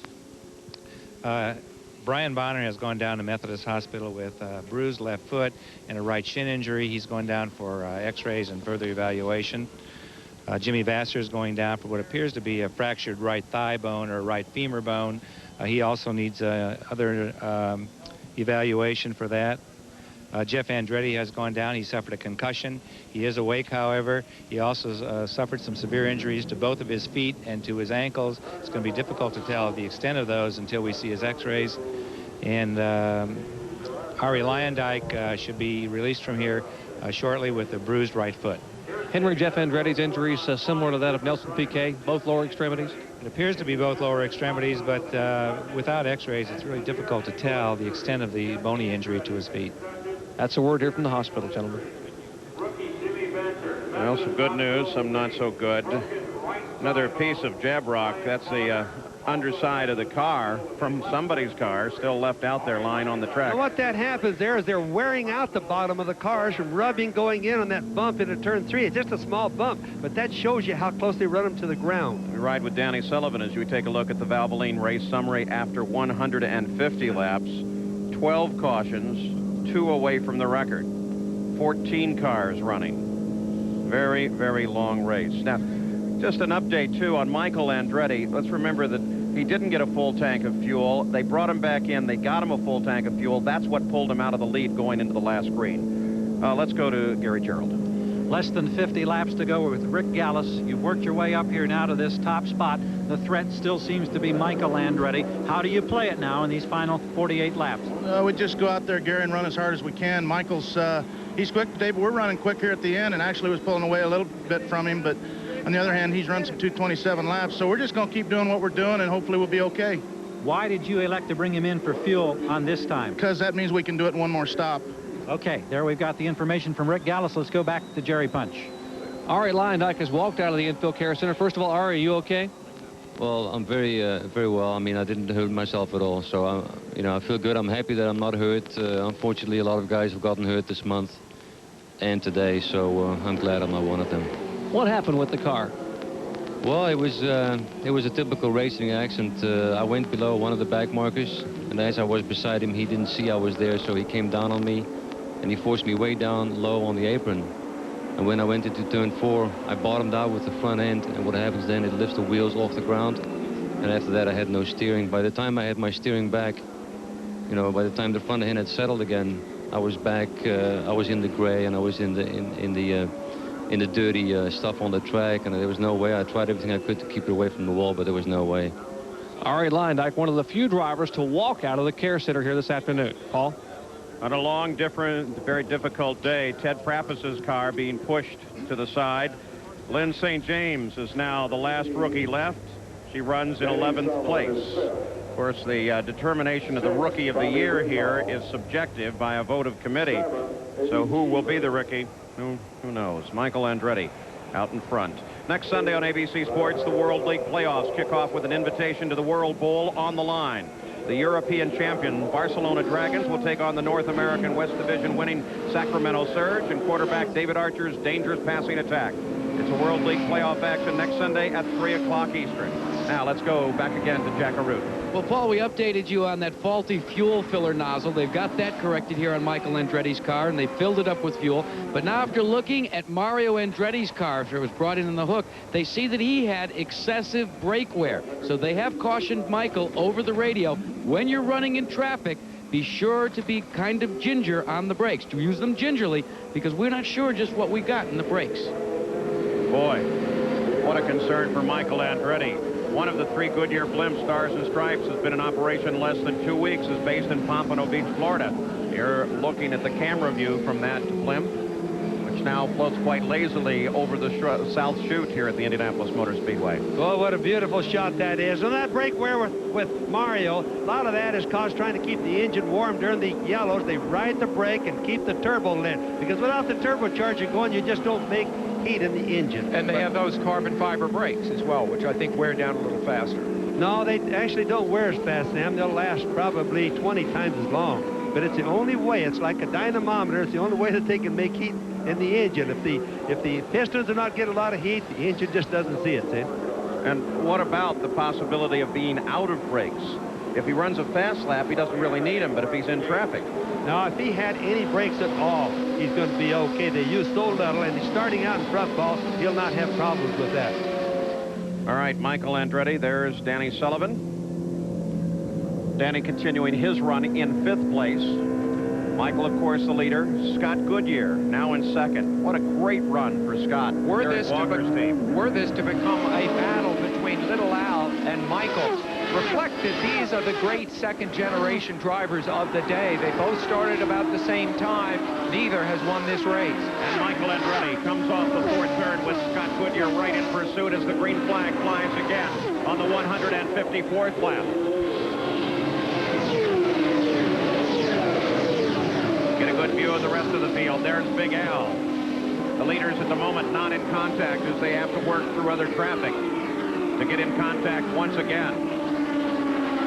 Often these cars are painted the same. At the end of the race, we can tell Big Al's in the yellow car. There's Michael to the, or excuse me, Little Al to the left there. You can tell him because we don't have so many lookalikes in the race. 10 of the 12 Buicks that started this race are out, but one of them, in Al Unser's car, runs in 4th place. The other belongs to John Paul Jr. He currently runs in 9th. Aboard Al Unser Jr. in 3rd place. You're seeing what it looks like to go about 230 miles an hour. According to our calculations up here in the booth, Little Al didn't need to stop the last time. He could have done one more stop to the end and stayed in front and raced Michael. When Rick Gallis said they'd done that, you didn't look too happy about it. No, I think it was a bad decision. I don't think Rick did right on that one. In fact, I'm pretty sure he didn't. But he often sees things through a different set of eyes, and maybe he had other good reasons for it, Paul. You know, as you reported, Scott Goodyear in 2nd. Realize he started this race dead last. Absolutely. Took the car that was qualified by Mike Croft. It was a prior agreement that if Scott Goodyear got pushed out of the race, that he would take over Mike Croft's car. That's exactly what he did. Started 33rd, now runs in 2nd. He did. And Jim O'Donnell, the owner of that day, the guy that sponsors it, has got to be one happy man because he knows he has a good race driver in Scott Goodyear. Deja vu. Tom Steva drove from 33rd to 2nd in 1980. Will Scott Goodyear be the second man to do that, or maybe 33rd to 1st? Remember 3 years ago in 1989, Little Al tracking Emerson Fittipaldi, same view, much the same situation. There's his wife, Shelley, tapping that pencil. Don't think that the drivers' wives don't feel emotions in the pits. And Big Al and Little Al right there together. Now, in case anybody's sitting watching TV and wondering about the father and son here, hey, it's not father and son as far as they're concerned. If Big Al can take Little Al, go on by him, he'll do it. Little Al runs in 3rd place. Big Al now closes in. Years ago, back in 1983, Little Al did some blocking for Big Al, but trying to get Sneva slowed up a little bit. I don't think we're going to see that happen today. No, that really wasn't blocking as much as it was trying to ruin Sneva's air that time. I think that one got pumped up a little bit. Spoken like an Unser. They maintain the interval as the Unsers continue their battle for 3rd place. Big Al with Buick power, Little Al with Chevrolet. And a little more conservative approach to the engine as compared with, say, Roberto Guerrero or Jim Crawford, right, Bobby? Yes, this the engine that Big Al's using. It's a Buick, but it has 7 butterflies. It's a 6-cylinder engine. It has a butterfly on the injectors for every cylinder, plus the old monovalve butterfly in the back. So that's 7 for the engine. Made it a lot more drivable. Easier to start the races and all. Boy, look at Danny. Wide open eyes as he checks this information that comes up on his dash panel, a computer-generated display for him. Look at the speed. Watch the throttle over here. This is an interesting. Where it says throttle, that's percent of the throttle being open. There's 98%. The 98% would be 100, incidentally. They're off just a tick. But look at it going through the turns, and look where the car's going at the same time. Now, during qualification, some of the practice deals, it would be 100% all the way around. But he's down to 40% there at times. Those are lateral Gs. It's the first time we've seen that in real time. Now, there's no lateral Gs on the main straightaway. Watch, though, as he turns into the corner. Here we go. Up to 3.1. That's a bunch. You know, if you pull 2.5 Gs in an airplane, you think your head's going to go down with your feet. 3 times his body weight, which means that helmet and everything around him is the same increase. I talked to Danny Sullivan the other day when he got back after a few days in Aspen. He went home for a while, and I said, you know, you got a pretty good chance in this race. And he said, I would be happy with 5th. I think now he's going to be very happy with what's over happening. there, you'll see that he has 2 gears also, like Micah would have, Sam. One for going, one for cruising. He's in the cruise gear right now. Danny Sullivan was running in 5th place during all of those laps, remains there. No one in contest at the moment. The Chevrolet engine, Paul, started mentioning, would normally turn about 12,500 RPM if you really wanted to go. 162 laps are complete. Gary Gerald now watches from Scott Goodyear's pits. And indeed, watching anxiously is Derek Walker. Derek, you've got to be delighted. Does this surprise you that you could come from the back of the field to be running second? Well, I think any time you come from the back to, this far up the grid, you got to be pleased with the results. The guys have worked great all day, made great pit stops, and Scott's been, just doing a great job out there, so we're real pleased. So much attention on Michael Andretti. Little Al, can this team win this race? Oh, yeah, anytime you're this close, you can win. We got one more stop to make, and then we're down to the last, fuel tank run. Biggest concern leading to this point? Just running fast enough in traffic is our big problem. All right, Derek Walker watches and waits anxiously. And Scott Goodyear continues to hold second place. Derek Walker is the guy that was with Penske for so many years. Team manager over at Penske, out on his own right now. They've also penalized the number 68 car of Dominic Dobson for passing under the yellow as well. Just took him a lap down further from his position. So at the front of the field, it remains car number 1, Michael Andretti. We'll be back. Last year, the average price of a car with standard anti-lock brakes was over $40,000. But today, all that's changed. Because the company that offers more models with standard anti-lock brakes than anyone also offers the lowest priced car in America with standard anti-lock brakes. Chevy Cavalier. The heartbeat of America. The cars more people depend on. That's today's Chevrolet. Gillette presents Sensor, the system, the technology that will change the way you shave forever. Sensor, twin blades set on springs to read your face and respond. Independent suspension to sense and adjust to every curve of your face. No other razor comes close. Gillette Sensor, for the best shave a man can get.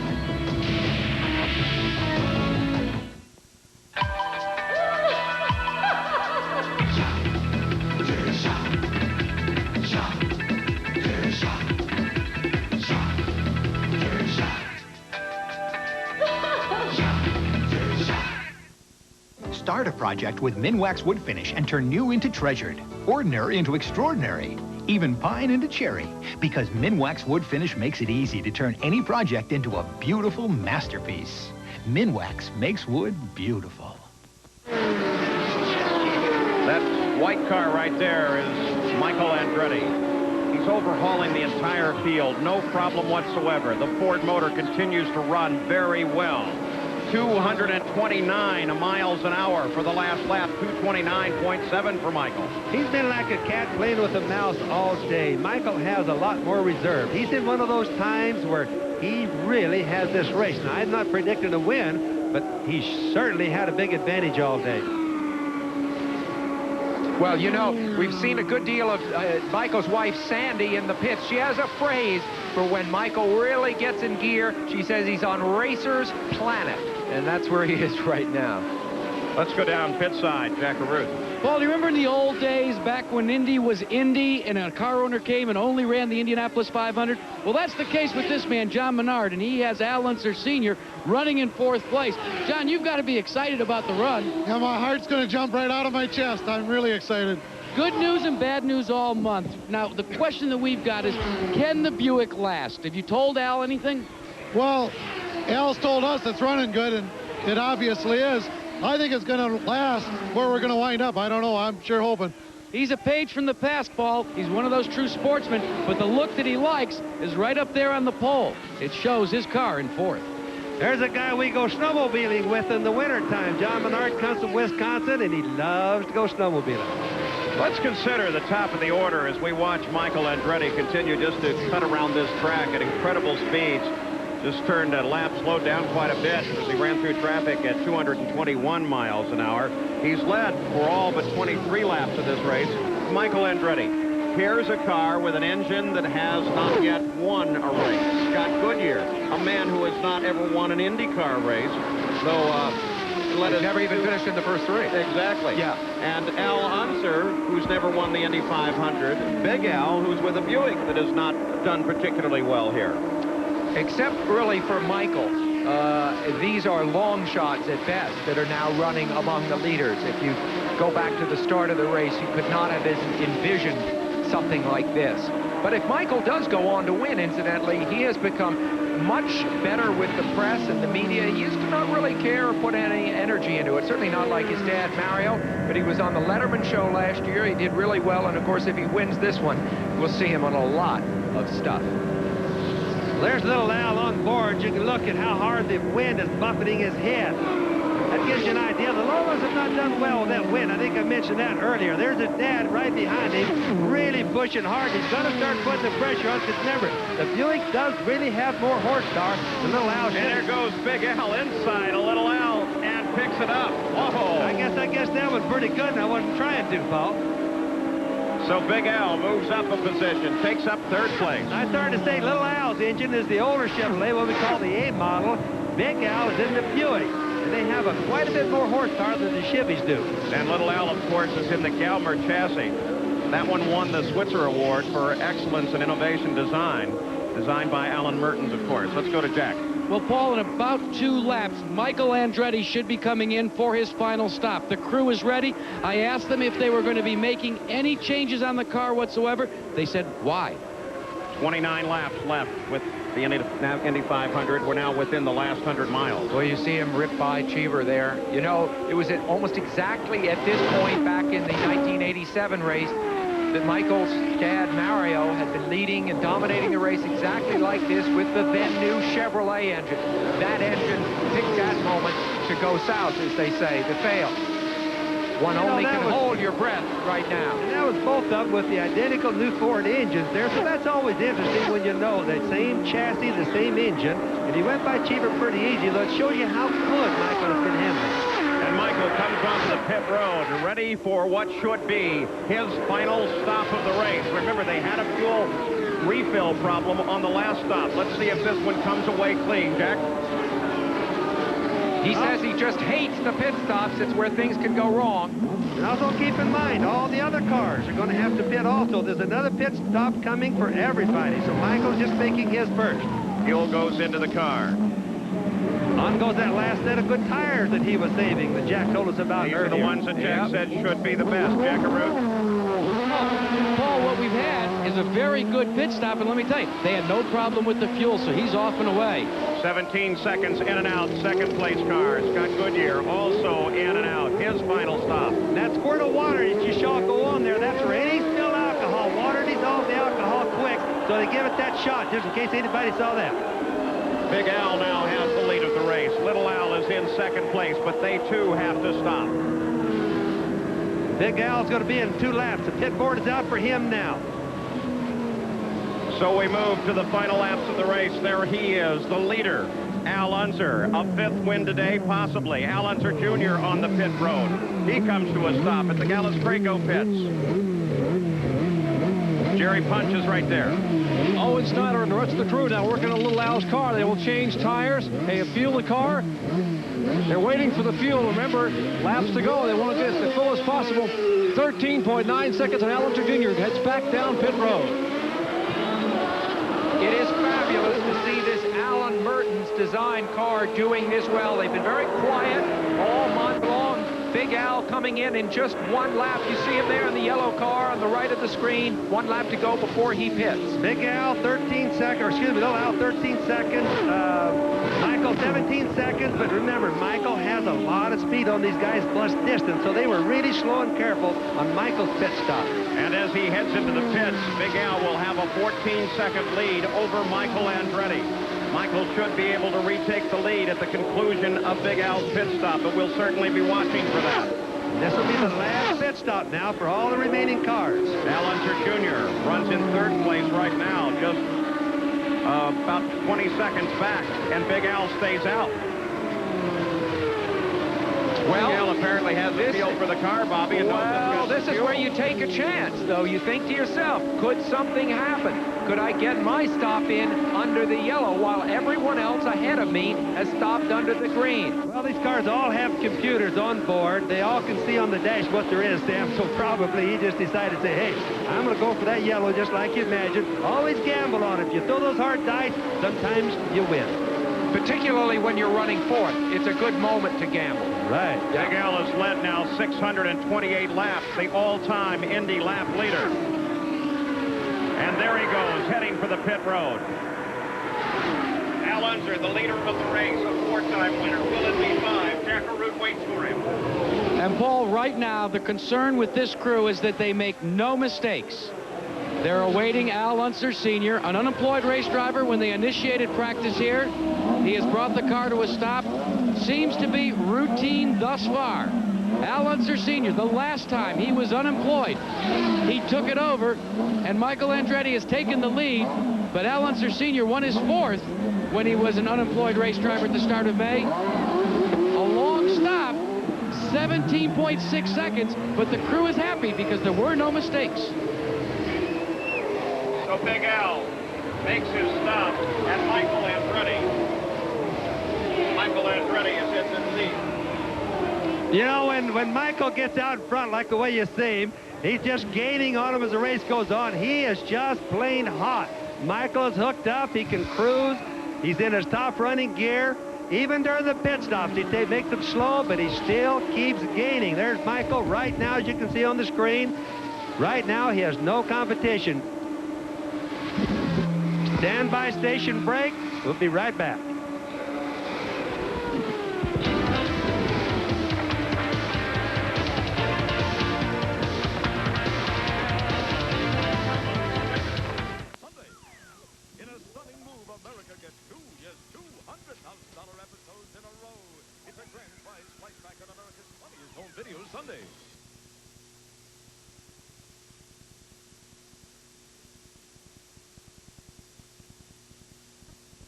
If only your tires could talk. It's so tiring. He babies the car, then abuses me with messy vinyl cleaner. Hey, I'm rubber. No-touch tire care. Ooh, nice foam. No-touch tire care. The first product to clean, shine, and protect tires in one easy step. No scrubbing, no dirty rags, no mess. Yeah, clean and shiny. Oh, no. Bad doggy. Go away. No-touch tire care. Available at these nearby stores. A small problem. We're going to need you there tonight. I can get you on the last flight out. We'll be late, but we'll get you there. Everything's confirmed. All that's left is a suite. I hope you don't mind roughing it. There are two kinds of travelers in the world. Those who deal with the madness and those who don't have to. Uniglow, we will change the way you travel. Monica Coughlin's Close-Ups, Wednesday at 9 on Channel 2. On board, Al Unser Jr., he rides in third place. Ahead of him, Scott Goodyear in second. Bobby Rahal ready to come into the pits. He was in fourth prior to turning down to this stop. Jack Arute. Well, Paul, they're going to make a change on the front wings. The crewman goes to work and takes one half turn out of both front wings as they add fuel. That's the only adjustment they're going to make on Bobby Rahal, other than removing a great deal of trash from the radiator area. Another long stop, only to take on fuel. That's why it was so long, 15 seconds flat. That's a very, very minor adjustment. A half a turn on each one. With as small as those front wings are, that's almost a nothing, but he's still working at it. That's a good sign. Out comes Rahal, but he falls to fifth place in Scott Goodyear's pit. Here comes A.J. Voigt, still keeping the car alive, running in 11th place. He was supposed to retire last year. He decided he was having too much fun, and A.J. has been a joy to be around this month. So A.J. makes his stop. Routine, taking his time with it.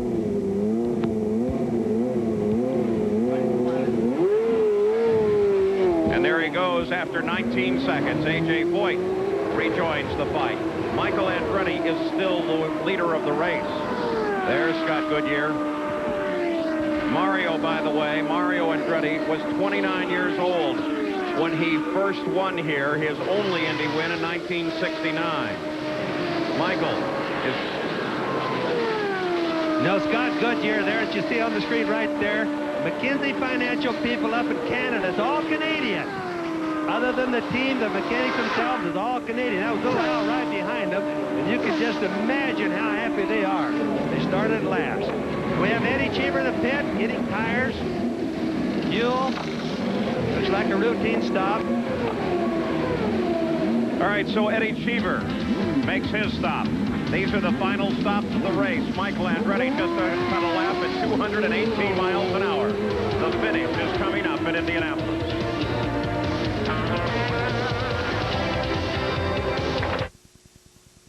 Here's the real beauty of Rust-Oleum protective coatings. A tough barrier against the elements. Rust-Oleum, the name that means protection. Craftsman Tools, the official tools of NASCAR, the official tools of NHRA, the official tools of IndyCar racing. Next time you need a tool, what tool are you gonna choose? The driver of this car adds something special to his motor oil. So does the driver of this car. They both use STP oil treatment for drivers on a racetrack or drivers on a fast track. STP. To me, when a woman sweats, it just isn't sexy. Of course a guy's gonna sweat sometimes, but when you're close, who wants a guy that smells? Get closer with Arid Extra Extra Dry, the anti-odor antiperspirant. I trust Arid.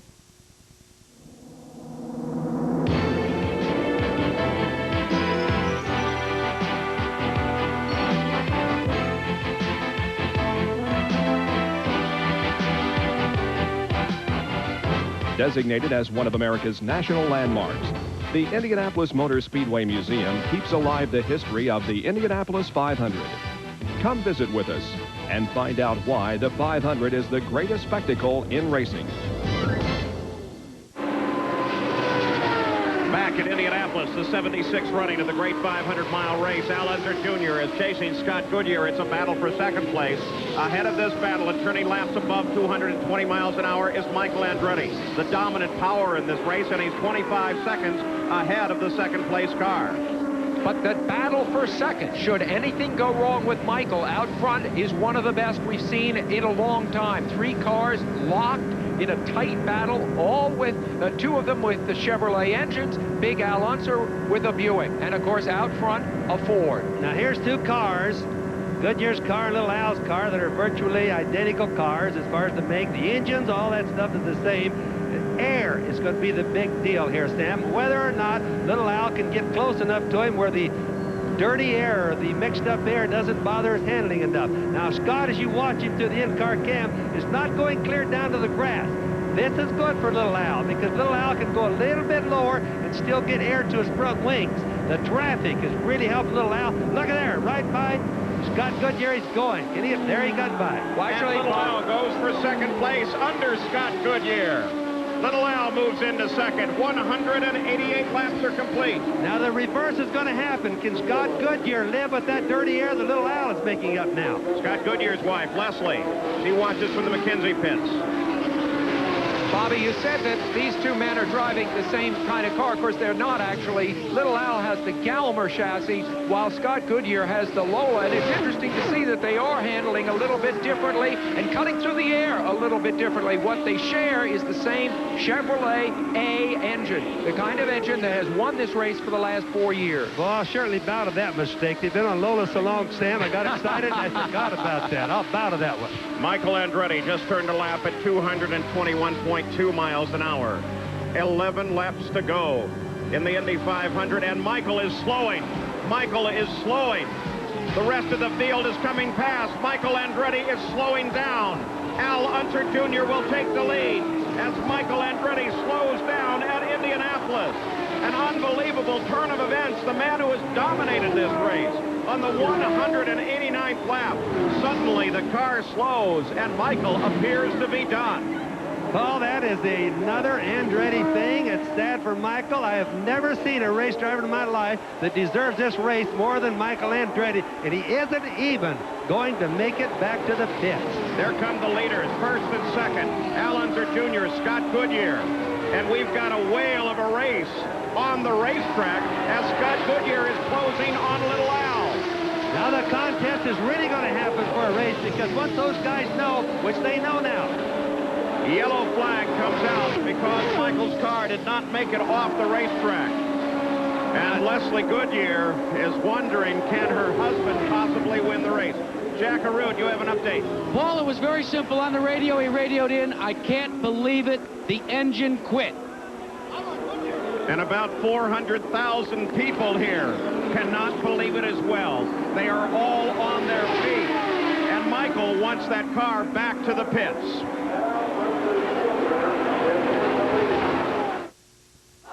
At JCPenney, we've changed clothes. From head to toe, Top to bottom. collar to cuff. We've changed looks. We've changed JCPenney. We've changed patterns and changed colors. We've gotten lighter and brighter. We've changed JCPenney. Younger And bolder. smaller And taller.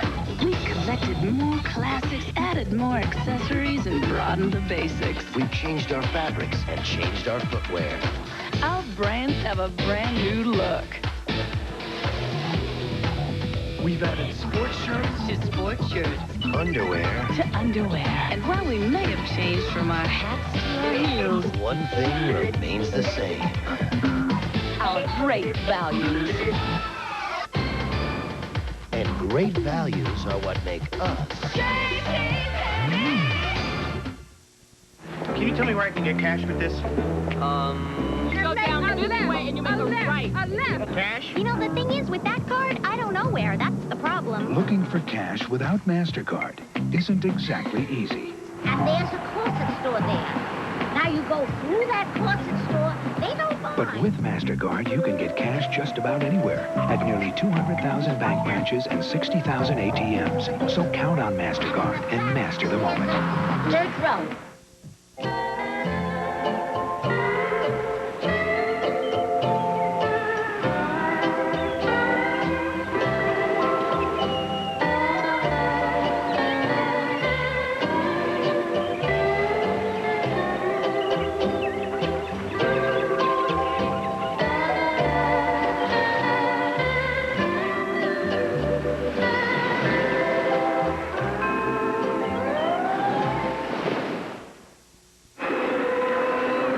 If a man ever deserved the accolade of this gigantic crowd, it's Michael Andretti. He led 163 laps.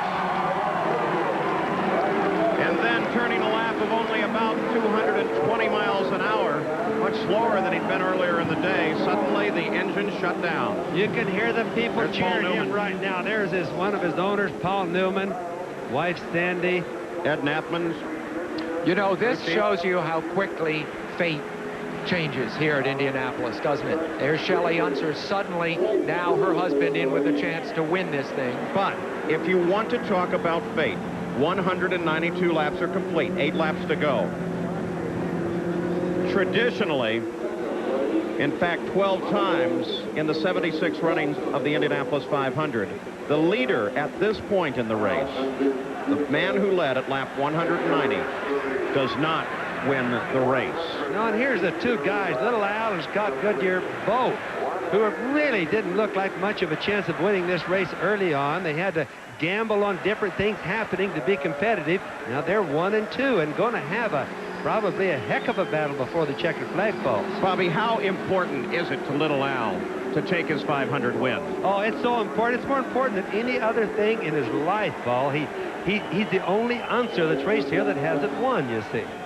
Let's go down to Jerry Punch. Moments ago, this car owner beside me, Rick Gallis, kneeling almost as if in prayer as they were watching his driver come out of turn 4. And Rick, laps winding down. It's very, very close. See what happens. It's a 2-car race. As they come toward the green flag, Little Al now being chased by Scott Goodyear. Goodyear for the biggest finish of his life.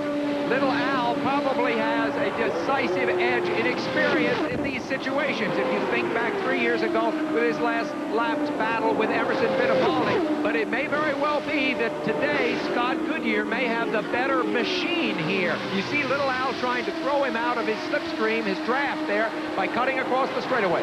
Little Al will weave all over the straightaway, trying to keep Scott Goodyear away.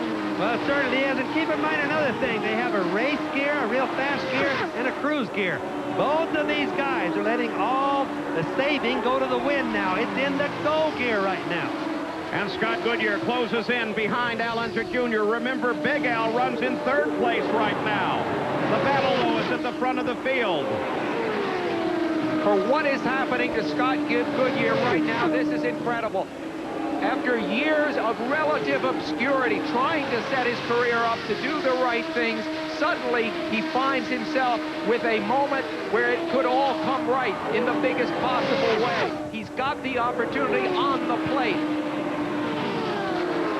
Strategy right now, for example, is just flat out. There is nothing being saved right now because, remember, Little Al is making dirty air or hard air for Scott Goodyear to run in, and leading right now. Running in that clean air is definitely an advantage. This is not a NASCAR race situation where it would be to some advantage for Scott Goodyear to stay in second place. He's not in a position to save fuel. I think if he can make the pass, he's going to make the pass. I think Little Al at this point may be just sheer finding more turn speed, Bobby. And what he's going to do is he can fine-tune the track because he has nobody's dirty air to run in. He can set and fine-tune. He'll be running the track in inches in different places, Dan, to try to figure out the fastest place. And he uses his mirrors behind him, seeing where Scott is, to see whether he's gaining or losing. Scott Goodyear tries to keep out in clean air so he can keep his radiators cool on the car, keep the engine cool.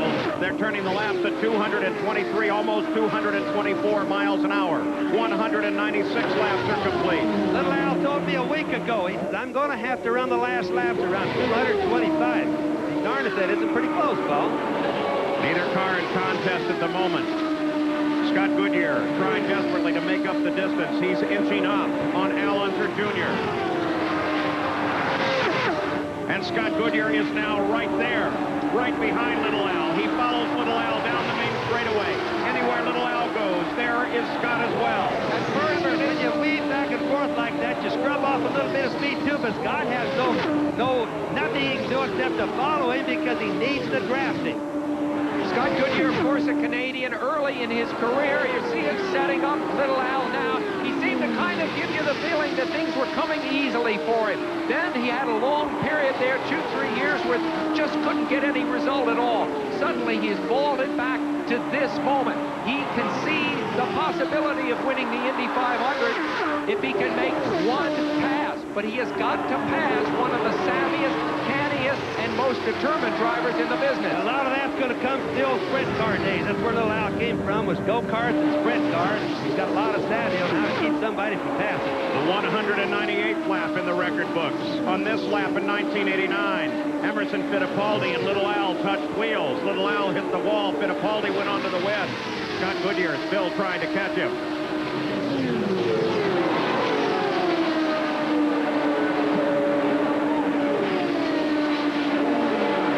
Right now, there's no traffic involved in front of him, Paul. This is what got him the last time. And Al Unser Jr. sees Dwayne Sweeney's white flag. 2.5 miles. One more lap to go. If Scott Goodyear has a chance, the time is now. Don't forget, 10 years ago, John Cox and Rick Mears raced on the last lap for the finish. John Cox won that one. That was experience over Rick Mears' relative inexperience. Will that happen again here today? They're on the backstretch. 223 miles an hour on the last lap. No traffic involved.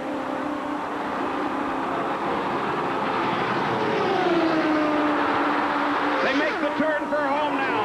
On the main stretch, Scott Goodyear closes in. He looks for a place to come by. Scott Goodyear tries it, but no. I believe that's the closest finish in Indy history. Closer than the race 10 years ago when John Cox beat Rick Mears. 10 years ago when Little Al was new to this track. And now, Al Unser Jr. is a winner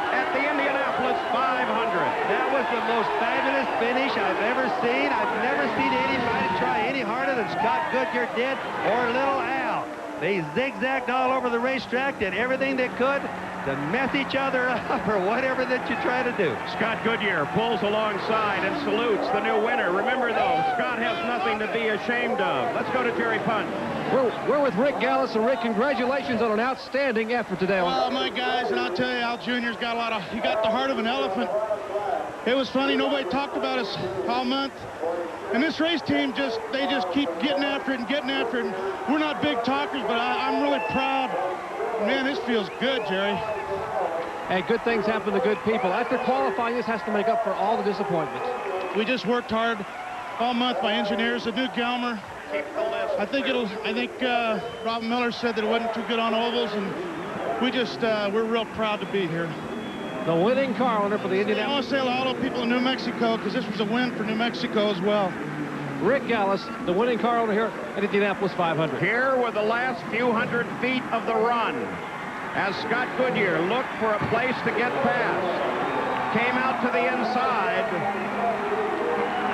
And as they came to the line, Scott Goodyear had a little bit of a roll, but it wasn't enough. But look at that. Had his front wheels up with Little Al's rear wheel. I'll tell you what, he got the USAC scoring computer because the computer says the interval first to second was .0. Al Unser Jr. from his onboard camera has taken the 76th running of the Indianapolis 500, Little Al's first win.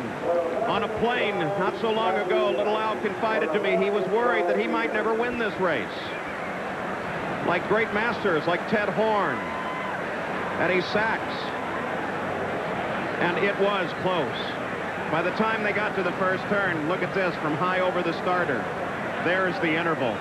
That is the first time in Indy history that two cars have actually finished abreast of each other. The closest finish in history, won by Little Al. Here's Jack. Well, Paul, he's getting the congratulations of his crew, Owen Snyder, his wife, Shelley, Al Unser Jr., who came here in 1989. You heard it earlier where he says there comes a time during the course of a race when you don't care about whether you're going to live or die. What's most important is winning, and he has done it today. Something that he has sought for so many years, a third and 89, 2/4. And Al Unser Jr., welcome to Indianapolis 500 history. You finally got one.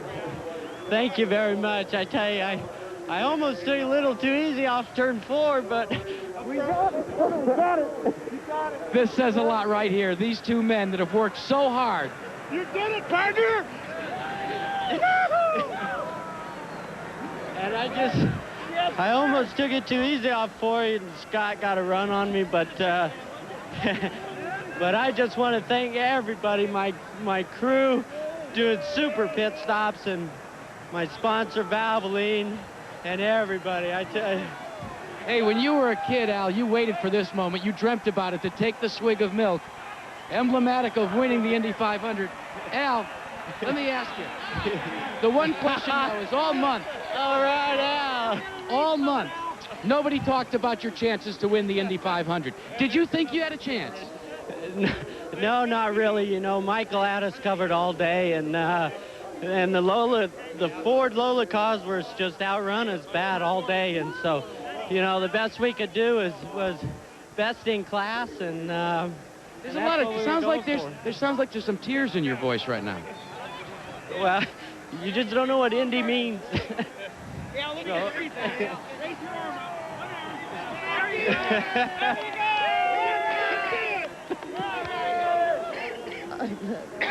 go. Yep.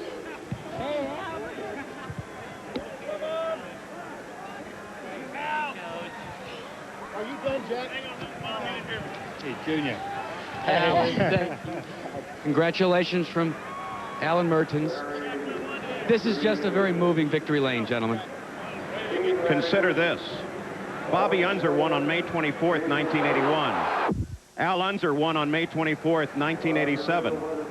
Little Al wins on May 24th of 1992 in the closest finish ever at the Indianapolis 500. So close that the computer has not yet resolved the winning difference. And those are the only 3 times this race has ever been held on May 24th. Al Unser, his father, comes home in 3rd place. This was Shelley watching in the last lap of the race. Look at the emotion there. And then she knows he has it. She didn't know that until after he passed in front of her pits just about 100 yards down from the start-finish line in the historic yard of brick. That length of time, sometimes you live 10 years. There you see Scott Goodyear as he pulled to the inside, and little Al raised his fist in the air just as he streaked over the finish line.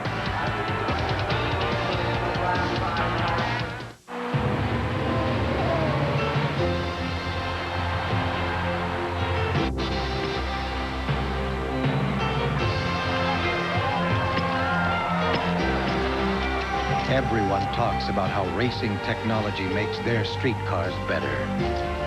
What they fail to say is whose race technology has won more than anyone else. Chevrolet, the heartbeat of America. Callaway's Big Bertha driver now has a whole family of wide-body fairway woods. They're not just bigger, they're better. And you can't argue with physics. Look for Big Bertha drivers and Big Bertha fairway woods. To me, when a woman sweats, it just isn't sexy. Of course a guy's gonna sweat sometimes, but when you're close, who wants a guy that smells? Get closer with Arid Extra Extra Dry, the anti-odor antiperspirant. I trust Arid. 10 years. I still get butterflies. Funny, she doesn't look married. I bet she cries or bites her lip. Hello, stranger. I'm hardly a stranger. Well, you are late. I know. You shouldn't have waited 10 years for this. Happy anniversary. The Diamond Anniversary Band. Tell her you'd marry her all over again. You sure can pick an appetizer.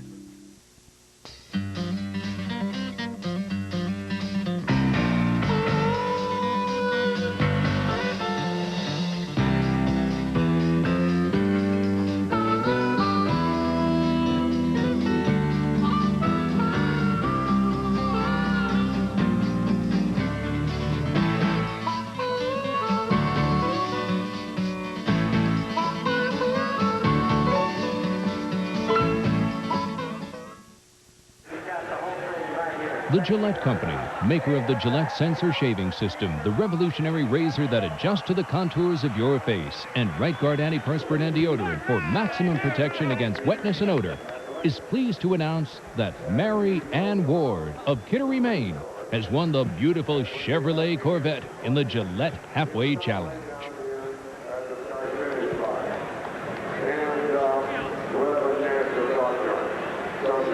And the celebration continues on the victory platform in front of the Master Control Tower at the Indianapolis 500. The final Valvoline race summary of the day, 13 caution periods, only 12 cars finishing this race. A very slow average speed due to that enormous number of cautions. And how about second place, Scott Goodyear? Here's Gary Gerald. Well, Paul, 12 years ago, Tom Sneva started dead last, finished second, but it wasn't as close as this time, the closest finish ever. Here's the man who ends up being the disappointed second-place man. What a thrill, though, to be so close to be in that kind of a contest and nearly win the Indy 500. Well, it is a disappointment because for the last few laps, I thought this is really a possibility, and I was wondering where Michael was, and as soon as I saw him go out, I yelled over the radio to Derek and the guys in the Walker Motorsport team, Michael's out, yellow flag, and then I knew it was a two-car race, and fortunately, we just drove flat out for the last few laps, and the McKenzie Lola and the McKenzie team, the guys did great throughout the whole month. We had an up-and-down month, gave me a great car to go racing with today, but we just didn't have enough to get up and get past them. We thank you for a great thrill. We wish you continued success as we go to Jerry Punch. Thank you. You're watching Michael Andretti, a car and driver who dominated this 76 running today, being pulled back to the garage area. What a disappointment for another one of the Andretti family. Michael, obviously hoping to get out of the car and make it to Methodist Hospital as fast as he can, but very, very disappointed sitting in the car as he is being towed back to Gasoline Alley. Paul? Michael, of course, concerned with injuries to both his father and to Jeff Andretti. We'll go through the entire field now. Of course, the win taken by Al Unser Jr. They say that second is not remembered. I guarantee you Scott Goodyear and that second place will be remembered for a very long time. Lynn St. James comes home in 11th, the only rookie running at the finish of this race. The 8th win for the Unser family. And the first time at Indianapolis that a driver has won from the 12th starting spot. The closest finish ever, and it's won by Al Unser Jr. And Scott Goodyear comes home in second, and little Al's dad comes behind in third. Next year, May 30th, 1993, the 77th running of the Indianapolis 500. This is Paul Page. So long from Indianapolis.